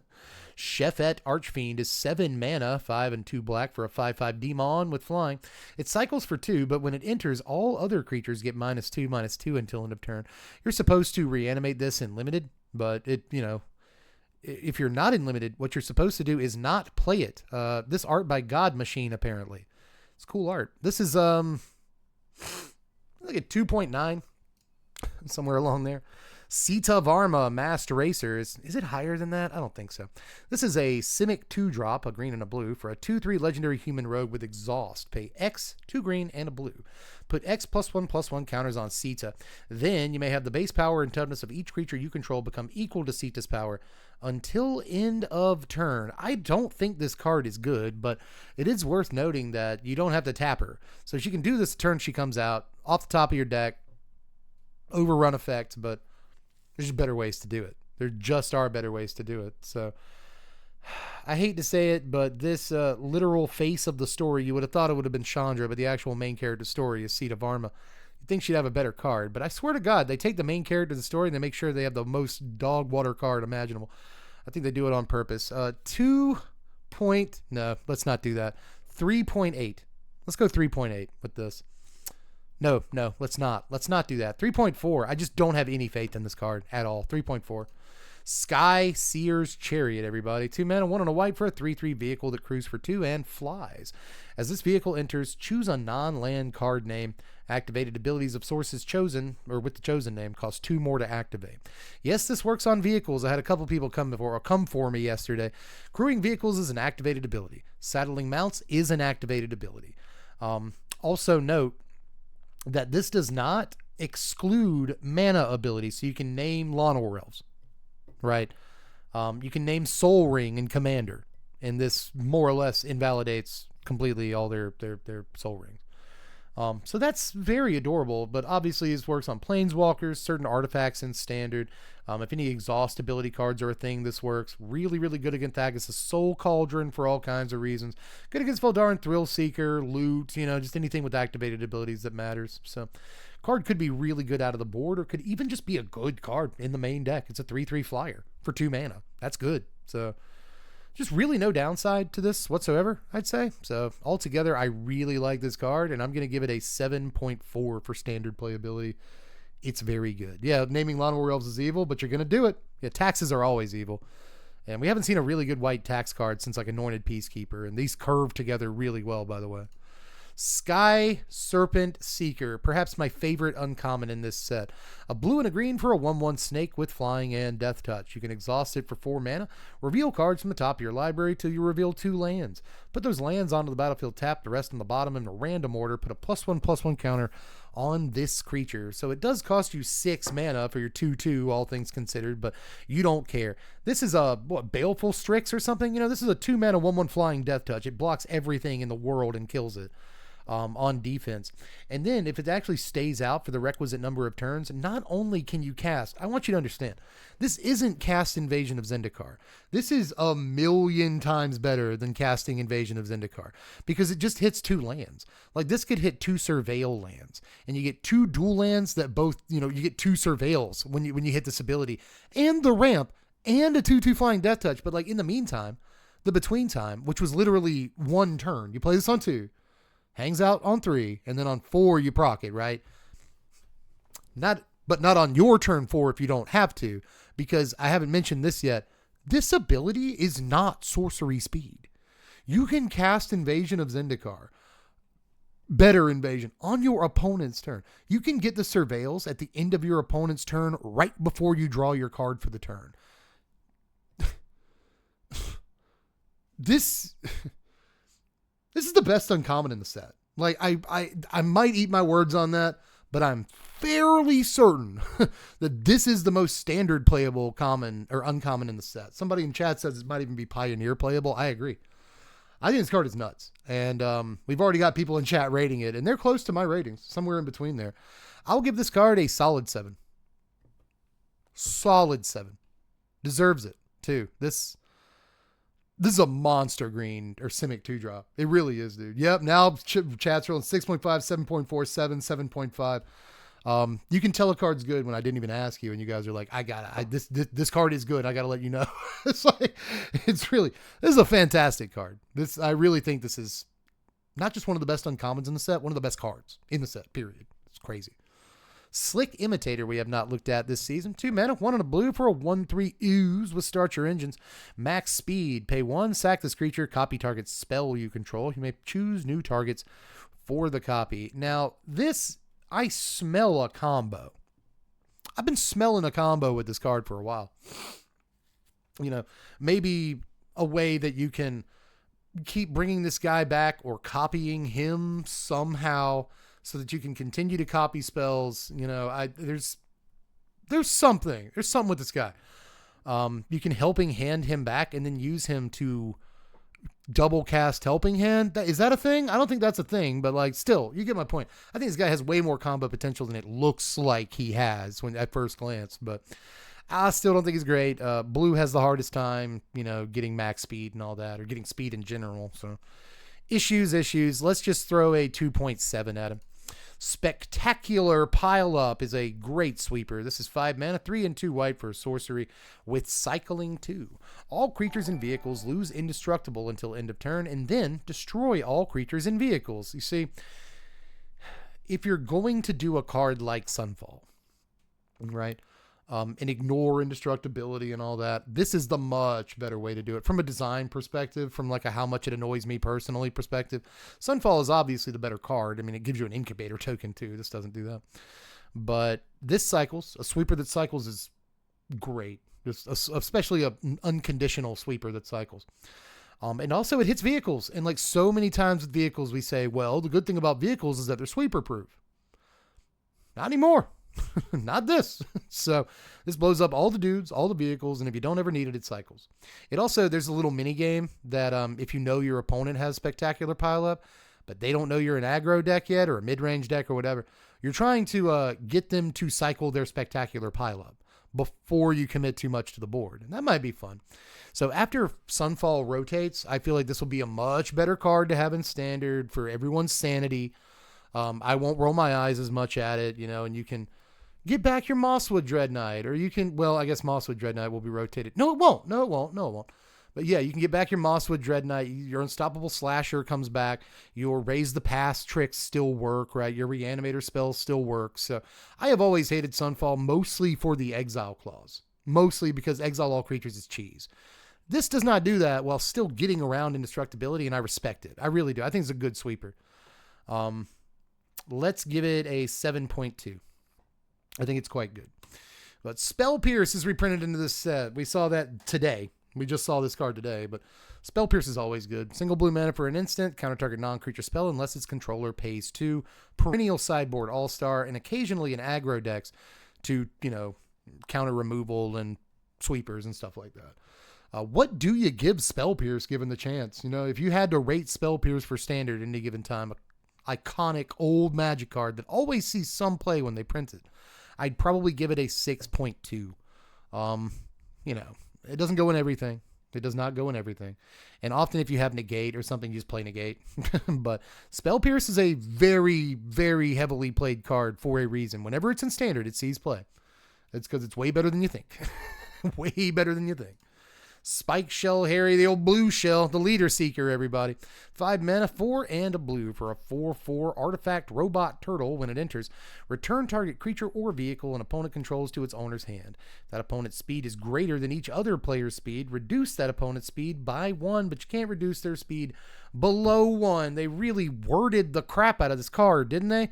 They just said reduce that opponent's speed by 1. Why do they have to have higher speed than everybody else? I guess because it's a leader seeker. They have to literally be in the lead for the card to work the way you want it to. Card's bad, though. In Limited, it's good. It's a 5 mana, 4 power dude that casts, you know, Mana War unsummon when it comes into play. That's really good for that format. But in any other environment, I don't think it's very good. So I'll just give it a 3.1. Spire Mech Cycle is 5 mana, 4 and a red for a 5/4 vehicle with haste and crew 2. Exhaust. Tap another untapped mount or vehicle you control. This vehicle becomes an artifact creature forever. Put a +1/+1 counter on it for each mount and or vehicle you control other than this vehicle. I don't think this is in any way standard playable, but good lord, I feel like this could be a massive just routing in limited, you know? If you're able to draft up a decent mount deck, this could come in and like deal 9 haste damage like really fast, you know? And it's got counters forever. It's got counters. It's a creature forever, you know? It's never not going to be a creature due to this exhaust ability. I don't know, man. I think that this is kind of neat there as a kind of a finisher, but in standard, no, 2.6. Spot Cycle Scouter is 2 mana, 1 and a white for a 3/2 vehicle. When it enters, scry 2, and it crews for just 1. We saw a Boros guy earlier. That's a 3/1 for 2 mana, ETB scry 2. I actually like this less on a vehicle, to be honest. You have to crew this. This one doesn't make other like pilot tokens like the Boros guy did. I just overall think it's a worse card. 2.2, role player and limited on occasion. Stampeding Scurryfoot, one of the worst commons in the set, which is really sad because I like the guy. A green mana for a 1/1 mouse with exhaust. 3 and a green, put a +1/+1 counter on him. Create a 3/3 green elephant creature token. Not super embarrassing, I still have to say. They've made it to where even the worst cards are like theoretically playable. Because a 1-drop that puts another creature into play is okay. It's 1 card for 2 creatures. You're paying it in installments, but you're still just getting a Mons Goblin Raiders, you know, a 1 mana 1/1 vanilla guy, and a Hill Giant, a 4 mana 3/3 vanilla guy. And those are just not, it's not good. That's not good. So 2.0. Starting Column over here. A lot of people say this art hurts their eyes. I think it's actually very sick. 3 mana for an artifact with Start Your Engines. Tap it to add a mana of any color, and at max speed, you can tap it and sack it to draw 2 and discard a card. This is just like Mind Stone. It's not better Mind Stone. But every time I read it, I'm like, I would probably play this. Like, I don't think this is that bad, dude. 3 mana rocks are kind of a decent floor to begin with. You could do worse than a 3 mana rock, depending on what deck you're playing. But eventually, you'll just incidentally have max speed, at which point, cash it in. Cash her in, dude. Ramp might not be that important anymore, but 2 cards are always important. So I like this more than I probably should. 4.4. Stock Up is 3 mana, 2 and a blue for a sorcery. Look at the top 5 of your library. Put 2 of them into your hand, the rest on the bottom of your library in a random order. Underrated card. Massively underrated. I mostly see people, myself included during previous season, comparing this to Divination. It's a better Divination. What this is a worse Dig Through Time. You know what I mean? Like, you could look at it like that if you wanted to as well. The top 5, the best 2 cards out of the top 5 is actually crazy. That's really, really good, dude. So I'm just going to put like a 5.4 on this, and you can fight me. I know it's sorcery speed, but I'm telling you, 2 of the top 5 is very, very good. It is. Streaking Oil Gorger is 5 mana, 4 and a black for a 3/3 vamp with flying and haste. Max speed, he has lifelink. He also has Start Your Engines. Normal limited card, I'll give it a 2. Terrian World Tyrant is 2 and 3 green for a 9/7 legendary dinosaur ooze. He looks cool, but apart from that, he doesn't really do anything. Neat flavor text if you have the time to read it, but ultimately I don't like him. I will just give him a 3.5. The Aether Spark, oh boy, this is 4 mana for a 4 loyalty legendary artifact planeswalker equipment. As long as the Aether Spark is attached to a creature, that creature, the Aether Spark, can't be attacked and has, whenever equipped creature deals combat damage during your turn, put that many loyalty counters on Aether Spark. For +1, you get to attach it to a creature you control and put a +1/+1 counter on that guy. For -5, you get to draw 2 cards, and for -10, add a mana of any color. Ask the audience, what's it going to be, everybody? Now's your chance. What do you think of the Aether Spark? We have lost about 20 people since the last time I looked over at chat. But I know I've got some people in here who want to rate. Yes, we do. We got a 6, we got a 4, we got a 5.1, we got a 5. 2 out of 5, huh? Got a 4 out of 5, or 4.5 rather. A 6.5, a 2.5, a 6.8, but that's after you said I think there's a deck for this.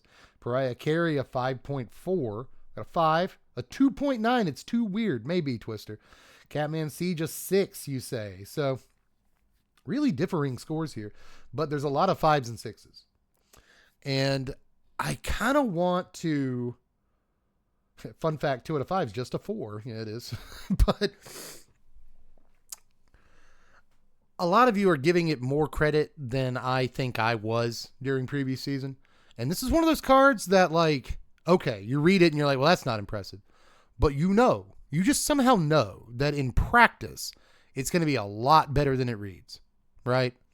So I'm going to reverse course a little bit on this card, because going into today even, I was ready to give this like a 4. But not just because of how you've rated it, but because of the more I think about it, the more I read it, the more I think it's closer to like, and I know this isn't a massive difference in scores, I think it's closer to like a 4.9. I think it's just barely not playable.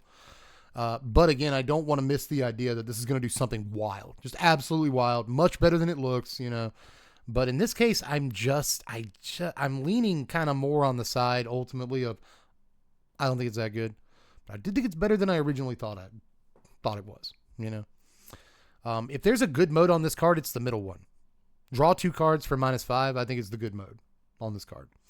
But if I'm going to have to get in for combat damage with a creature and then draw 2 for -5, I'll even though, especially because it's the same mana cost, I'll just bring up Enduring Curiosity again. I just feel like it's a better card 9 times out of 10. But the fact that it cannot be attacked is kind of a big deal. Kind of a huge deal that it can't be attacked. It just sits there and gains loyalty. That's pretty sexy. So again, maybe it's better. Maybe it's better than I think, but I'm still going 4.9. The Last Ride Powerbomb is a single black mana for a 13/13 legendary artifact vehicle that crews for 2. It gets -X, X being your life total. You can pay 2 in a black and pay 2 life to draw a card. So it's not a Phyrexian Dreadnought. It is a Death's Shadow. It's just Death's Shadow on a vehicle and just has this activated ability now for no reason. I guess so that you can get your life to a life total that, this thing can actually swing, So you have to get to, 12 for this to be a 1/1. By the way, these are all the complaints about Death's Shadow. So I could look like a real idiot, a right moron up here being like, well, you have to get to 12 life before it's even a 1/1, so it's a piece of crap. That's all the stuff people say about Death's Shadow. It ruled Modern for a year and a half. So this could be just standard Death's Shadow, but like kind of better because it doesn't die to most sweepers or sorcery speed removal. I just don't think you have as many ways in standard of reducing your own life total. We obviously don't have fetch lands in standard, which might make a difference, but we don't have shocks in standard either, but we do have like pain lands. I guess that matters, but I'm just not sure how reliably you're going to cut your own life total. And when you are able to do that, I'm not sure how good it's going to be that you get to swing in with this, Yeah, Phyrexian Arena, maybe. Yeah, that's a damage a turn. It could work. But I like the draw ability. Christmas says the draw ability is really nice. I actually kind of like this too. I think that if it's just sitting on the table doing literally nothing, just being a big fat grapefruit at breakfast, nobody's going to eat it. You know what I mean? It's just going to sit there till lunch and nobody's going to eat it. It still provides value. 3 mana, pay 2, draw a card is okay. It's not bad. And obviously the more you activate that ability, the better the card gets in terms of PT. So I don't hate it. Just for safety's sake, I will give this card a 5.4. but that's just because standard is different than modern, and I don't think we have as many reliable ways, If I could guarantee this would be exactly as impactful as Death's Shadow was 5 years ago in modern, then I would probably give this like an 8 in standard, but I just don't think it's going to be like that. I really don't. The Speed Demon. This is 5 mana, 3 and 2 black for a 5/5 legendary demon with flying and trample. And start your engines. At the beginning of your end step, you draw X cards and lose X life, X being your speed. I think this is okay. It always draws at least 1 card. If you had no speed when you entered that turn, it'll draw a card.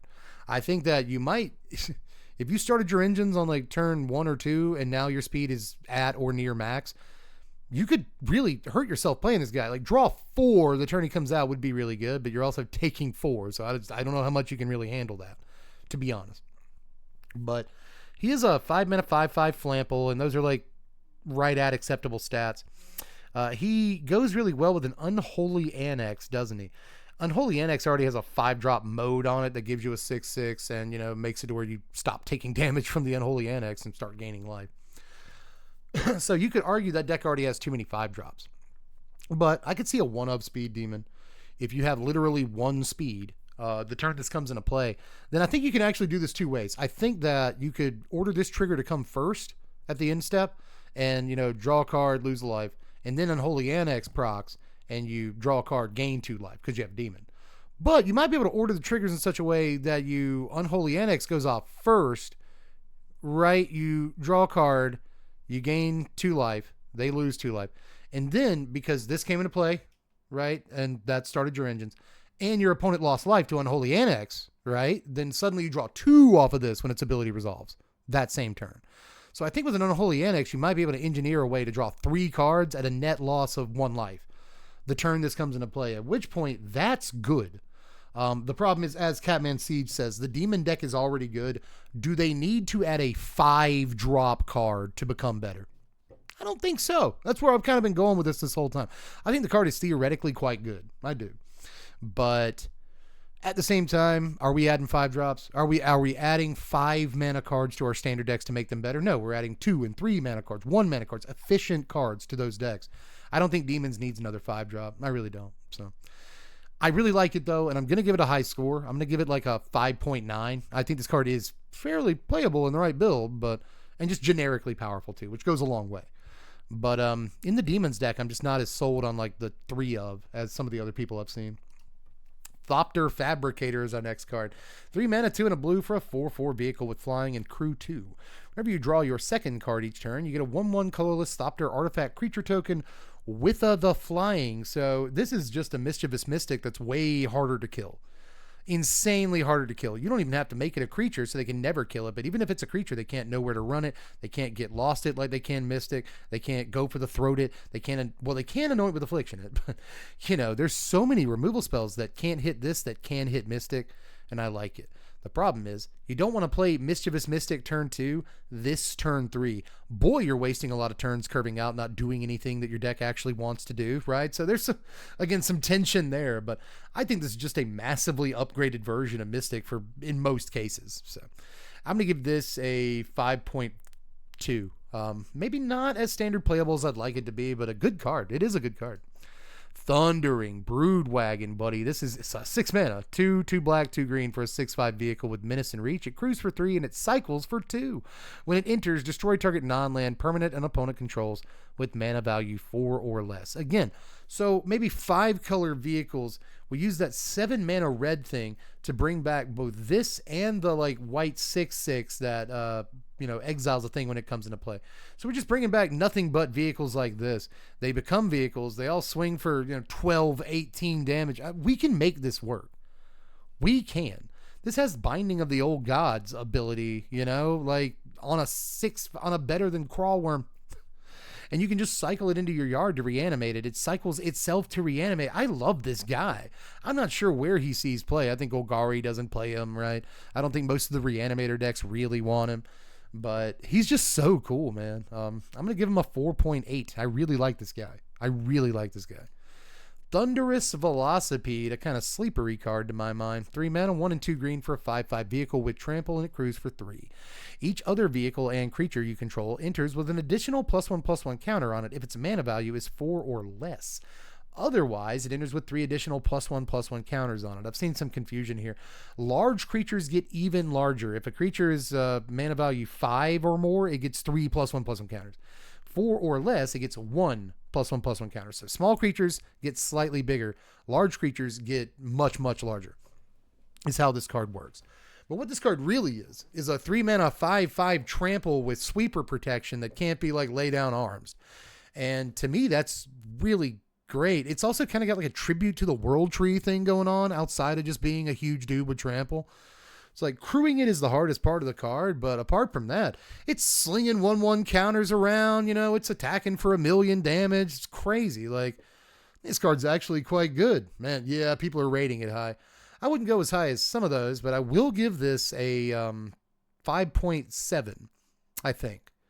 I think a 5.7 is actually a fair score for this card. It's better than it looks. I haven't heard like anybody talk about it. It's better than it looks. Trade the Helm is up next. 5 mana, 4 and a blue for a sorcery. Exchange control of target artifact or creature you control. Target artifact or creature an opponent controls. You can also cycle this away for 2, which is good because these cards tend to rot in your hand for way too long. But these are okay. The old switcheroo is always kind of fun. So I'll give it a 3.1. Transit Mage. This is a good looking dude. Literally, he's an attractive man. This is 3 mana, 2 and a blue for a 2/2 human wizard. When he enters, you may search your library for an artifact card with mana value 4 or 5. Reveal it, put it into your hand, shuffle up. For Commander, this is like a 7.5. If we were doing Commander, I'd have to rate this very high. It just goes and gets the best thing you built your deck around. It's nuts. But in Standard, I'm just going to dole out like, a 4 on this. I don't think it's quite good here. But, it can go get something. There are things. Tune Up, ladies and gentlemen. This is good. You get a little glimpse at Duretti, too, here. 4 mana, 3 and a white for a sorcery. Return target artifact card from your graveyard to the battlefield. If it's a vehicle, it just becomes an artifact creature. Every time you see this phrase, just put the word forever after that to clear up any confusion. It becomes an artifact creature forever. Kind of amazing. Not the best, uncommon in the set. I think that's that Simic Flying Snake that casts a ramp spell. That's so wild that exists.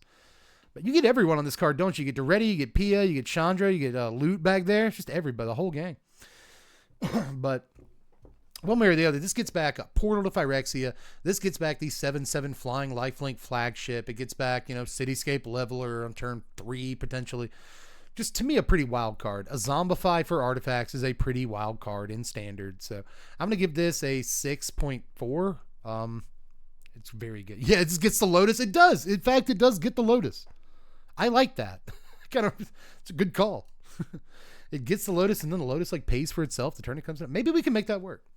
But Tyrox Salrid Tyrant is 2 mana, 1 and a red for a 4/1 legendary Dino Warrior. It's a 2-drop dinosaur that has 4 power. Almost playable. Very close to playable, dude.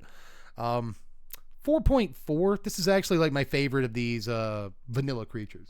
Having a 2-drop 4-power creature is great. It just is. Unstoppable Plan is 3 mana, 2 and a blue for an enchantment. At the beginning of your end step, untap all non-land permanents you control. Ask the audience. Ask the audience. We're rating for Standard, not Commander. In Commander, this would be like an 8.5. It's not Intruder Alarm. It's not like it's Intruder Alarm or anything, but it would be a really good card in Commander. Standard, what do you think? What are you guys thinking?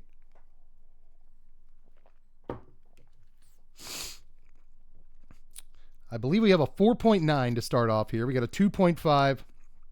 A 5, 4.5. Christmas says broken alert. We got 5.8. We got a 6, 5.7, 3.4, 6.9. 5 in control, they say. You have to have a lot of mana rocks, I think, for this to be decent in control. Not sure on this one. Not sure how many good things like mana rocks are in Standard. I'm guessing 4.5. Yeah, that's the really good thing about this, I think, is that, anytime it's kind of a mini wilderness reclamation, it's okay. If it untaps your Llanowar Elves and other mana dorks and your mana rocks, and I think it's doing a lot, so much. Now you can play kind of a tap-out control deck, right? And just leave mana up for counterspells, technically. So, pretty tempting, but it still costs your turn 3. I am sensing a trap, but I will also say that I thought that Wilderness Reclamation wasn't going to be a good card. Now, this is worse than Wilderness Reclamation, but beyond just the mana, there's plenty of ways to, beat this card into the ground. You know what I mean? Like with Agatha Soul Cauldron, there's a lot of activated abilities that you got passed around. So I don't know. Maybe there's something with plan, but I don't particularly have any plans for it right this moment. So maybe it'll surprise me. I will stick I think a 4.5 was a pretty popular score down there, and I'll stick with that. I think 4.5 is about right in Standard. Unswerving Sloth, as we get to the end here, pretty close. 5 mana, 3 and 2 white for a 5/5 Sloth mount with saddle 4. Whenever this creature attacks while saddled, it gains indestructible until end of turn, and you get to untap all the dudes you control, not just this. So, indestructible Vigilant 5/5, but it saddles for 4. The only thing I'll have to say about this for limited is that a 5 mana 5/5 is just not the worst rate in the world. You'll play that sometimes anyway, so I'll give it a 2.9. Valor's Flagship is 7 mana. I brought this card up a few times tonight. 4 and 3 white for a 7/7 legendary vehicle artifact. It has flying, first strike, lifelink, and cruise for just 3. That's not that bad. Cycling X 2 and a white. When you cycle this card, create X 1/1 colorless pilot creature tokens with the pilot ability. They can crew above their weight class. Wild. Wild thing, man. I think you could argue that, Valgavoth is the better reanimatable in standard.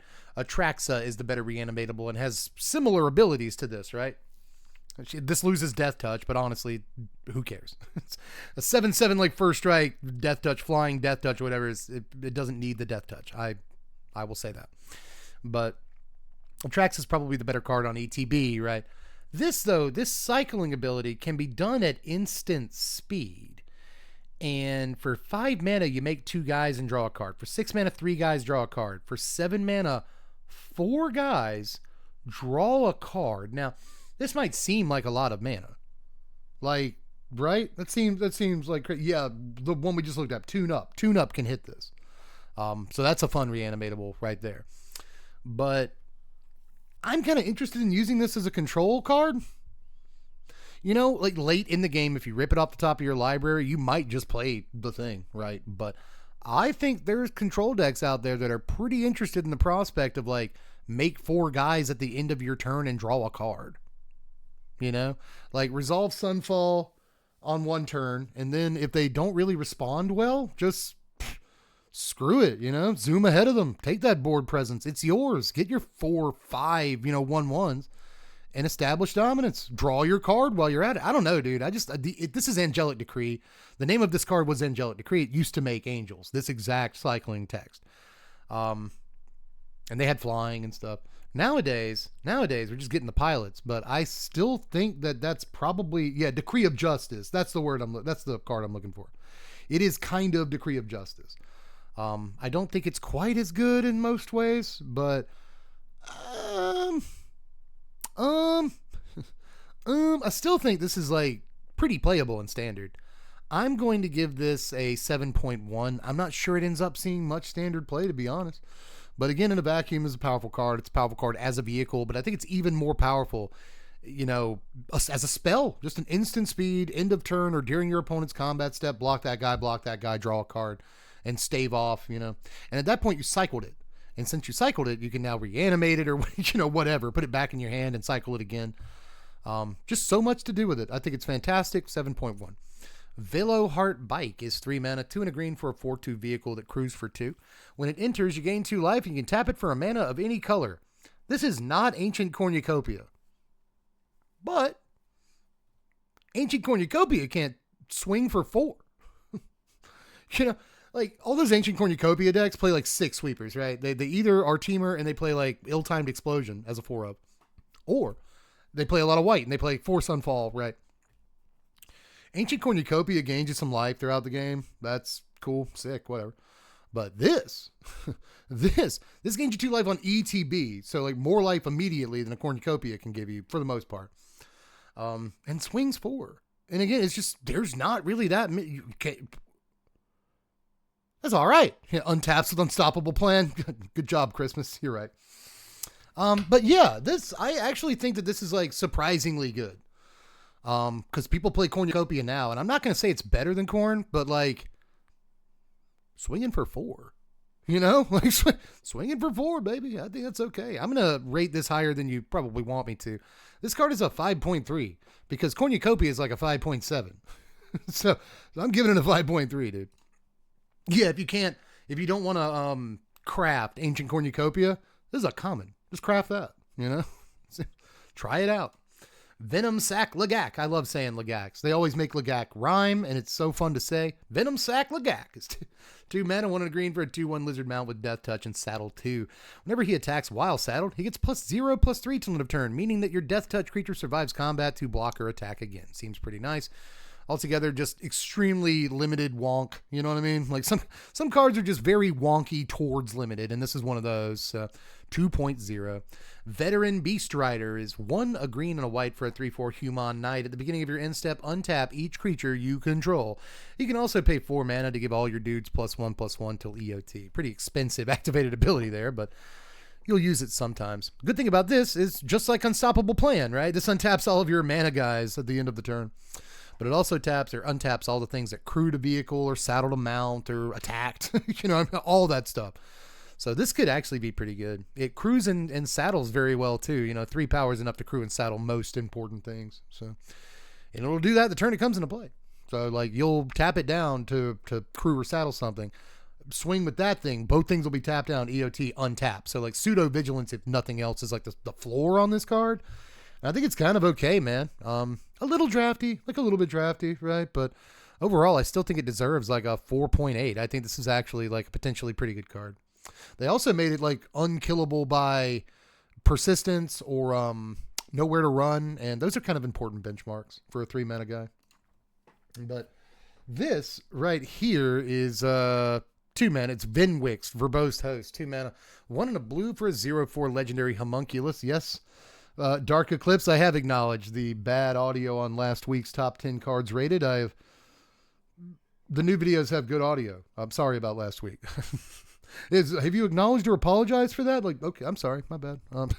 Vinwix Verbose Host is 2 mana, 1 and a blue for a 0/4 legendary homunculus with Start Your Engines. You have no maximum hand size and at max speed.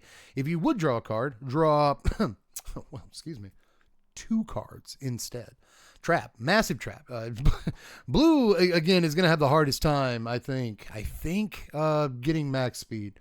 Just can't like reliably deal damage to your opponent. Now, obviously, you could add a second or third color to your deck, but still, I think it's going to be kind of tough to make everything come together the way you want it to, outside of specifically the realm of building this as your commander and your entire deck is built to make it work. Maybe then, but in standard, no. This is pretty bad, I think. I'm going to give it a 2.9, and I mean it. I mean it. I'm in the Yakuza, Dev. You have to give a pinky for that one. Already given both of my pinkies. Sorry, I can't really help you. Voyage, I don't have. See, I don't have. Wait, I'm completely out of pinkies. They've already been. Voyage Home is 7 mana, 5 a white and a blue for a sorcery with affinity for artifacts. You draw 3 cards and gain 3 life. So the second and I think last affinity card in the set, and I think it's actually pretty good. I think Thoughtcast is better than this 7 times out of 10, but 3 cards is more than 2, but 2 men is more than 1. So again, I think Thoughtcast is a better card, but good news is we don't have Thoughtcast in standard. This is all we have in standard. And so I think it's actually great. This more so than like, you know, the 2 mana thing with star power equal to your artifacts and all that. I think this is better than that in the blue-white, like currently existing blue-white artifacts deck with Leyline Axe and Zoetic Glyph and stuff. I think this is just a million times. Like, this is the best piece that deck got from this set. And it may be playable there. Draw 3, gain 3. It's nuts. That's a nuts card. Even at sorcery speed, that's nuts. So I'm going to give it a 5.7. And I mean it. I always have to make sure I mean it. I do. Draw 3 is so good. Voyager Glide Car. One of the technically kind of best, low-key best cards in the entire set. A single white mana for a 2/3 vehicle that crews for 1. When it enters, scry 1. Tap 3 other untapped creatures you control. Until end of turn, it becomes an artifact creature and gains flying. Put a +1/+1 counter on it. So that means at EOT on your opponent's turn, you can just put a +1/+1 counter. If you had no other reason to turn this into a guy, you can kind of do the... Oh, God. What's the white 1-drop's name? What's the white 1-drop's name? What's the white 1-drop's name? You can tap down creatures or artifacts and put a +1/+1 counter on them. How am I blanking on this dude? What is this guy's name? Warden. I know it's Warden something. I know Warden's in there. But yeah, that guy. This is kind of Warden of the Inner Sky. Thank you, Toski Squirrel, for pulling that out. Tappy Warden. Somebody ate himself, so. But yeah, it's Warden of the Inner Sky. Christmas got there too. Thank you. This is a lot like that card. However, just like, you know, Nesting Robot and Clockwork Percussionist, this is an artifact. It's an artifact that costs 1 mana and could go in those Convoke decks because it can be Gleeful Demolitioned away really easily to great effect. But if it's not a target for Gleeful Demolition, it's just Warden of the Inner Sky, right? Like, it just gets bigger every turn and gains flying whenever you crew it, in this case, instead of having to wait till it gets a certain number of counters. Crazy. And you don't have to do it at sorcery speed, you know, like you can just, unlike Warden, you don't have to do it on your turn. End of your opponent's turn, you can tap them down.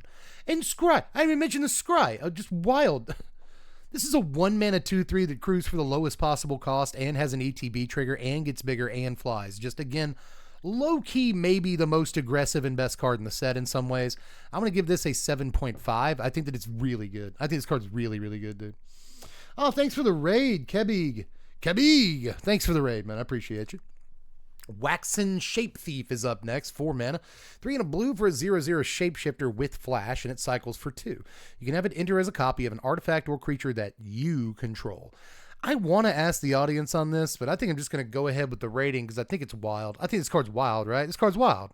Flash on a clone is pretty good. Cycling a clone is very good. You put it all together and you got hell of a drug, right? I mean, like, this is kind of copies 5 through 8 of Enduring Curiosity. I keep bringing up how cards are worse than Enduring Curiosity. This simply is Enduring Curiosity. So I think he's got kind of won over some of these other 4-drops, man. Card looks fantastic to me. I'm going to round it out at a 6.3 and then look over to see if anybody's rated it. Yeah, we got a 5.5, we got a 4 to 4.5, and we got a 7 from Jackwise.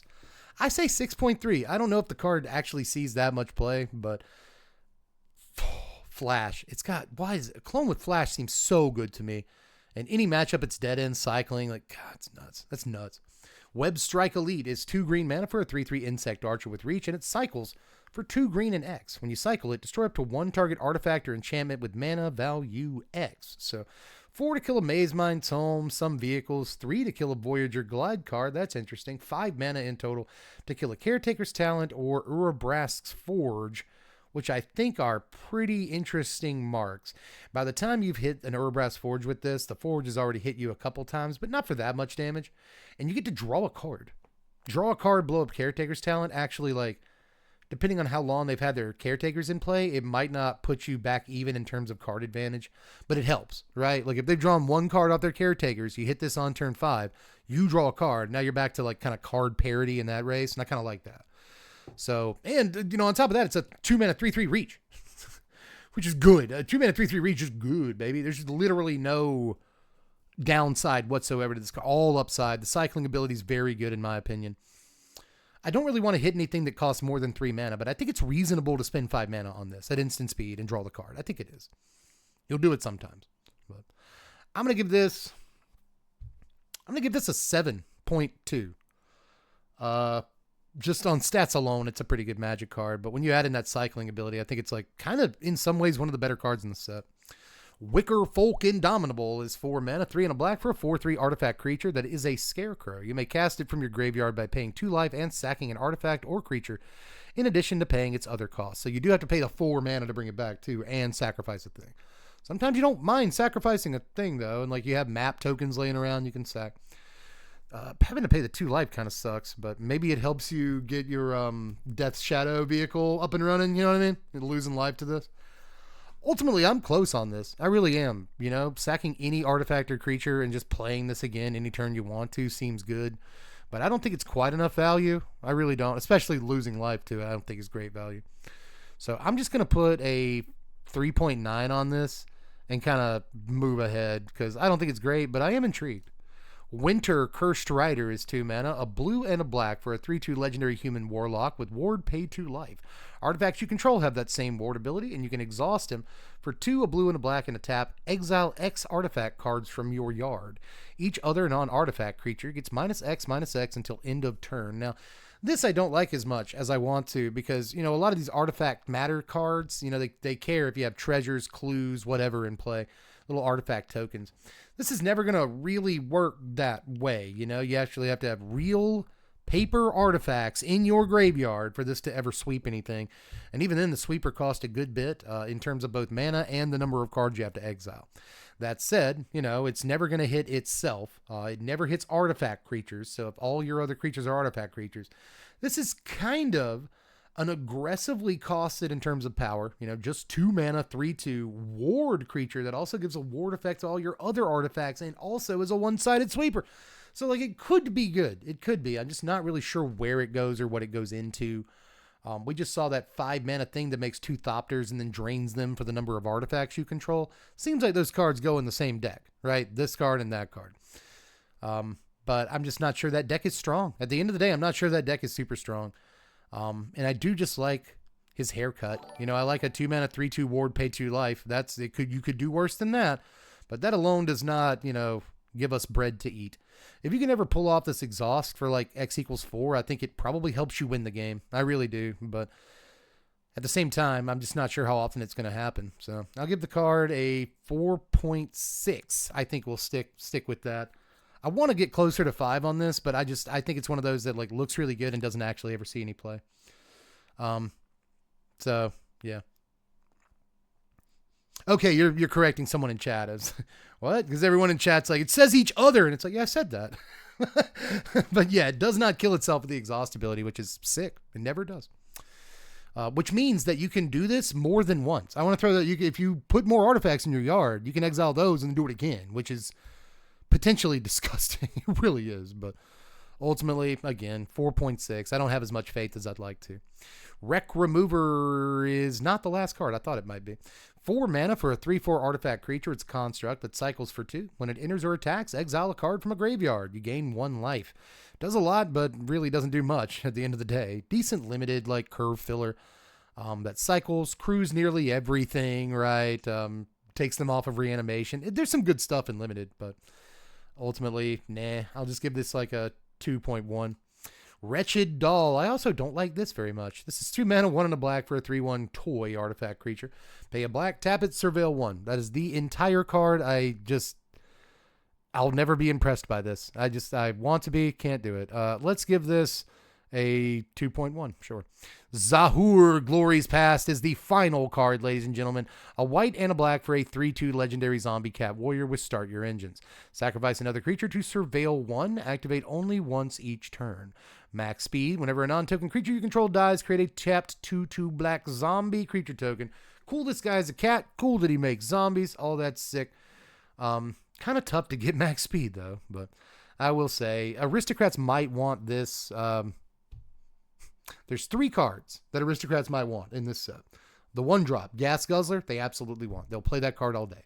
There's a 3-drop uncommon that they do not want. We talked about that guy. This dude, I'm really on the fence about. I can't tell you one way or the other. Again, aristocrats can get its speed up simply by sacrificing creatures and getting triggers off of Elisol Core, Vengeful Blood Witch, Vron. There's a lot of ways to do it. So they have a unique and easy, really, for them, way of increasing their speed. So if this gets to max speed, making a zombie whenever you sack a non-token is really good because it just gives you more sack fodder and more dice triggers because you're going to sack the tokens. It does say non-token, so if you sack the token, you won't get more tokens. That would be infinite and broken. You can't do that. So, but still, this more or less says, whenever a guy dies, you get a 2/2, and you have all the ways to make them die. And this guy only costs 2 mana, which is important in that deck because Raise the Past can bring him back. And if Raise the Past couldn't bring him back, I don't think we'd even be talking about him. But since it can, okay, now we have a sacrifice a creature besides just Bartolome. We have a potential sack a creature thing in that deck, and that's good because sometimes our Elisol Core gets torched, our Vengeful Blood Witch gets torched, our Starscape Cleric gets torched, or Elspeth Smited, or exiled is what I'm trying to say, and we can't get it back with a Raise to Pass. Well, Zahur and Bartolome, these are things that allow us to sacrifice a creature that has a Torch the Tower on the stack targeting it, and it goes in our yard. That can be an important line. So again, just the fact this costs 2 for Raise the Past could be phenomenal. But ultimately, I'm not going to give it more than a solid 5. And even that is probably some bias and wanting it to work on my part because the card is probably closer to a 3.9 if I had to guess. But I want to try to make it work. I don't think it's that bad. It's got a decent stat line, right, for its mana cost.